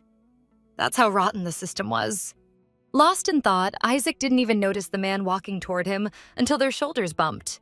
Angry, Isaac glared at him and said he should apologize if he hurt someone. The guy looked surprised and said it was an accident, and if something that small threw him off, he wouldn't survive in this world. But Isaac could only think about how those two killed a man and got away with it. Yet he's the one they call a monster. He snapped, punching the man hard, accepting the weight of his fate. He would have to live with this burden. Now, sitting in the waiting area, legs crossed, he muttered to himself. 6 years. What is that?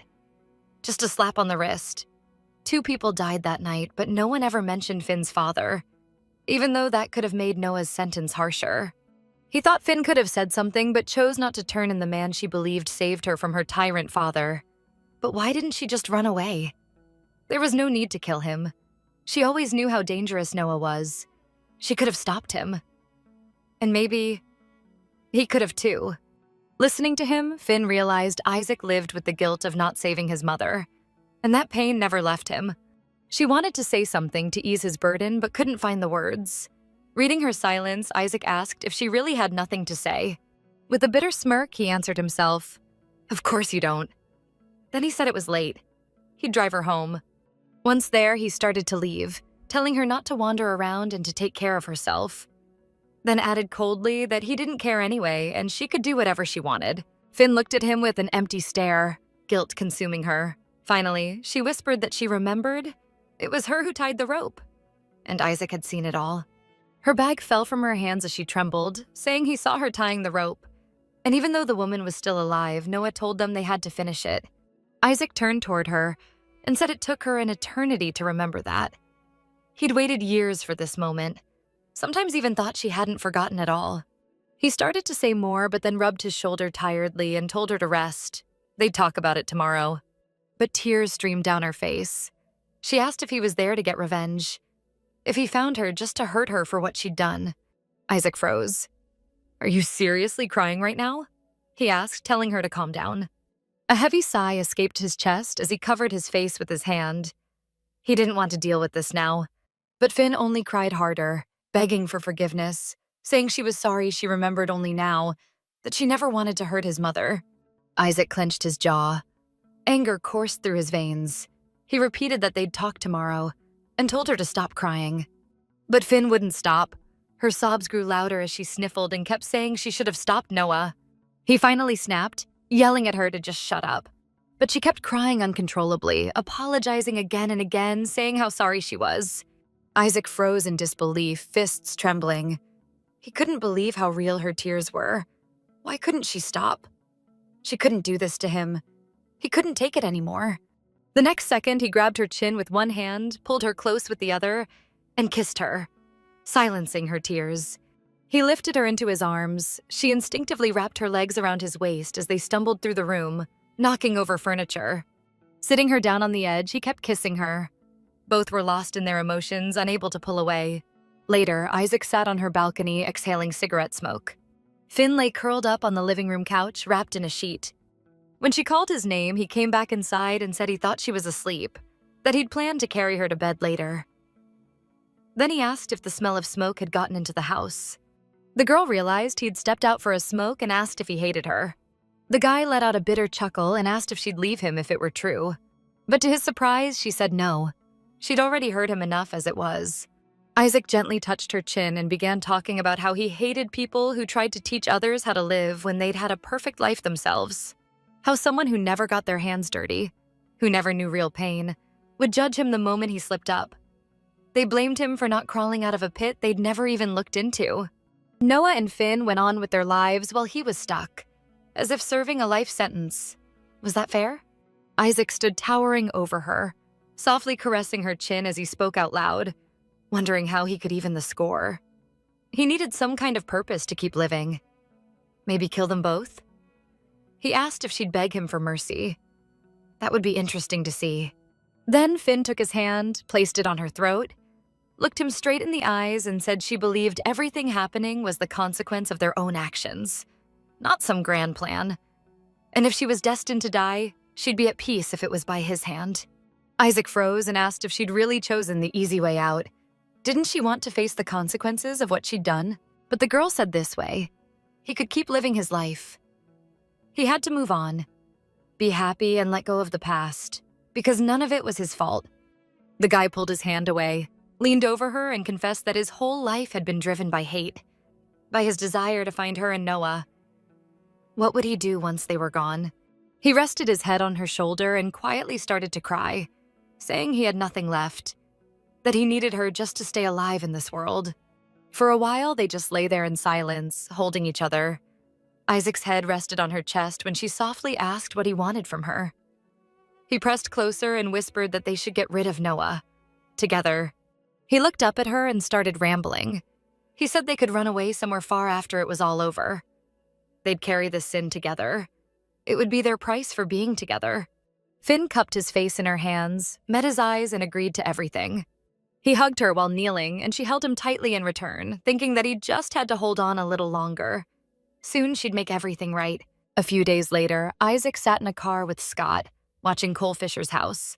During their last meeting, Scott had offered him a deal. Isaac would join the investigation, and if Dale really turned out to be Noah, he'd become a key player in catching him. It all sounded tempting, but what would Isaac get in return? The detective said he knew Isaac didn't trust law enforcement, but promised he'd be the first to hear about any updates. He'd get every piece of information about Noah. Scott swore he'd make sure Noah rotted in prison and never hurt anyone again. The detective doubted Isaac's true feelings for Finn and was sure he was up to something. He asked him to hold off on whatever he was planning, for his own good and for Finn's. He truly didn't want Isaac to end up like his brother. Now Isaac sat thinking about everything, trying to make sense of what was going on in Noah's and Finn's minds. Then he asked, since when are cops allowed to stalk people? Scott replied that it's called surveillance, and that he might hate to hear it, but they'd be doing it for a whole week. Isaac said he didn't have that kind of time. He needed to be with Finn. But Scott reassured him that she was being watched while he wasn't around. Tired of just sitting there doing nothing, Isaac started fidgeting and asked why they were even there. Does Dale live here? Then he noticed a familiar guy and asked what the guy from the noodle shop was doing there. He remembered him because they always bought takeout from him. Looking closer, he asked if that guy could be the second killer. Scott was surprised that Isaac guessed there might be two murderers. The detective explained he'd been watching him for 3 days. The guy was incredibly consistent. Same routine, same time, every day. He was a former inmate and a suspect with a solid motive. Even his schedule matched the times of the murders. But most importantly, he used to work as a delivery man for Dale, and the last victim was one of their clients. So Isaac thought, how would he cover up a murder if he were Noah? Me? The guy answered, I'd frame someone. Scott praised his sharp thinking and went on, saying Noah was extremely clever. He covered his tracks well. He staged Isaac's mother's death as a robbery and tricked Finn into lying to the police for him. Isaac smirked and asked if Scott really believed Noah just manipulated her.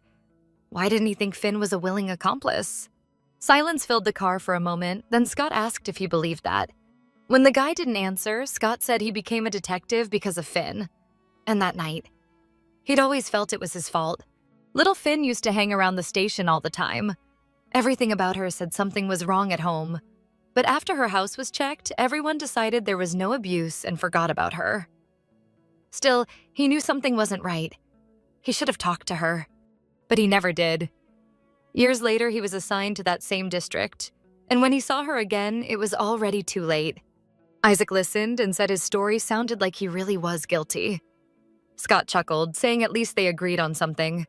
He went on saying the detectives, to hide their own incompetence, convinced Finn to stay silent about her father's murder.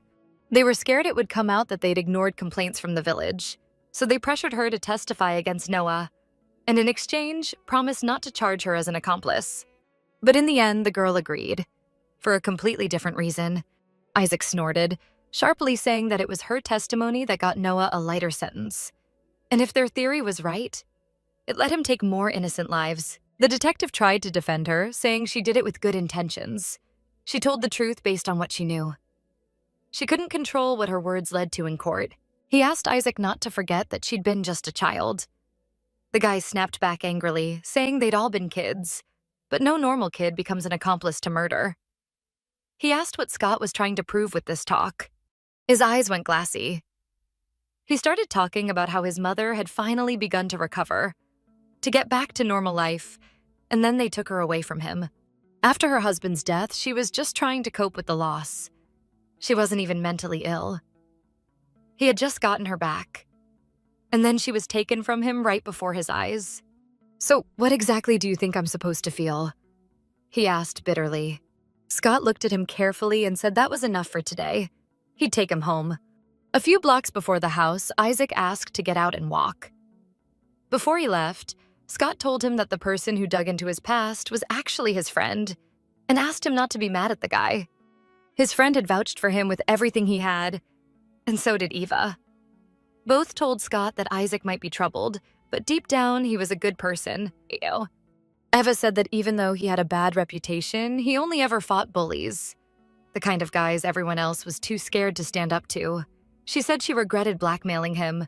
His friend sent Scott a file on Isaac's record, but also called to say that, even though the detective would find plenty of bad things there, it wasn't as bad as it looked. The guy admitted that once, Isaac had saved his life, and that's exactly why he helped him find Finn. He knew Isaac's intentions were pure. The detective confessed that Isaac's record was full of interesting details. He'd been in reform schools and was often detained for minor offenses. For example, there was an incident where Isaac beat up a guy who yelled at an old woman he called his grandmother. He got angry because the guy was being rude to his elderly mother. That showed Isaac had his own inner code, a kind of vigilante justice. Isaac asked what he was getting at, and Scott replied that he shouldn't waste his life chasing revenge on Noah. If he did, Noah would win, and Isaac would become just like him. He believed Isaac could still move on, as long as he left the past behind. Isaac said he still didn't understand what the detective was trying to achieve. If he blamed himself for his mother's death, then he was wasting his time. Scott smirked and said he didn't really know why he was doing this either. But Finn chose Isaac back then, and she's choosing him again now. And Scott trusted her ability to see through people more than his own. Isaac stood in front of his apartment door, thinking about Scott's words before going inside. When he walked in, he saw Finn cooking at the stove in a cute apron. She lit up, smiling, saying he was finally home. As he looked at her, Scott's words echoed in his mind. Your role isn't to destroy, Isaac. Your role is to protect the ones you love. Don't forget that. The guy smiled faintly and said, Yeah, I'm finally home. Sometime later, Isaac told Finn that Scott had pulled him into the investigation. She asked if they already had a suspect. They were packing their things into boxes for the move when Isaac froze mid-motion, asking if Scott hadn't told her anything. Finn replied that they hadn't talked yet, but asked if they suspected the florist. Isaac looked surprised and asked if she'd met Dale already. Finn told him about what happened at the noodle shop, and Isaac sternly asked why she hadn't bothered to tell him. It could have been dangerous. She said they were in public, so it probably wasn't risky, and then added that she believed Dale was Noah. The fact that Scott involved Isaac in the case only confirmed her suspicions. She sighed and said that maybe they were right, and Noah had come back for her. Isaac sat down beside her, calming her, saying there were similarities and Scott was checking into them. Finn said their cooperation in the investigation could work in their favor. If it really was Noah, she and Isaac had to reach him first. Isaac replied that proving someone was pretending to be another person didn't mean proving they were guilty of murder. So far, the cops had nothing connecting Noah to the victims. Then he burst into hysterical laughter, realizing how casually they were discussing committing a crime. Looks like that bastard Noah really messed with our heads, he said. What surprised him most was how inspired Finn sounded, full of conviction, no hesitation. Was that how her conversations with Noah used to sound? Did she feel nostalgic? Finn looked at him carefully, then admitted that maybe they were, and that she wished she could tell him, but she didn't remember anything. She didn't even remember how it all started. What if she was the one who came up with the idea? Isaac reassured her, saying she shouldn't dwell on that. She truly wanted to make things right, and that meant fully committing to their plan. Finn kept staring at him, listening closely. She couldn't shake the feeling that Isaac was losing his mind more and more each day. He looked obsessed, talking about how she had to be absolutely sure about what they were doing, or their plan would fall apart. Finn worried that if she let him go through with this, if he really did it to Noah, he'd end up just like him, and that was the last thing she wanted. Suddenly, Isaac asked her what Noah meant to her. Tears welled in her eyes, and after a pause, she said softly, He was my hero. The next day, Finn was driven to work by one of Scott's officers, Marco. Her coworkers were surprised and asked how long she'd have bodyguards. Finn smiled and said, Until Scott says otherwise. Even though that meant they couldn't hang out after work, her friend was excited. You're like a drama heroine now, she laughed. But another girl asked if Finn was really okay. Now that Isaac had quit and another guy was watching over her, would she be safe? Finn smiled sincerely and said she was fine. They were just being extra cautious. Her friend sighed, saying it was too bad they couldn't go out for noodles again. That place had such a huge menu, she kept going back to try everything. But when Finn told her not to go there alone, the girl looked surprised and asked why. Did you have a bad experience there? Finn hesitated, then said quietly, No, but I think the chef there might be a psychopath. Her friends burst out laughing, saying some things never change. As the workday ended, Marco was getting anxious waiting for Finn. When he saw her manager, he introduced himself and asked what time Finn finished. The manager looked puzzled and said she left not long ago. Shocked, Marco panicked, yelling that she ditched him and that Detective Scott was going to kill him for losing her. Meanwhile, Finn stood at a flower shop counter, thoughtfully looking at the bouquets. Dale appeared in front of her and asked if she liked something. I remember you, he said. You're the girl from the noodle shop. Finn, right? Watching from a car nearby, Isaac observed the scene closely. At first, their conversation seemed casual, polite. Finn shifted nervously from foot to foot as the florist talked. But then he placed a hand on her shoulder, standing way too close, talking animatedly, like they were old friends. Isaac felt jealousy boiling inside him as he watched, remembering their conversation from the night before. She'd said Noah was her hero, but who was he to her? Finn blushed slightly but said confidently, You're the one I want to protect. Seeing Isaac's jealous, tense expression, Scott teased him, telling him to relax. Finn didn't go there to cheat on him. Isaac snapped back. Just shut up.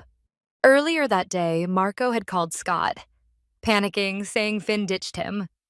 He kept apologizing, saying he had no idea where she went, but Scott calmed him down, saying he knew exactly where to find her. The detective still couldn't believe how twisted Isaac's plan was. It was like something straight out of a soap opera. Isaac smirked and said Scott hadn't even heard the half of it, like how they'd planned Noah's murder together. He'd even convinced Finn to take all the blame if they got caught. It's crazy, Isaac said with a cold laugh.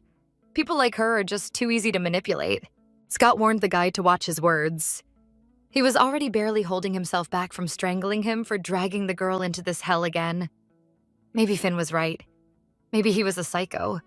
Isaac crossed his arms and replied that, yes, he was a monster. But even so, he couldn't stand seeing her as a victim. Not again, not even if that's what she really was. He hated her so blindly, yet every time he remembered what they'd been through, he couldn't stop thinking that she might be reliving that night again. When Eva called him, panicked and begging for help because Finn had been taken by her crazy boyfriend, something inside his chest snapped. Isaac ran to Eva's house, not even noticing the pain in his legs or how exhausted he was. The only thought in his mind, save Finn. Eva kept apologizing for getting Finn involved in all this. She didn't know what Finn had gone through with her father, but now, because of her, the girl was reliving her nightmares again, and Eva wanted to help her. The girl cried and begged Isaac to save Finn. He'd always hated people who only saw him as a villain without ever trying to understand why. They never looked beyond what they wanted to see. But then he saw Finn crying, begging him to stop because she was afraid they'd take him away from her. Then came their late-night talk, when she confessed that what really haunted her was not her own pain, but that others suffered because of her. That, to her, was worse than death. And that's when Isaac became terrified. Terrified that he might become one of those people. Finn had such a simple dream, to make him happy. He was the one this fragile, kind girl wanted to protect. She often had nightmares, crying even in her sleep, haunted by guilt she couldn't escape. And he hated seeing tears in her eyes. All he wanted was to free her from that suffocating past. Finally, he told Scott that whatever he thought, if he believed Isaac acted out of good intentions, he was wrong. That part of him had died long ago. Everything that happened, every choice he made, was just fallout from Noah destroying his life. Now he did whatever he wanted without even pretending to care. Maybe he disappointed him, but deep down, he still believed he was a good person. The detective listened carefully and said Isaac shouldn't jump to conclusions, because it seemed Finn was ready to see this through to the end. That meant Isaac had already won. Isaac admitted that maybe Finn hated Noah, but there was still some strange bond between them. Something even she didn't realize. After all, that bastard did save her from her tyrant father. Even though she tried to act strong, sometimes her actions showed otherwise. She couldn't always handle her emotions, and it was hard to predict how she'd react when she finally saw Noah face to face, or what her real plan was. But Isaac was sure of one thing. She'd act to protect those she loved, even if, in truth, she was the one who needed saving. Isaac reminded Scott of their deal. He would take Finn far away, and they'd start a new life somewhere else. But Scott had to make sure Noah went to prison for good. Once it was over and she was safe, Isaac would disappear and never bother anyone again. The detective asked, "What changed your mind? Is this the moment you finally forgive her? Finally do the right thing?" Isaac smirked and said life isn't some cheap telenovela. That night would always be a part of them. No forgiveness could ever erase it. And he wasn't sure they'd ever get past it. No matter how hard they tried or pretended, they could never live like normal people. Maybe even Finn knew that. But he still wanted her to try, to prove him wrong. A faint smile tugged at his lips. Scott smiled back lightly and wished them luck with the move. Meanwhile, Finn stood in Dale's flower shop, saying she came to learn about the meanings of flowers, and maybe pick up some floristry skills. The guy enthusiastically explained that flowers had their own language. For example, white lilies symbolize purity and innocence, while daffodils represent rebirth, joy, and new beginnings. And red roses, he added, are the classic symbol of love and passion. Finn looked genuinely interested. She said she loved it when people talked about things that mattered to them. The guy suddenly asked what sparked her interest, or if she'd just made up an excuse to come see him. She smiled and said it reminded her of someone who used to have the same fascination, then asked, "By the way, where are all the tulips?" He replied that most of them weren't ready to be harvested yet, and Finn asked if that meant he had a greenhouse. The man gave her a long look and said he had a greenhouse, and that it was really beautiful. Then he offered to show it to her sometime. Finn immediately thought that was so Noah. Alongside his obsession with death, he'd always had this strange love for flowers.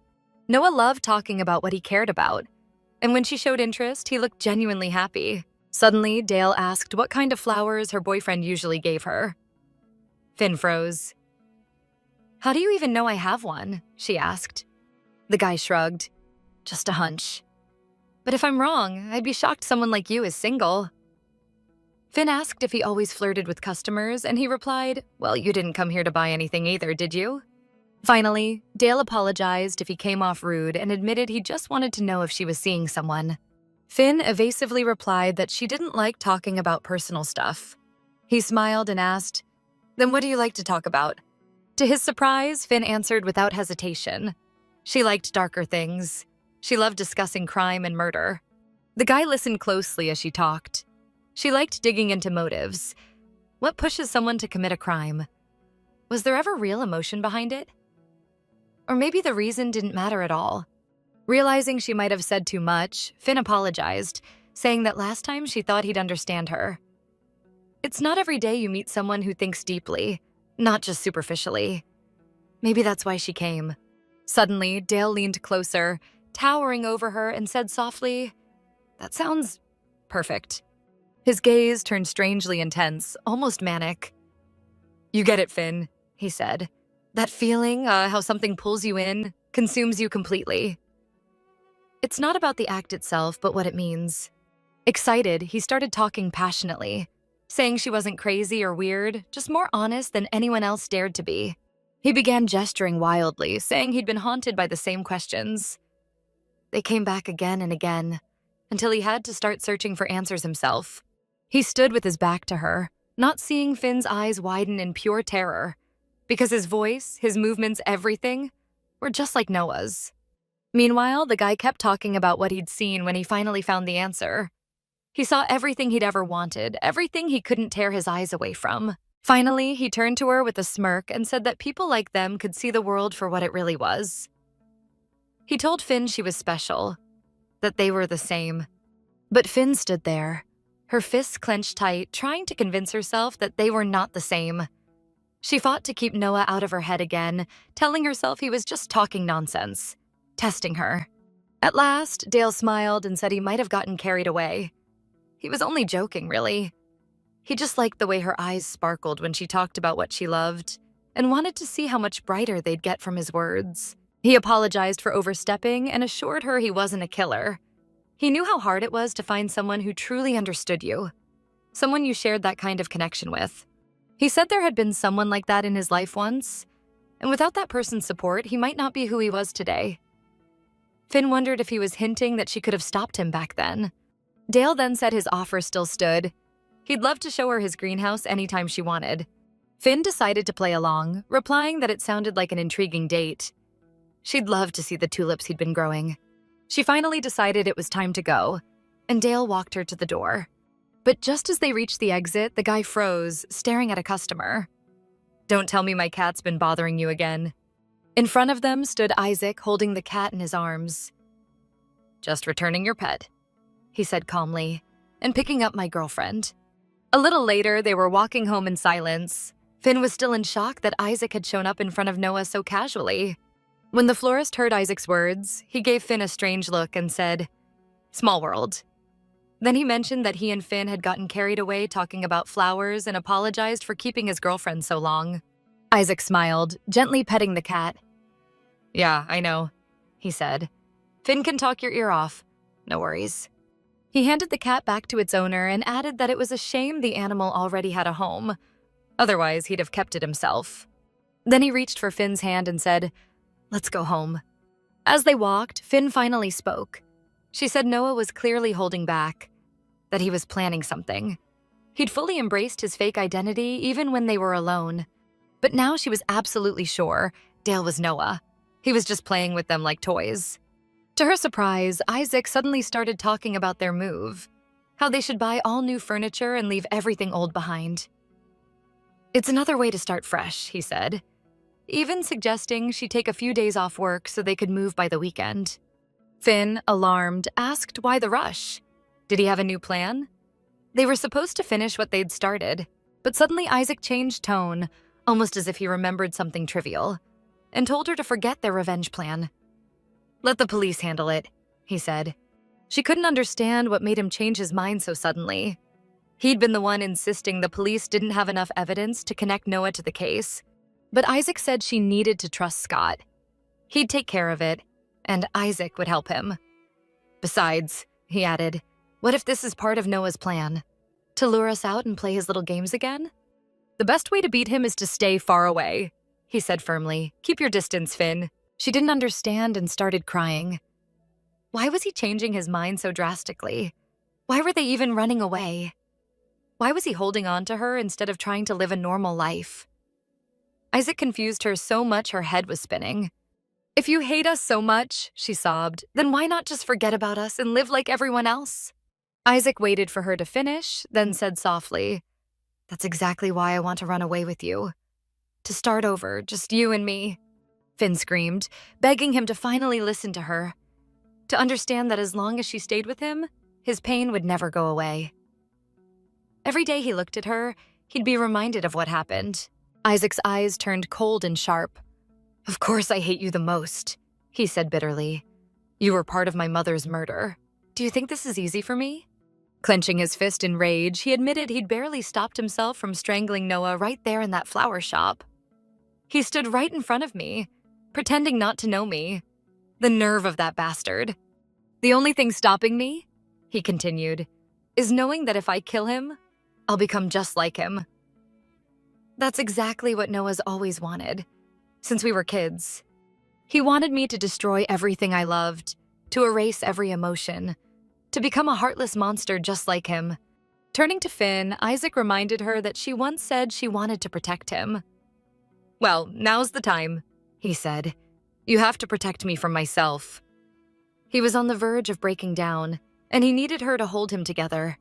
Finn was the only thing keeping him from completely falling apart. He knew it was all too tangled, too reckless, but he couldn't help it. He understood he had no right to ask that of her, but he was torn apart by 1,000 emotions he couldn't control. Finally, Isaac let out a small laugh. You know, Finn, thanks to you, I'm feeling something new. My whole life, I've been driven by hate. But with you, I want more. We could do so much together. He went on, saying they could travel, see all the places she dreamed of, or just stay home, cook together, binge-watch shows. Maybe even start a family. Finn couldn't believe she'd ever get the chance to live a life like that. But she wrapped her arms around Isaac tightly, comforting him. He exhaled with relief and asked, So, we're moving this weekend? Tears welled up in Finn's eyes, and she couldn't find the words. She just hugged him tighter and nodded. Isaac's breathing slowed. He hugged her back. The next day, Detective Scott got a call from his assistant. She'd confirmed that Dale was, in fact, Noah Inoue. He'd legally changed his first name but kept his last, allowed under the law since he'd been a juvenile offender. The bad news was that Noah really had known the real Dale, the flower shop owner. They were close, almost like father and son, and the man let him run the business under his name. The good news? They could detain Noah for 2 months without a warrant for violating Finn's restraining order. The girl asked if that meant Scott would arrest Noah immediately. A week had passed since Isaac and Finn had moved into their new apartment. They'd bought a new bed. So cozy it was hard to get out of it in the mornings. But it wasn't just the bed. For the first time in a long time, Finn felt truly at peace there. The apartment was big and bright, like it was made for building a future. She could almost imagine them sitting around a dinner table with kids running through the hallway. When she walked into the kitchen, she saw Isaac, as usual, cooking up another one of his masterpieces. She watched him with soft eyes, realizing that the one thing that truly calmed her, that brought peace back into her life, was him. Meanwhile, she asked when he was planning to meet with Scott, and the guy replied that it would be a bit later. He told Finn she could stay in bed longer. Since she was on a temporary break from work, she might as well relax for a bit. The girl suddenly blushed and admitted that she felt too lonely when Isaac wasn't home. And lately, he'd been gone quite often. He gave her a sly look and said he still had some time left, asking what she wanted to do. Moving closer, he said there weren't that many options considering the time limit. Finn laughed and suggested they could clean the apartment. Isaac wrapped his arms around her, pulling her close with a teasing smile, telling her to stop pretending to be such an innocent little lamb. He lifted her up onto the kitchen counter, smirking.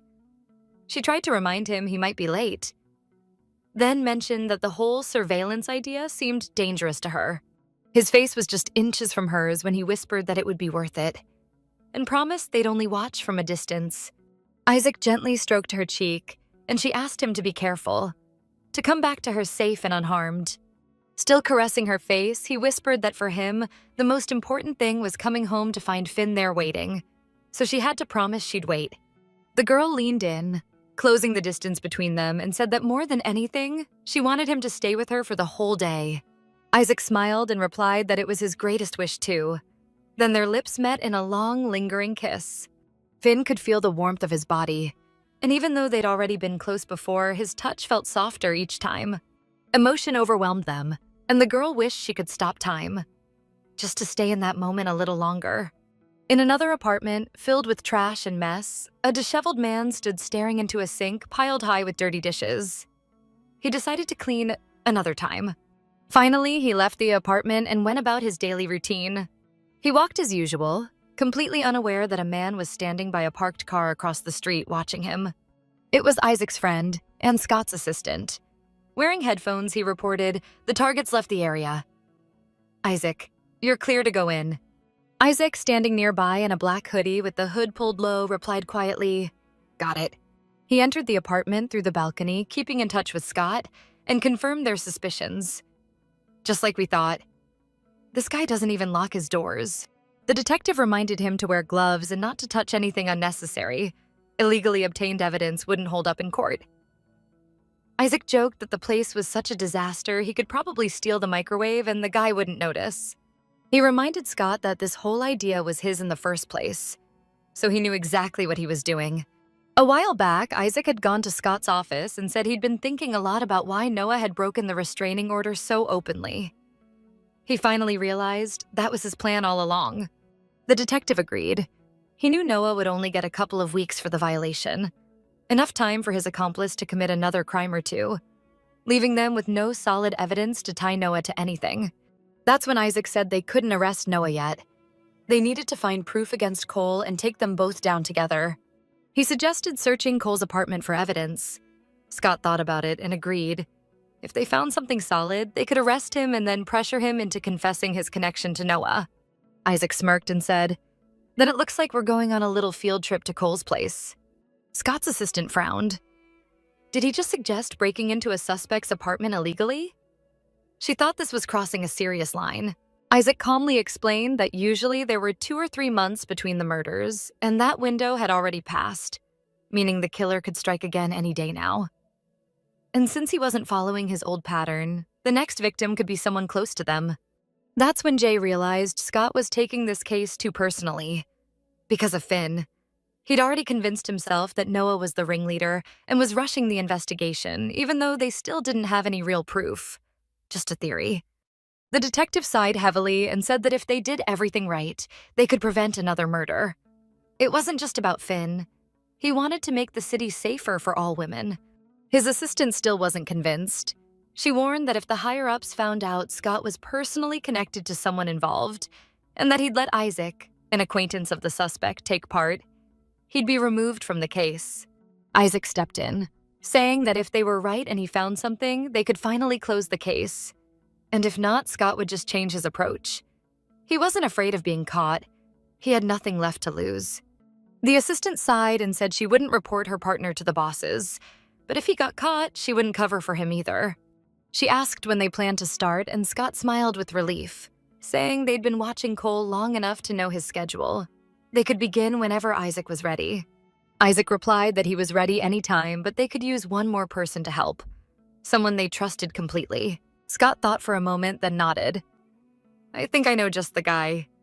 And that's how Scott's friend ended up on the operation, trembling with excitement, barely believing that his career might finally take off thanks to a successful case. The detective sat in his office, staying connected to the team, reminding them to stay calm. They were undercover.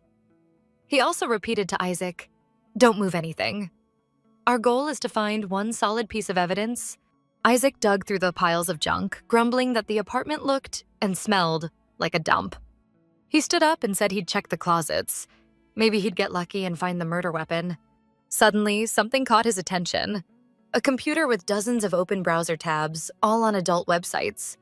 It seemed typical for a guy like that, but Scott perked up and asked, "What are the main tags?" Isaac replied, "Mostly domination, over women." Then they discovered that the guy also spent time on crime forums, and one post included photos of victims taken at the crime scenes. Isaac sent the link to Scott and told him to take a look. It was the same forum where the first leak had appeared. Scott's assistant noticed that the photos were taken at night, while the official police photos were from daytime. And in these, the victims' wounds looked fresh, as if they'd still been alive. Scott also noticed that the photos were Polaroid shots that had been scanned. It was possible someone had handed the suspect the originals, meaning the photos might still be hidden somewhere in the apartment. Isaac started searching for them. Jay read the forum comments in disgust. She couldn't believe how many twisted people were cheering for what the killer had done. Finally, Isaac shouted that he'd found a stash of photos. The sick freak didn't even bother hiding them, must have been admiring them in his free time. He added that if they could trace the IP address linked to those posts, they could get a search warrant and seize the photos legally. Right at that moment, another assistant, Marco, called to report that for the first time, Noah had broken his daily routine and didn't show up at the flower shop. The man worried that maybe he was planning to find a new victim, but the girl thought that was unlikely, so she told him to go to the noodle shop and keep an eye on Cole. Then she turned to Scott and said she thought it was time to arrest him. His behavior was becoming unpredictable. The detective immediately ordered Isaac to return to Finn and stay with her to keep her safe. Today, they'd arrest both suspects. A drop of sweat rolled down the guy's face from the tension. The next moment, the car was speeding through the city, and Isaac called Finn, asking if she was okay. He started talking fast, telling her not to go anywhere. He was already on his way home. Finn frowned, surprised, and asked if he was okay. Isaac was clearly anxious and asked her to just do what he said. Finn agreed and told him she'd be waiting for him. Yes, she lied to him without blinking an eye. But she had decided to deal with Noah herself, no matter what it cost her. She'd protect Isaac. She had barely finished the call when Noah, appeared in front of her, smiling. He said he was surprised she came and asked if her boyfriend wouldn't be mad about it. The day before, Finn had dreamed, or rather remembered, the first time she saw Noah in that forest. She ran after him, asking if he wanted to be friends. She didn't even know how old she was back then. Maybe 10, maybe 11. But she really wanted to be his friend. Noah didn't want to get close and told her to go bother kids her own age. Finn pouted and said she didn't have any friends. He could be her first. Her stubbornness surprised him, and he asked if she wasn't afraid of him. The girl didn't understand why she should be. If he meant the rabbit hunting, she was just curious what they tasted like. But Noah said he'd never tried them. Then suddenly, he smiled and suggested they try to catch a wild chicken and cook it. To him, the girl looked like she hadn't eaten in weeks. Finn looked at him with wide, admiring eyes and confessed that her father hadn't left her any food again. She'd gladly eat whatever the boy offered. The next instant, she opened her eyes, realizing she was in her and Isaac's apartment. It had only been a dream. She closed her eyes again, tears rolling down her cheeks. Things couldn't go on like this. Later, she sat on this couch asking Isaac about the details of the plan he and Scott had made to catch Noah and his accomplice. After hearing it, she replied with some hesitation that it might work. Isaac asked if she doubted their success. Finn said she doubted that Noah would crack under pressure without solid evidence. What if everything was going exactly according to his plan? Isaac replied that unlike Noah, his accomplice Cole might break. He admitted that, like Finn, he thought the whole thing sounded too easy. But maybe Noah wasn't as clever as they thought. Then he added that what mattered most was her safety. Scott agreed. Their top priority was keeping Noah away from her. Hearing that, Finn thought deeply. If Scott focused too much on protecting her, it might ruin the entire operation. Then she asked how they were so sure Cole was Noah's accomplice. Isaac sat beside her, sighing tiredly. and explained that he'd have to play spy, break into Cole's apartment to find evidence. In his opinion, the guy was sloppy. That's why he kept getting caught. Someone was clearly covering for him, helping him avoid real trouble. But Isaac was sure Cole was the kind who kept trophies or even missing weapons at home. Finn listened intently, absorbing every word. She asked when it was all supposed to happen. Isaac glanced at her sideways and replied that they'd start tomorrow. The next day, Marco was keeping an eye on Cole, reporting to Scott that he was acting normal.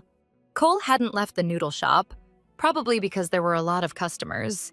The detective told him to keep watching and that Jay would arrive soon to arrest him.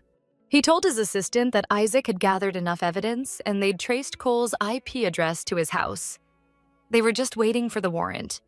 The assistant smiled proudly and told the detective it looked like they'd finally cracked the case. But suddenly, Marco, still on the line, said Scott should hurry. It looked like the noodle shop was closing early today. Cole had just flipped the sign on the door to closed. The detective ordered him to keep watching and not to act yet. He told Jay to head there immediately to make the arrest. The apartment was filled with silence, broken only by the constant vibration of a phone. Isaac heard it ringing, but didn't answer. All he could think about was that Finn had chosen Noah again. Every time he thought they were finally getting out of this chaos, she dragged them right back in. In his hand, he held the letter Finn had left, saying goodbye, and confessing that after seeing Noah, she'd finally felt something she hadn't felt in years. He burst into hysterical laughter. He'd wanted so badly to be wrong, but it looked like he'd been right all along. Unbelievable that he ever thought it could have been different. The next moment, his expression turned cold. He'd tried, but maybe this was always inevitable. His hand reached for the small folding knife on the nightstand. He put on a hoodie, slipped the knife into his pocket, and left the apartment, determined to finish what he had started. Meanwhile, at the noodle shop, the woman politely asked the cook how much longer she'd have to wait for her order. The place had already closed, and she'd been waiting for over an hour. The man replied that they'd had too many customers today and asked her to wait just a little longer. Her phone rang, and she answered, saying she was still waiting for her order even though the shop was already closed. It was getting dark, and the whole situation felt suspicious to her. Cole was listening closely to her conversation, watching her with wild eyes. She had no idea he could hear everything. She mentioned that this place was giving her the creeps. She even admitted she felt scared, complaining that the cook was so creepy that if it weren't for his delicious noodles, no one would ever come here. The man stood in the dim light, clenching his fists tightly, thinking that all women were the same. No matter how pretty they were on the outside, they were all rotten inside. Finally, he came out, calling to the customer, and the girl quickly wrapped up her call, saying it looked like her order was ready. But as soon as she turned around, her eyes widened in terror. The man, his eyes filled with madness, swung something sharp at her. Meanwhile, Isaac finally called Scott back and, cutting him off, said they had a problem. Finn wasn't home. The detective rushed toward the station exit, asking how that could have happened. Where could she have gone? Then the realization hit him like a bucket of cold water. Could Finn have gone to Noah? Isaac said they needed to move fast and arrest him right now. He didn't know where Noah might be, but if he had to, he'd search the entire city to find him. Scott finally said Noah had a greenhouse not far from his house on a rented lot. He'd text Isaac the address. Isaac replied that it made sense to check there first and said he was on his way. The detective tried to calm him down, saying he understood what Isaac was thinking but trusted him to keep his head straight. He suggested they figure out why Finn did what she did later and told him not to jump to conclusions. Hanging up, Isaac dropped his head wearily, thinking it was too late to change anything. He was on edge and didn't understand what was happening anymore. His friend asked where they were going next, and Isaac gave him the address. Finn stood inside this greenhouse, surrounded by stunning tulips of every color and variety. Dale told her not to rush and to take a good look around.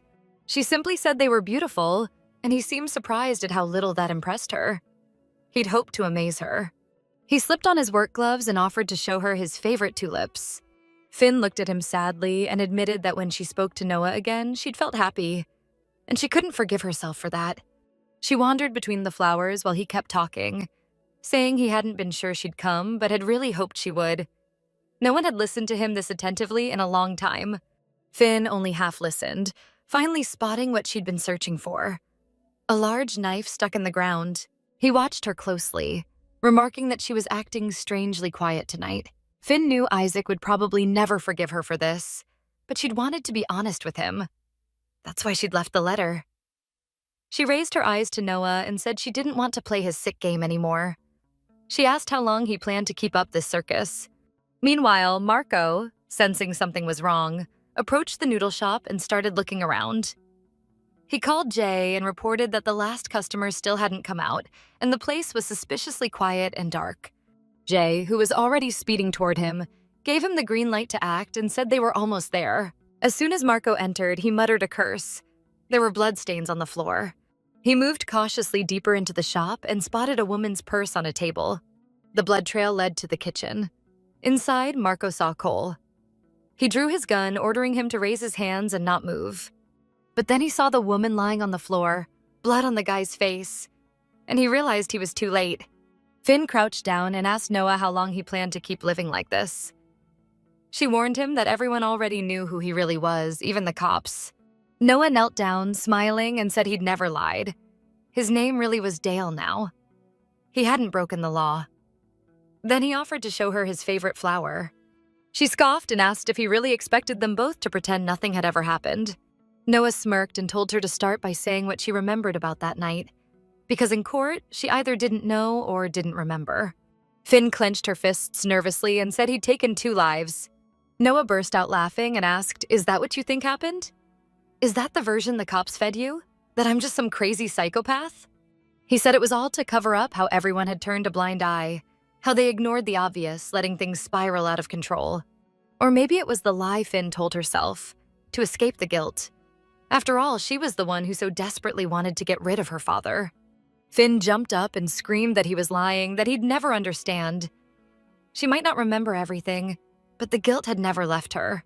She clutched her throbbing head in despair. Noah gently pulled her into his arms, telling her she should have never felt guilty. Her father had deserved it. He asked why she was digging up the past anyway. He'd taken all the blame, served his sentence, forgiven her. Now they could just talk like they used to. But Finn yelled for him to stop. He'd deceived her back then, twisted everything, manipulated her. Noah finally said they'd just been kids doing stupid things, but that was all in the past. He was just a florist now. It was a coincidence he opened a shop in the same town. If he'd known she was here, he would have chosen somewhere else. And legally, he wasn't even allowed near her. He told her she looked tired and probably wasn't thinking straight. He suggested she just go home and rest. But Finn yanked the knife out of the ground and shouted at him to stop messing with her head. She knew he was behind those crimes. She was certain he'd chosen victims who looked like her to hurt her even more. Noah put on a casual expression and asked if she was serious. She wouldn't let up, saying he'd planned everything, picked a secluded place, and even wore gloves to leave no prints. Noah sighed and asked why she'd even come if that's what she thought of him. Then he slowly took off his gloves, saying it might make her feel better. He swore he'd never hurt her. He held the gloves out to her, admitting he'd hoped for a touching reunion, but was disappointed. Finn wasn't the same girl anymore. She started crying, saying it was over and nothing could be undone. She blamed him for destroying people's lives for his twisted games and pathetic beliefs. Noah looked almost eerily calm as he asked what difference it made. Why did she think someone else's life was worth more than theirs? Everyone dies eventually. Just because they hadn't hurt her didn't mean they were innocent. Everyone sins, just in different ways. Those women had also made someone's life unbearable. People destroy each other. That's just how the world works. His eyes gleamed with madness as he said not everyone had the courage to cross the line. But in death, he saw something magnificent, something beautiful. The moment you hold someone's life in your hands, you can feel like a god. Then he turned away and said he wouldn't give her the peace of knowing whether he'd committed those crimes or not. She'd have to figure it out on her own. To his surprise, the girl suddenly burst out laughing and said that this was the Noah she remembered. He was so predictable. The guy gave her a strange look and said it seemed like she'd finally lost her mind. But she calmed down and explained that she'd been doubting whether it was really him, but their last conversation convinced her it was Noah. Then she admitted that the cops had already put him on the suspect list a long time ago, and any deviation from his usual routine would lead straight to his arrest. So she agreed to meet him because the police were already on their way. She was just helping them catch him where they expected him to be. Noah replied that he had nothing to hide, and even if they showed up, they'd see for themselves he wasn't the killer. The girl clasped her hands behind her back and said that the police never released the fact that there were 2 suspects. So how did Noah know about it? The guy confidently answered that he wasn't going to confess to something he didn't do. But Finn started spinning the gardening knife in her hands and said Noah, as always, had planned everything so perfectly, thinking everything through ahead of time so no one would ever find evidence.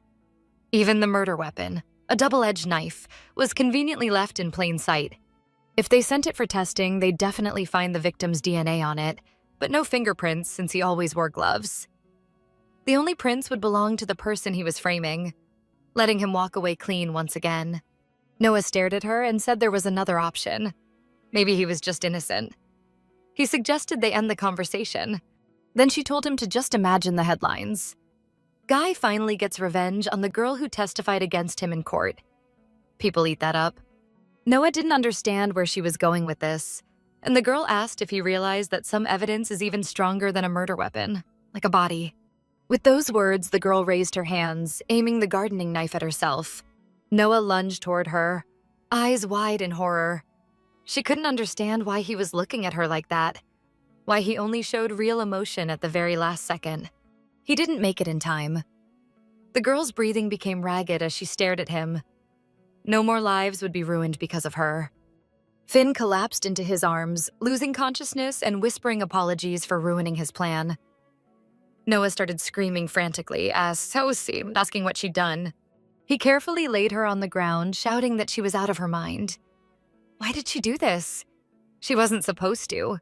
The girl took his hand and wrapped it around the knife handle, telling him he wasn't God and he'd never control everything. He'd been living in an illusion. Now his fingerprints were on the knife, and he could still run before the cops arrived.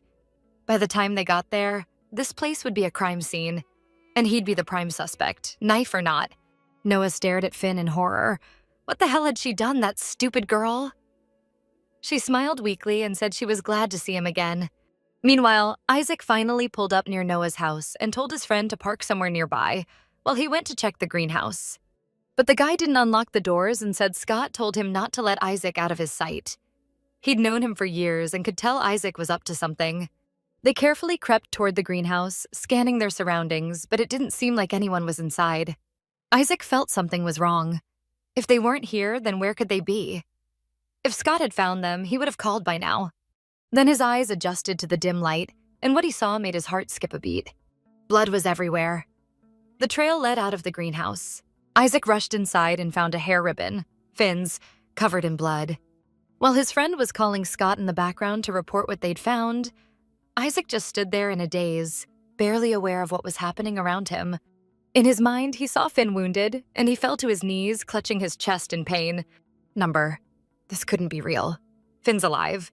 Despair and agony flooded through him when suddenly his friend laid a hand on his shoulder and told him Finn was at the hospital, and Noah had turned himself in. Detective Scott was already at the hospital and told Isaac to come as soon as possible to be with Finn.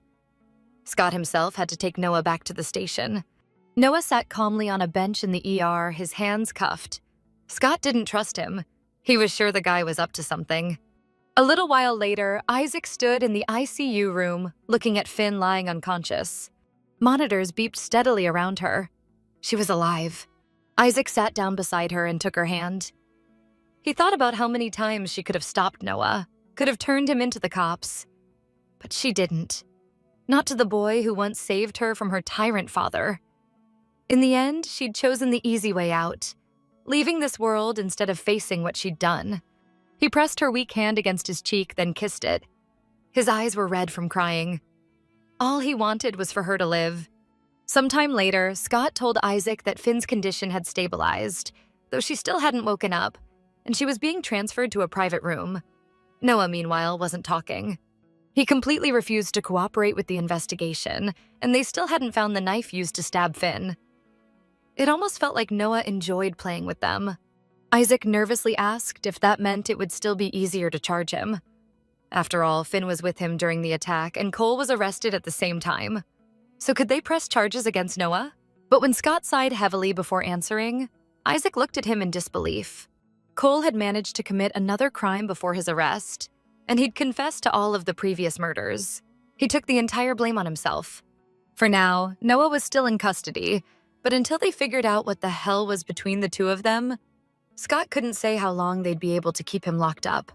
Isaac clenched his hands together and closed his eyes. He reminded Scott that they had a deal. Scott promised to put Noah away for good. If Noah slipped through again, Isaac would handle it himself.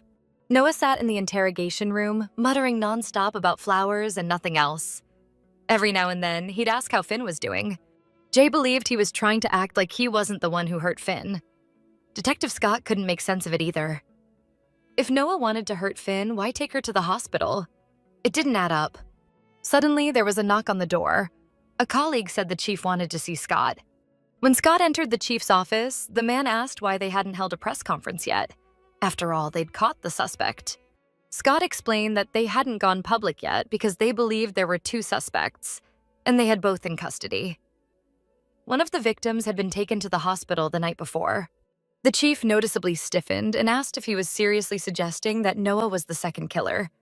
Was there any connection between the attack on Finn and the other victims? When the detective answered that not yet, but they needed time to connect the cases, the chief sharply ordered them to release Noah from custody. Scott froze in shock. The chief said Noah saved Finn's life by bringing her to the hospital and deserved gratitude for that. Besides, Cole had confessed to all the murders. The only thing they could charge Noah with was violating a restraining order, not murder without evidence. Scott tried to object. Was the chief really going to just let Noah walk away? This couldn't be a coincidence. They finally had a chance to close this case for good. The man reminded him that in that case, Finn herself should have faced charges too, since her fingerprints were found on the knife and she and Noah had even planned to dispose of her father's body. And it was only thanks to the higher-ups that Scott's precious girl avoided charges and punishment. They decided to keep those details out of court, and now Scott dared to accuse them of mishandling the case. He advised Scott to make sure Finn regularly attended therapy sessions, because both she and Noah were unstable. Finally, the chief told him he was too emotionally invested in this case to think clearly. He announced that Scott was officially being removed from the investigation. Meanwhile, Isaac sat by Finn's bedside, quietly watching over her as she lay unconscious. Not long before that, Scott had visited and asked Isaac what he planned to do next. Isaac answered that, as promised, he'd keep his distance from her, because when he was around, he saw how desperately she tried to erase herself from his life. Now he gently brushed her hair back from her face. He felt at peace knowing she was alive. He was sure she'd be safe and whispered for her not to even think about dying. Then he kissed her forehead and quietly left. A little later, Finn slowly came to and tried to open her eyes, struggling to understand where she was. The last thing she remembered was Noah's face hovering over hers. He had shouted at her not to dare die, because he'd given her a reason to live, and only he could decide when that ended. He'd promised to give her a powerful reason to want to live. He threatened to take away everyone she loved, her family, friends, even acquaintances. So she had to live, just to try to stop him. According to Noah, she'd chosen this path herself, so now she had to see it through to the end. Finally, the fog in her mind lifted and she realized she'd woken up in a hospital. Sitting up on the bed, she noticed the empty chair. The first person she thought of was Isaac. Was he okay? Breathing heavily and clutching her wounded abdomen, she staggered out of the room. She needed to get to a phone and tell Scott everything. Noah couldn't be allowed to walk free. Approaching the nurse's station, the staff saw her and said she wasn't supposed to get up without help, but Finn insisted she just needed to make a call. She promised it wouldn't take long, but it was urgent. At that moment, she heard breaking news from a TV mounted in the hallway. Police announced they'd caught serial killer Cole Fisher, who had confessed to all the crimes. The city could finally sleep peacefully. Then Finn saw a photo of her coworker flash on the screen. The news anchor reported she had been the killer's final victim, found at the scene of the crime. The police chief appeared next, saying they had enough evidence to convict the suspect and finally close this horrific case. The city could breathe freely again. Finn stood frozen in shock, staring blankly at the screen. She couldn't believe what she was hearing. All she could think about was that the real monster had managed to escape justice. Thanks for watching. If you enjoyed this review, don't forget to like, subscribe, and hit the notification bell so you never miss a new video. Let me know in the comments what you thought of this story and what manhwa you'd like to see next. See you in the next installment.